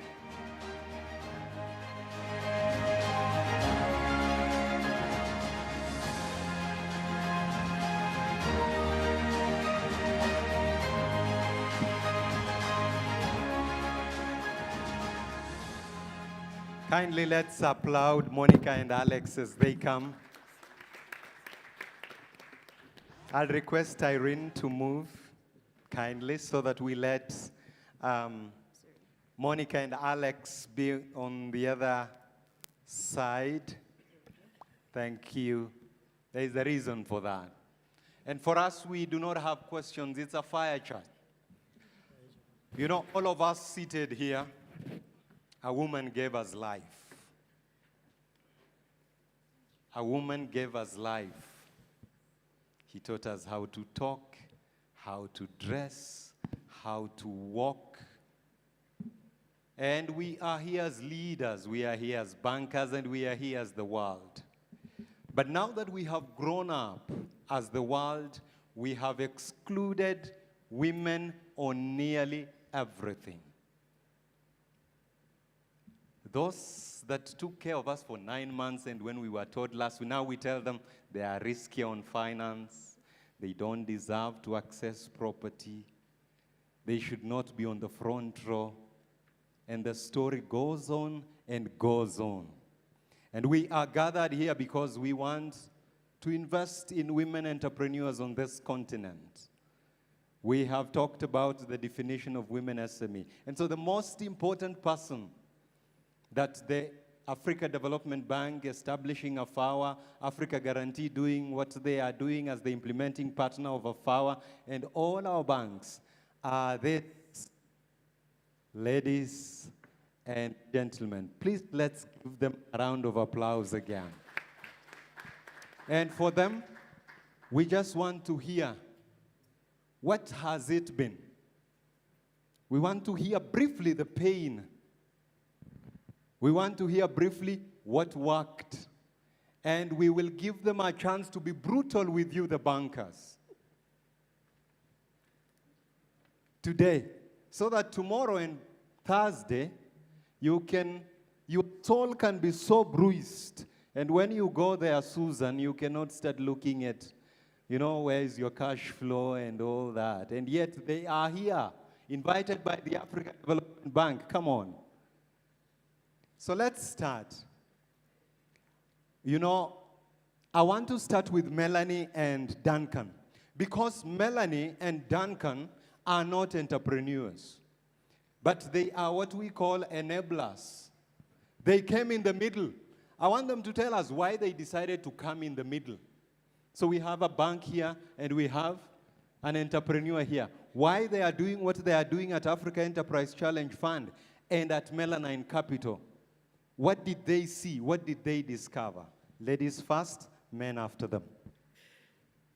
Thank you very much. Thank you very much, Bernard, and thank you for AFAWA for having us today. It's an amazing opportunity to share what we've seen and to bruise the bankers, as you've said, but we also have great things to share. So at Melanin Capital, actually, we are quite a particular enabler because we are a fintech platform, so we use data to enable SMEs to access financing, in particular from banks. And we had the great privilege to work with AFAWA through a partnership that is quite innovative with ABSA Kenya and the African Guarantee Fund. And the goal of that partnership was really to build a different ecosystem and transform how women could get access to finance by not just training them, not just giving them credit, or not just guaranteeing the loan, but to do all of this together so that as partners and as collaborators, we can be able to take a woman who is unbanked all the way to be banked and then accessing financing. And it's been a journey. As all transformational change, those processes take time. And we're trying to see that with that approach that AFAWA and the African Guarantee Fund have taken in taking the risk of putting technology to come with banks to achieve this objective, we'll be able to scale and hopefully to close that gap of more than $40 billion. So with the first program of 300 women, we started by gathering data already on their businesses. And what we saw is that for them to be able to access a loan from ABSA, they needed to ensure that they had a few documents in check. So once we've started with this, we realized that there was a huge gap in formalization. And this is where we come in as the enabler. This is where we are here to match them with the right mentors, with the right experts that can help them fill those gaps. Once we see this, we're already month 2 of the program with AFAWA, we already see that a huge issue is around business permits and around registration. So we've already started with 434 mentorship sessions supported by ABSA and AGF to make sure that those women get access to lawyers that they could afford to have a business permit and registration. From there, ABSA will be able to bank those women, and they'll be able to give them access to a loan at the end of the 6-month program. And today we are happy that some of our women SMEs could come and testify, because there are those who are unbanked, there were those that are already banked and that are already preparing for those facilities. And it's still a challenge, and there's still a lot that they will share about their journey that is difficult, and we're here to support them. Thank you. A clap for Melanie. Duncan. Thank you so much. At ACF, we are a not-for-profit development organization. What we do is very simple. We come in to provide catalytic funding to businesses, and as coming in as ACF, we are open to all genders. We fund men-owned businesses, women-owned businesses. Along the line, while we kept doing that, we started to see challenges coming in terms of the businesses coming to our program looking for funding are mostly men-owned, and the women-owned businesses that are coming in, we're having to spend a little bit more time in trying to, one, understand them, recalibrate them, and also beyond that, which will not spend much time around that, getting them assured to get commercial funding. So what we do at ACF would come in and provide you catalytic funding in form of grant, help you scale up through technical assistance, investment readiness, and investment facilitation to be able to get commercial funding. Now that gap started coming out clear in the last couple of years. What we saw were women businesses, very good ideas, very brilliant solutioning. However, when we take them over to the commercial space, they are left out. So a little bit of a study, a little bit of a check onto what we do came to assure that for sure women businesses are solving a real niche, a real problem, a real societal challenge that is existing. It's just that how the story is told, how it's packaged, how at times informed of opportunities and options that the women, to the women SMEs, being a gap that's existing, how can we come and fill it? So we came in with our capital, started developing women-focused programs that are specifically targeting women-owned businesses.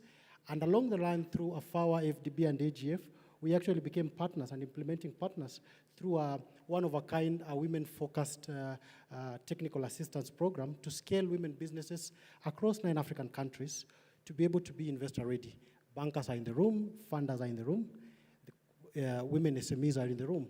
What does it take to be the matchmaker so that when a banker looks at the business, when a funder looks at the business, it's not from a gender angle, but it's from the business opportunity angle. It's from the ability to be able to see solutions being created, problems being solved within the African continent. Thank you. Thank you. Duncan, a clap for Duncan, please. Duncan and Melanine have underlined most women are in the informal sector. So there is work that must be done for them to come to the formal space. And that gap, packaging that story so that you, the bankers, can be able to look at them as ready and bankable. But let's hear from Monica and Alex. Family business, Monica and Alex. Access and move. How has it been? Where did it not work and where did it work? Let's see who starts. Thank you. Thank you, Alex, for being a gentleman. Just get your microphone on.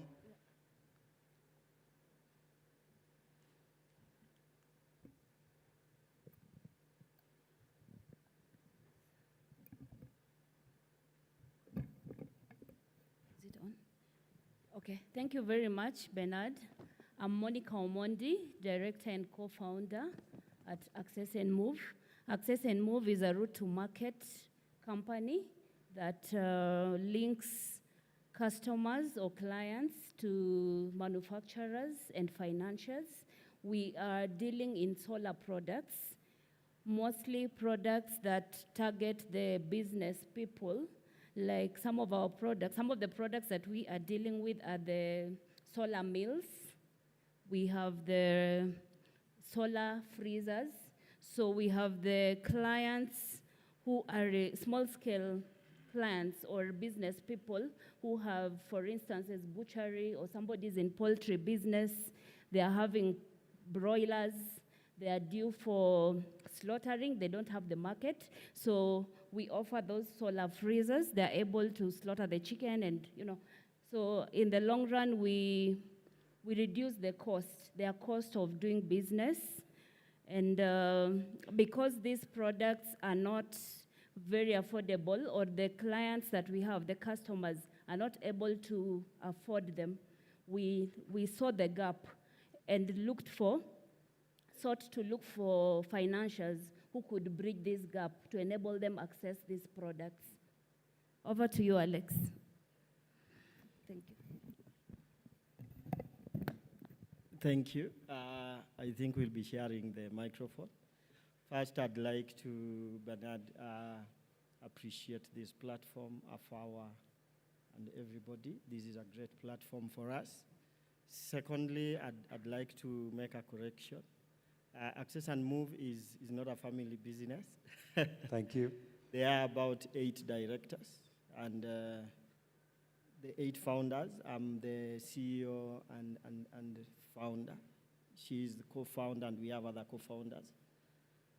And basically what she said, we are route to market company. We identified a gap that exists in the market.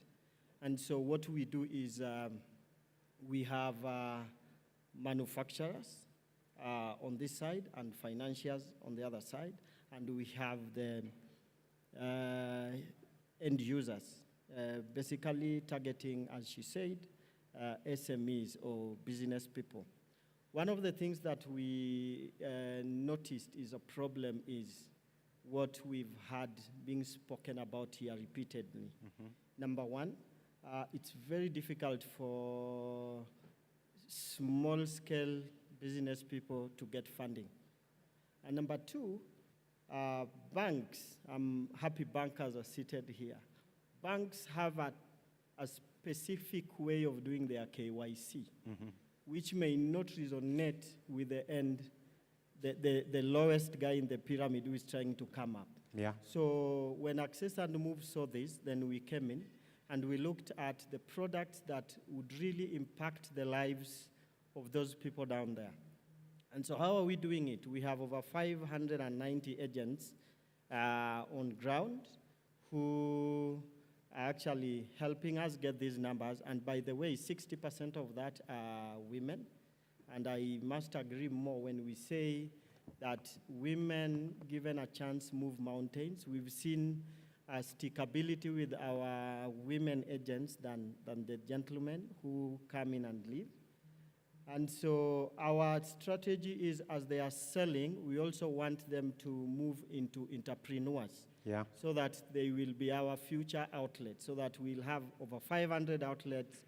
And how are they getting these funds? So with the help of people like Melanin, we are able to start looking at funds, and we are also offering pay-as-you-go.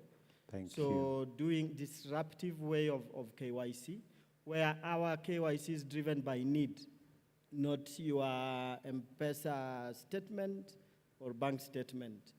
And when we say need, this is what we mean. Assuming you are a chicken farmer and you have your power at home, you have your KPLC, and you have a deep freezer or two. And so you want a solar deep freezer because you feel that when your power is off, you can use this.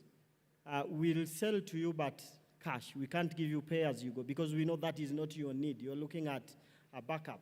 But there is one who has nothing. For them, they have to keep their chicken, and when it is ready, they start panicking. So they'll sell it at throwaway price because they do not have storage. Yeah. For us, that is the kind of customer we are looking at, because we know, number one, you'll have to pay because you are seeing an increase in productivity. You're able to stock your chicken or your fish.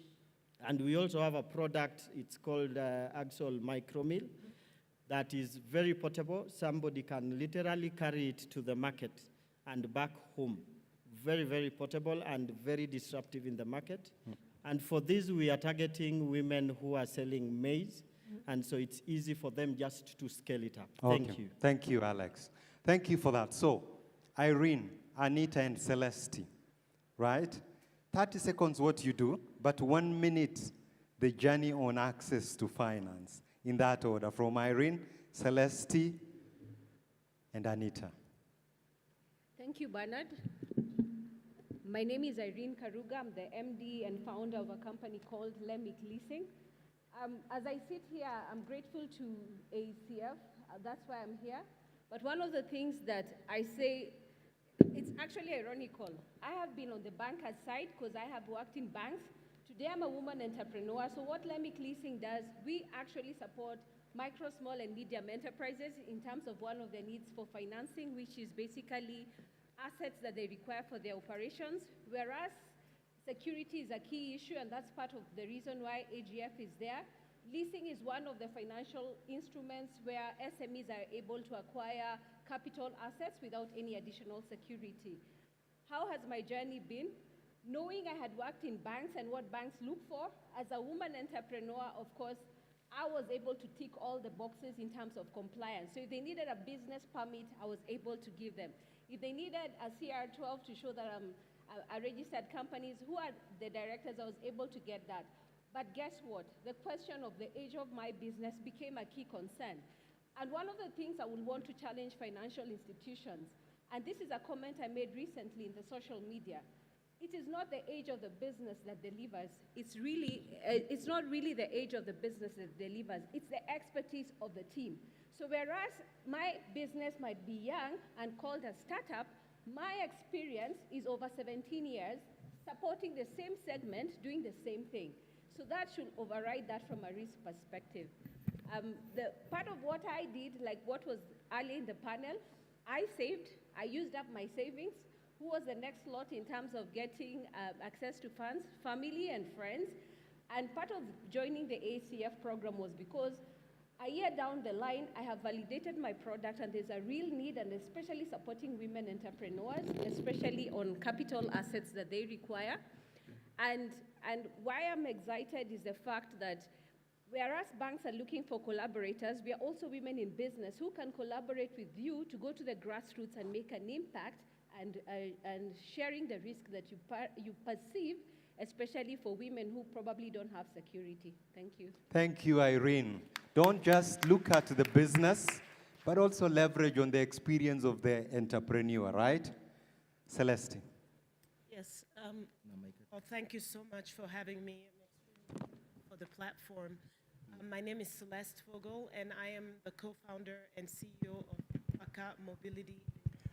Check. Celeste, I think what you have to say is very important. Let me give you this mic. Couldn't hear you clearly. Sorry. First of all, thank you so much for having me.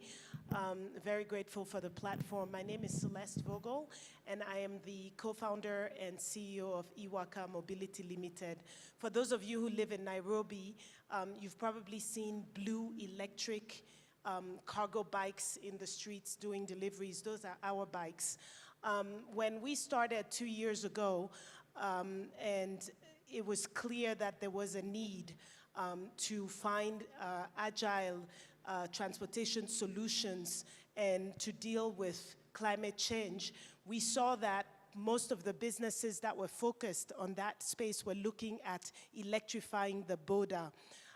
We know that in the world there are 280 million bicycles, and that those actually take out more CO2 emissions than electric cars or even electric buses. And so we went on a journey to understand whether or not there would be a need and a place for electric cargo bikes in Kenya. and in Africa. And what we found was that not only was there a need, but it was actually an urgent need for this. Why?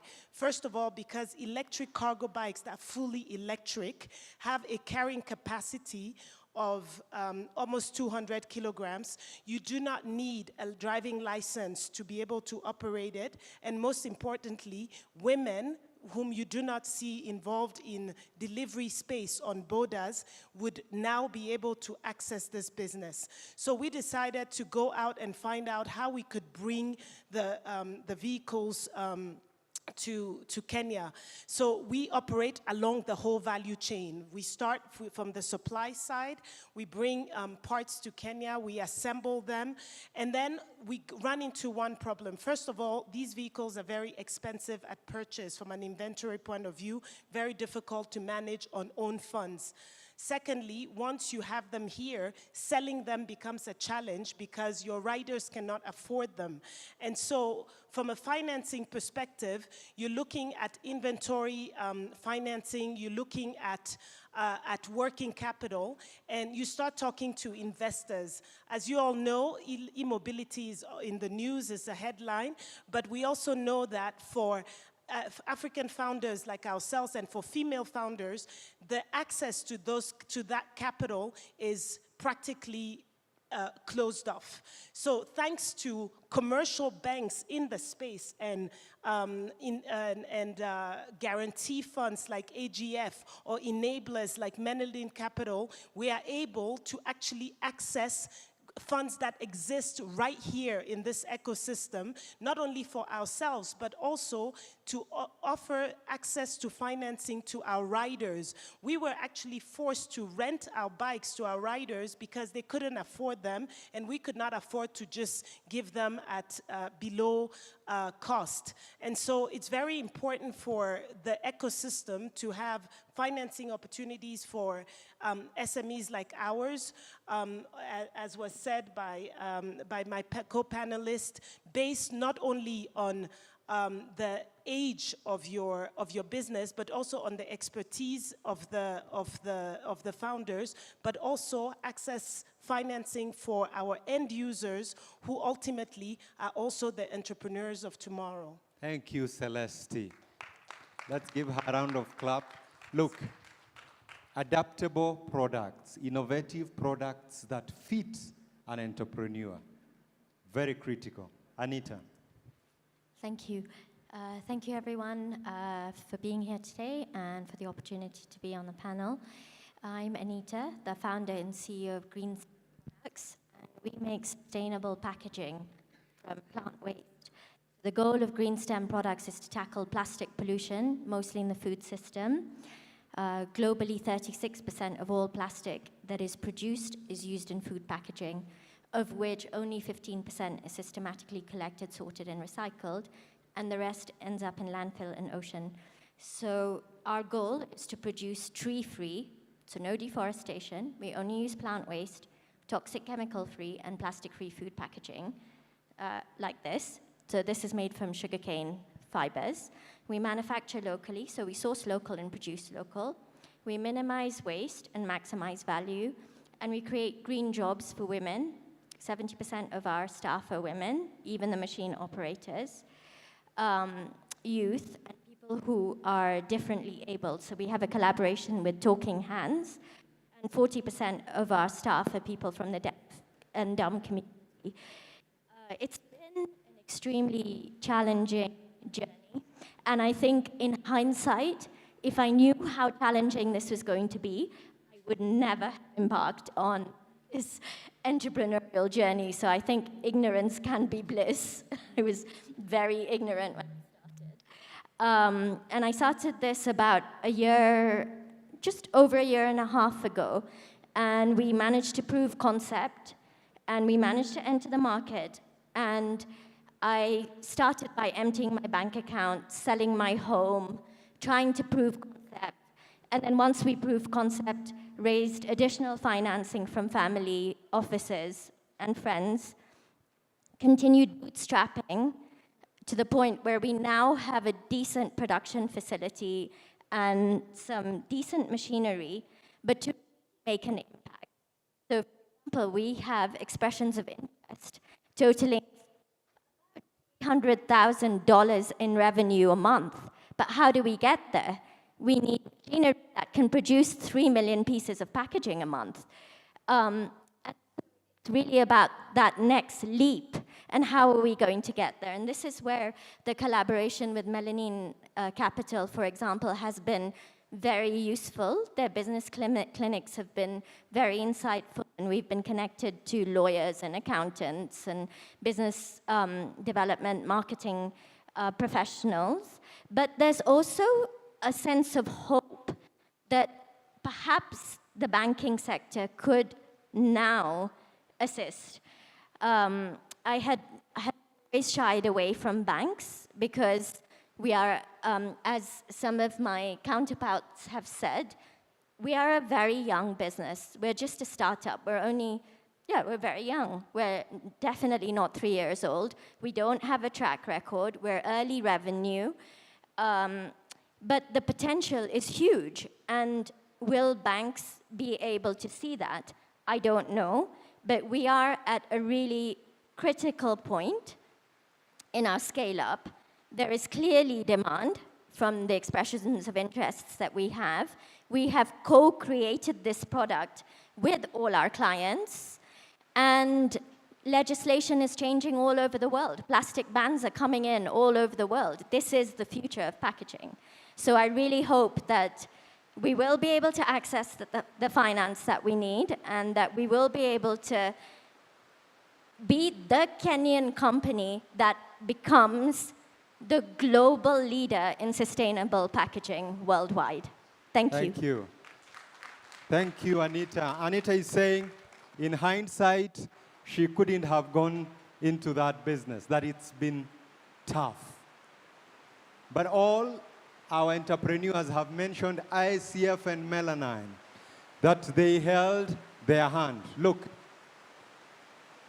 in this room, I can see there Melissa, the AFAWA coordinator, Natalie, the Gender OIC director, Dr. Ngure, regional country manager, and Eva from the Africa Development Bank. I can see Nishdeep, Diana, and Patrick from the Africa Guarantee Fund. And these are banks. I want to give you 1 minute of fame. 1 minute of fame. Because I have 7 minutes and you are 7 of you. 1 minute of fame to ask these men and women what you want. And then the remaining 10 minutes, I will let you to go to them because they will have heard you. So I give you 1 minute to organize your thoughts. Let's clap for them as they organize their thoughts. I can request that we just rise up because it's like a TEDx. Just let's all rise up. Yeah, let's rise up. These are the men and women catalyzing the ecosystem of Kenya and Africa. You know, 1 minute each, ask them what you want. And the remaining 10 minutes, you will go to them. And we will go into matchmaking and deal making. Are you ready, guys? Are you ready? Are you ready? That yes. Are you ready? Irene, we start with you. 1 minute, you check the clock. So Lemic Leasing has been in operation since October 2022. Since we incepted, we've impacted 4 women business. Our most exciting solution was to a woman manufacturer. It's on my LinkedIn page. You can check Irene Karuga on my LinkedIn.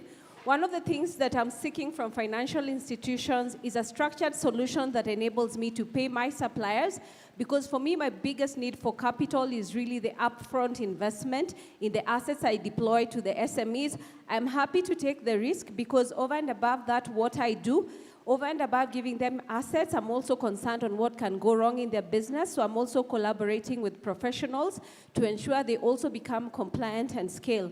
My aim is to impact 100 SMEs every year contribute to up to 2 jobs for every business I support. And I have a testament to one. We've already created our first job, so that's what I'm looking for. I'm open to guarantees on any financial institution who wants to collaborate with me to go to the grassroots.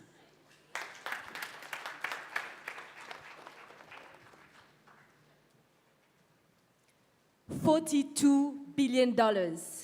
This is the golden number. We won't manage it by ourselves. My ask today is that together we can be able to scale this platform that we have built using technology, yes, but even more so using partnerships, because we won't be able to get this 42 billion only in Nairobi.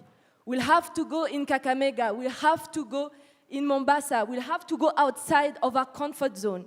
And only together and with patience and with compassion, we'll be able to achieve it. So banks, AGF, I ask you to join me in this journey of financing more than 5 million women using a technology platform and collaborating together to make this happen. Thank you. Thank you very much. Mine is simple. It comes into a question. Do we fundraise businesses to be sustainable, or do we want businesses to be sustainable so that they fundraise? And that is a question I'd ask a banker in the room to be able to answer me. Do we want to fund businesses that will go and be sustainable, or do we want, on the other side, fund that sustainability? So that's a question we need to explore around it as ecosystem partners, as enablers. What I'm looking at, and 24 months down the line, 36 months down the line, is an ecosystem where bankers, development partners, the Africa Guarantee Funds, the Africa Development Banks, our local financial institutions, and the likes of ourselves come together to upskill women businesses, to be able to give them what is necessary, what is required, to get the little bit obvious assumptions out of the room, to be able to make sure women are competing at the same level where men-owned businesses are competing at. If better yet, I always give an example. If I send 10,000 today to my mother at home, and I send the same 10,000 to my father at home, clearly, my mother spends the 10,000 on a wider space than my dad would spend. So are we able to scale women-owned businesses to be able to achieve that impact? We have data, we have the information. Now it's all about putting it into practice. And bankers in the room, funders in the room, ecosystem players in the room, let's come together. Thank you.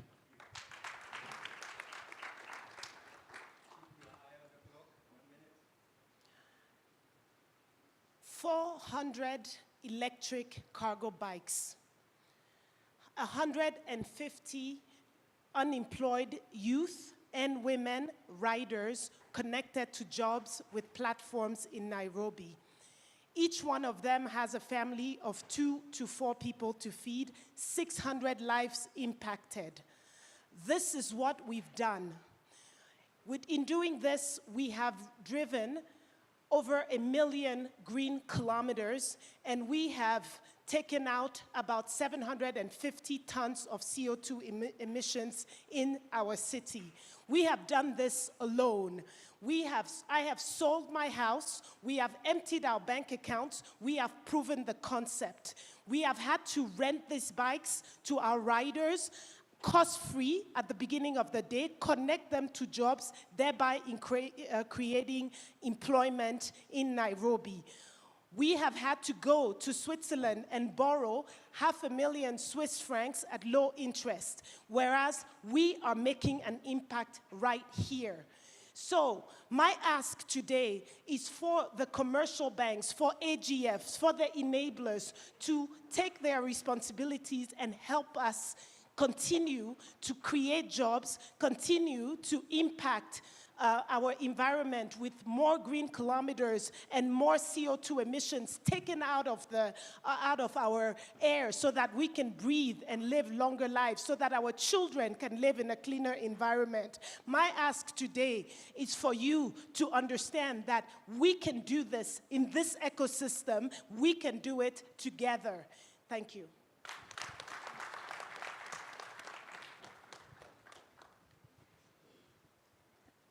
So my ask is quite simple, actually.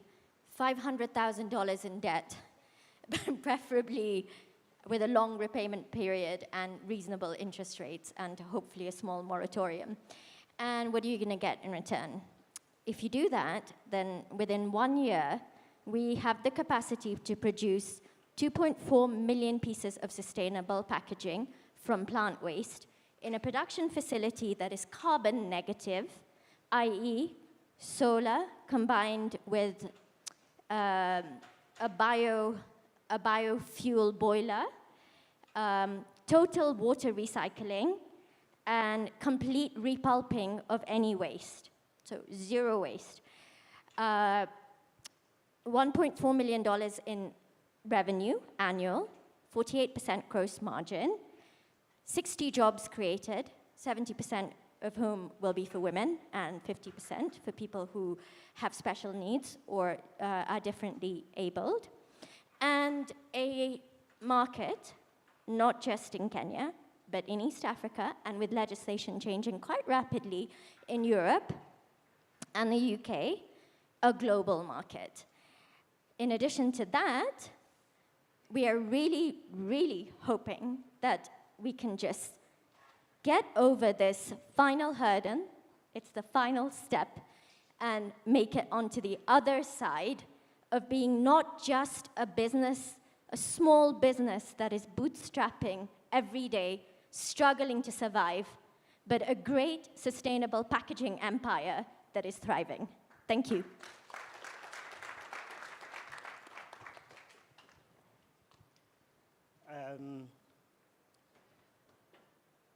Solar, as it is known today in Kenya, is because of people like Copper, Delight, because of people like Copper, Delight, GLP, because they've been offering pay-as-you-go.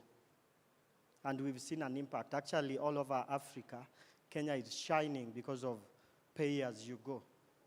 But there's one thing that has not been done, which Access and Move is coming in greatly to do, is to offer solar for productive use. And solar for productive use is basically using solar to be able to generate income. And we are bringing it in on a pay-go platform, partnering with different partners in manufacturing and in financial institutions. We are realizing this. Now, think about it. When you take probably a small unit that is 1 kVA, you are able to run your small pub very comfortably. You are able to run your small hotel in the village very comfortably. And you are able to save so much. It means that even the risk in terms of loaning goes down. So we are looking for people who are hungry to make more money the way we are, to come in and we put our heads together and look at consumer financing, but at a productive level. We have the expertise, we have the systems, we have the teams down there. And we have ambition of doing 1 million impact in 3 years. And this 1 million is in SMEs. And we are on the move. Thank you, because I know we are getting 2 or 3 who are interested. Thank you very much. Thank you. On behalf of Move, let's give them another round of clap. Thank you. It's smart business banks to invest in women businesses. It's smart economics. Please, let's do that. Let's once again applaud these wonderful ladies and gentlemen for what they are doing. Thank you so very much. And let the deals begin after the moderators have closed the session. Thank you.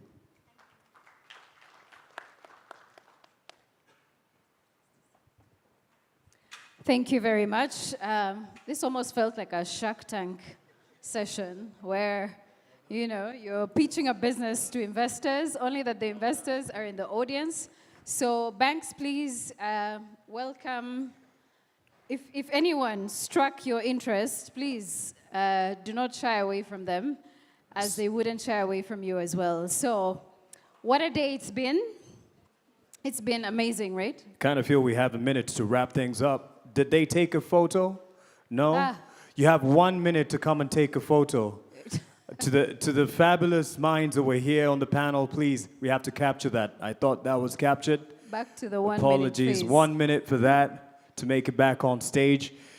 Just so that you can see the people that you can partner with, the great ideas and interventions that they have on a practical basis for everyday people. Ladies and gentlemen, another round of applause for this last panel for the day. Karibuni, karibuni. All right. Is that everyone? There's so many lessons we've learned today. Mark, you want to share some of those? Well, I'm just thinking from the get-go in the morning, we were told we have been flying with one wing in terms of the SME sector. And if we make sure that the affirmative finance action for women in Africa is realized, then we'll be able to be soaring or cruising stable in terms of the SME body. So I think it's in the interest of every one of us in the ecosystem here to come together. And we know it takes collaboration. It's not just one solution from one sector, but collaboration from every player. So that's my take home from this. And of course, 1 or 2 business cards that I'll follow through with. But we'll have someone to come and give us a form of highlights that they have grasped from one of the 2 main partners in this AFAWA Finance Series Kenya. All right. And I think nurturing the woman has been a message that we have received since morning. The fact that women still need access to finance, they need security, and the fact that many banking institutions or financial institutions tend to think that women are high-risk borrowers. That in itself is something we need to deal with. And in the morning, we were told about the trio challenge, that it's difficult to be African, to be a woman, and to be an SME, because that there is like a ticking time bomb in certain financial institutions. And that there is the reason why AFAWA, I guess, started the finance series to make sure that women also have a say when it comes to leading businesses, but also thriving at them and making sure that they also contribute to economic development of their countries. There's so much we've taken out of today, but I guess we are the people who would like to move this needle in the right direction. So I believe that we are going to do the best that we can. Think about it as it's your daughter, it's your sister. And I always use this example of you give birth to children. If you have 3 boys, you're like, let me try one more time and see if we're going to get a girl. Then you try the 4th time and it's a boy. Then you say, okay, let's try one more time and see if it's going to be a girl. You try again and it's a boy. There's a reason why you're trying again. And there's a reason why you want to have a bit of a balance between the gender. It's simply because there's different perspectives from these 2 different genders. Let me be cheeky here because I know Joy personally, and she has a family of boys. So I think she's breaking news here in terms of what we can expect. So, Mark, I'm trying, oh, okay? I'm trying. Keep going, I just keep going, need the keep formula. going. I need the formula, okay? Yes, and so there's a perspective there. If we look at it from that perspective, even when the children are growing up, we don't tell them, you know, be this or be that. You know, you're always giving them the freedom to, what do you want to be when you grow up? So why don't we be the same with women when they're approaching financial institutions to access finance? I think that there's so much that we can do when it comes to empowering women to thrive in business, in trade, in enterprise. So that's my take home from today, and I hope that we can as well consider this going forward in allowing women to close the gap. That how many billion was it? How many 42. billion dollars? $42 billion. $42 billion. Absolutely. And my take home as well, not the nice thing, it's there's only the front row that was listening. It's not the nice thing to do, it's the right thing to do. And I applaud you as well for staying on with us. I believe some of us, it's because of the rain that it poured, but we're at the tail end of the program. And Joy, I think it's good to call on one of the main partners who was here since early morning. They've put in so many hours to make this realize the 6th edition. Let's give him a hand as he approaches the stage and give him some encouragement. Patrick Lumumba, he is from the African Guarantee Fund, and he is a group director for capacity development. Look at the bounce on his step as he approaches.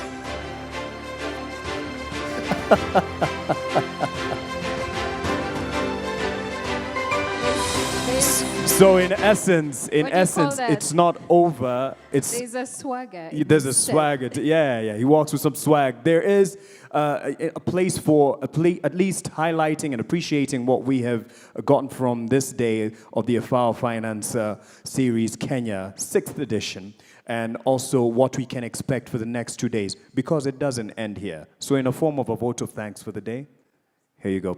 A hand to Patrick Lumumba. Thank you so much. I want to appreciate all of you again, as Mark and Joy have indicated, stay along. Since way back at 7 o'clock, some of you. So we really appreciate the sacrifice. I know most of you have left a lot of their tasks pending, so we really appreciate it. We don't take it for granted. And the contributions and the experience sharing. As indicated, it's not the end today. We have 2 days of training, and I hope most of you will be attending tomorrow.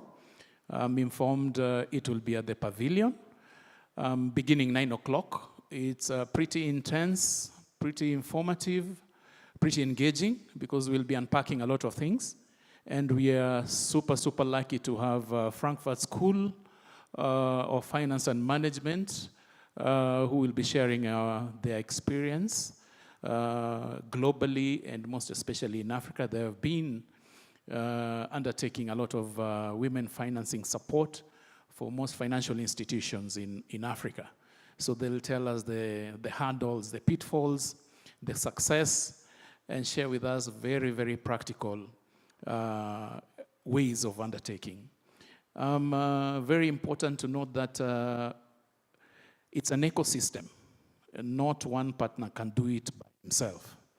We have business enablers. One thing I want to emphasize for financial institutions, how do we come up with women SMEs that we can lend to? AGF has provided a guarantee. The guarantee is not being utilized as effectively as you think.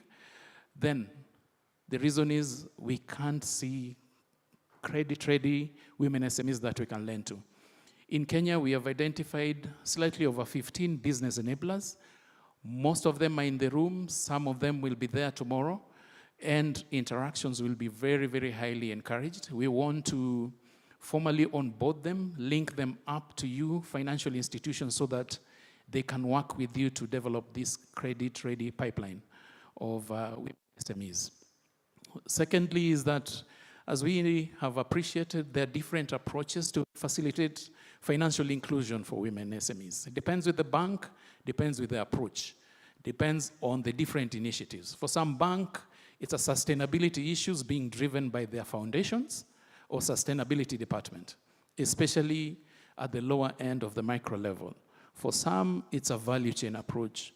For some, again, it's using structured financing, whereby you have distributors and buyers on a platform enabling you to reach more and more SMEs. So different approaches, and we define differently. It's not homogeneous as we appreciate. So AGF, we are ready to work with you in whichever form to facilitate this and support you to grow and bridge this financing gap.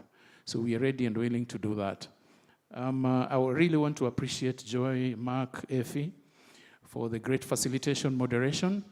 I want to appreciate the banks, business enablers, SMEs who have found time to be here today. And sometimes I want also to appreciate the event planners, the ushers who have been with here. Appreciate the hotel also for good facilitation, and all the service providers around. Most critically and sometimes forgotten is our colleagues at African Guarantee Fund. I know most of them have left. I don't know who are remaining out there. Exactly. I mean, a lot of our team members support us at the background. Those who are directly concerned with the arrangement, sleeping less and focusing, and of course, most appreciating also our FDB counterparts. So really thank you. It's not the end, it's just the beginning of work to be done. And as I've emphasized, AGF is ready to work with you and please reach out in whichever way. Thank you so much.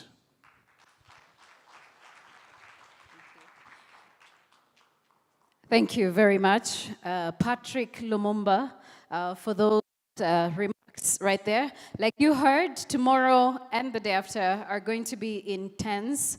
They're going to be informative, but they're also going to be engaging. So come with all your energy, bring your brains right here, the pavilion actually. That's where it's going to be happening, and contribute, make the most of it, and be able to do it for a worthy cause, which is, of course, affirmative action.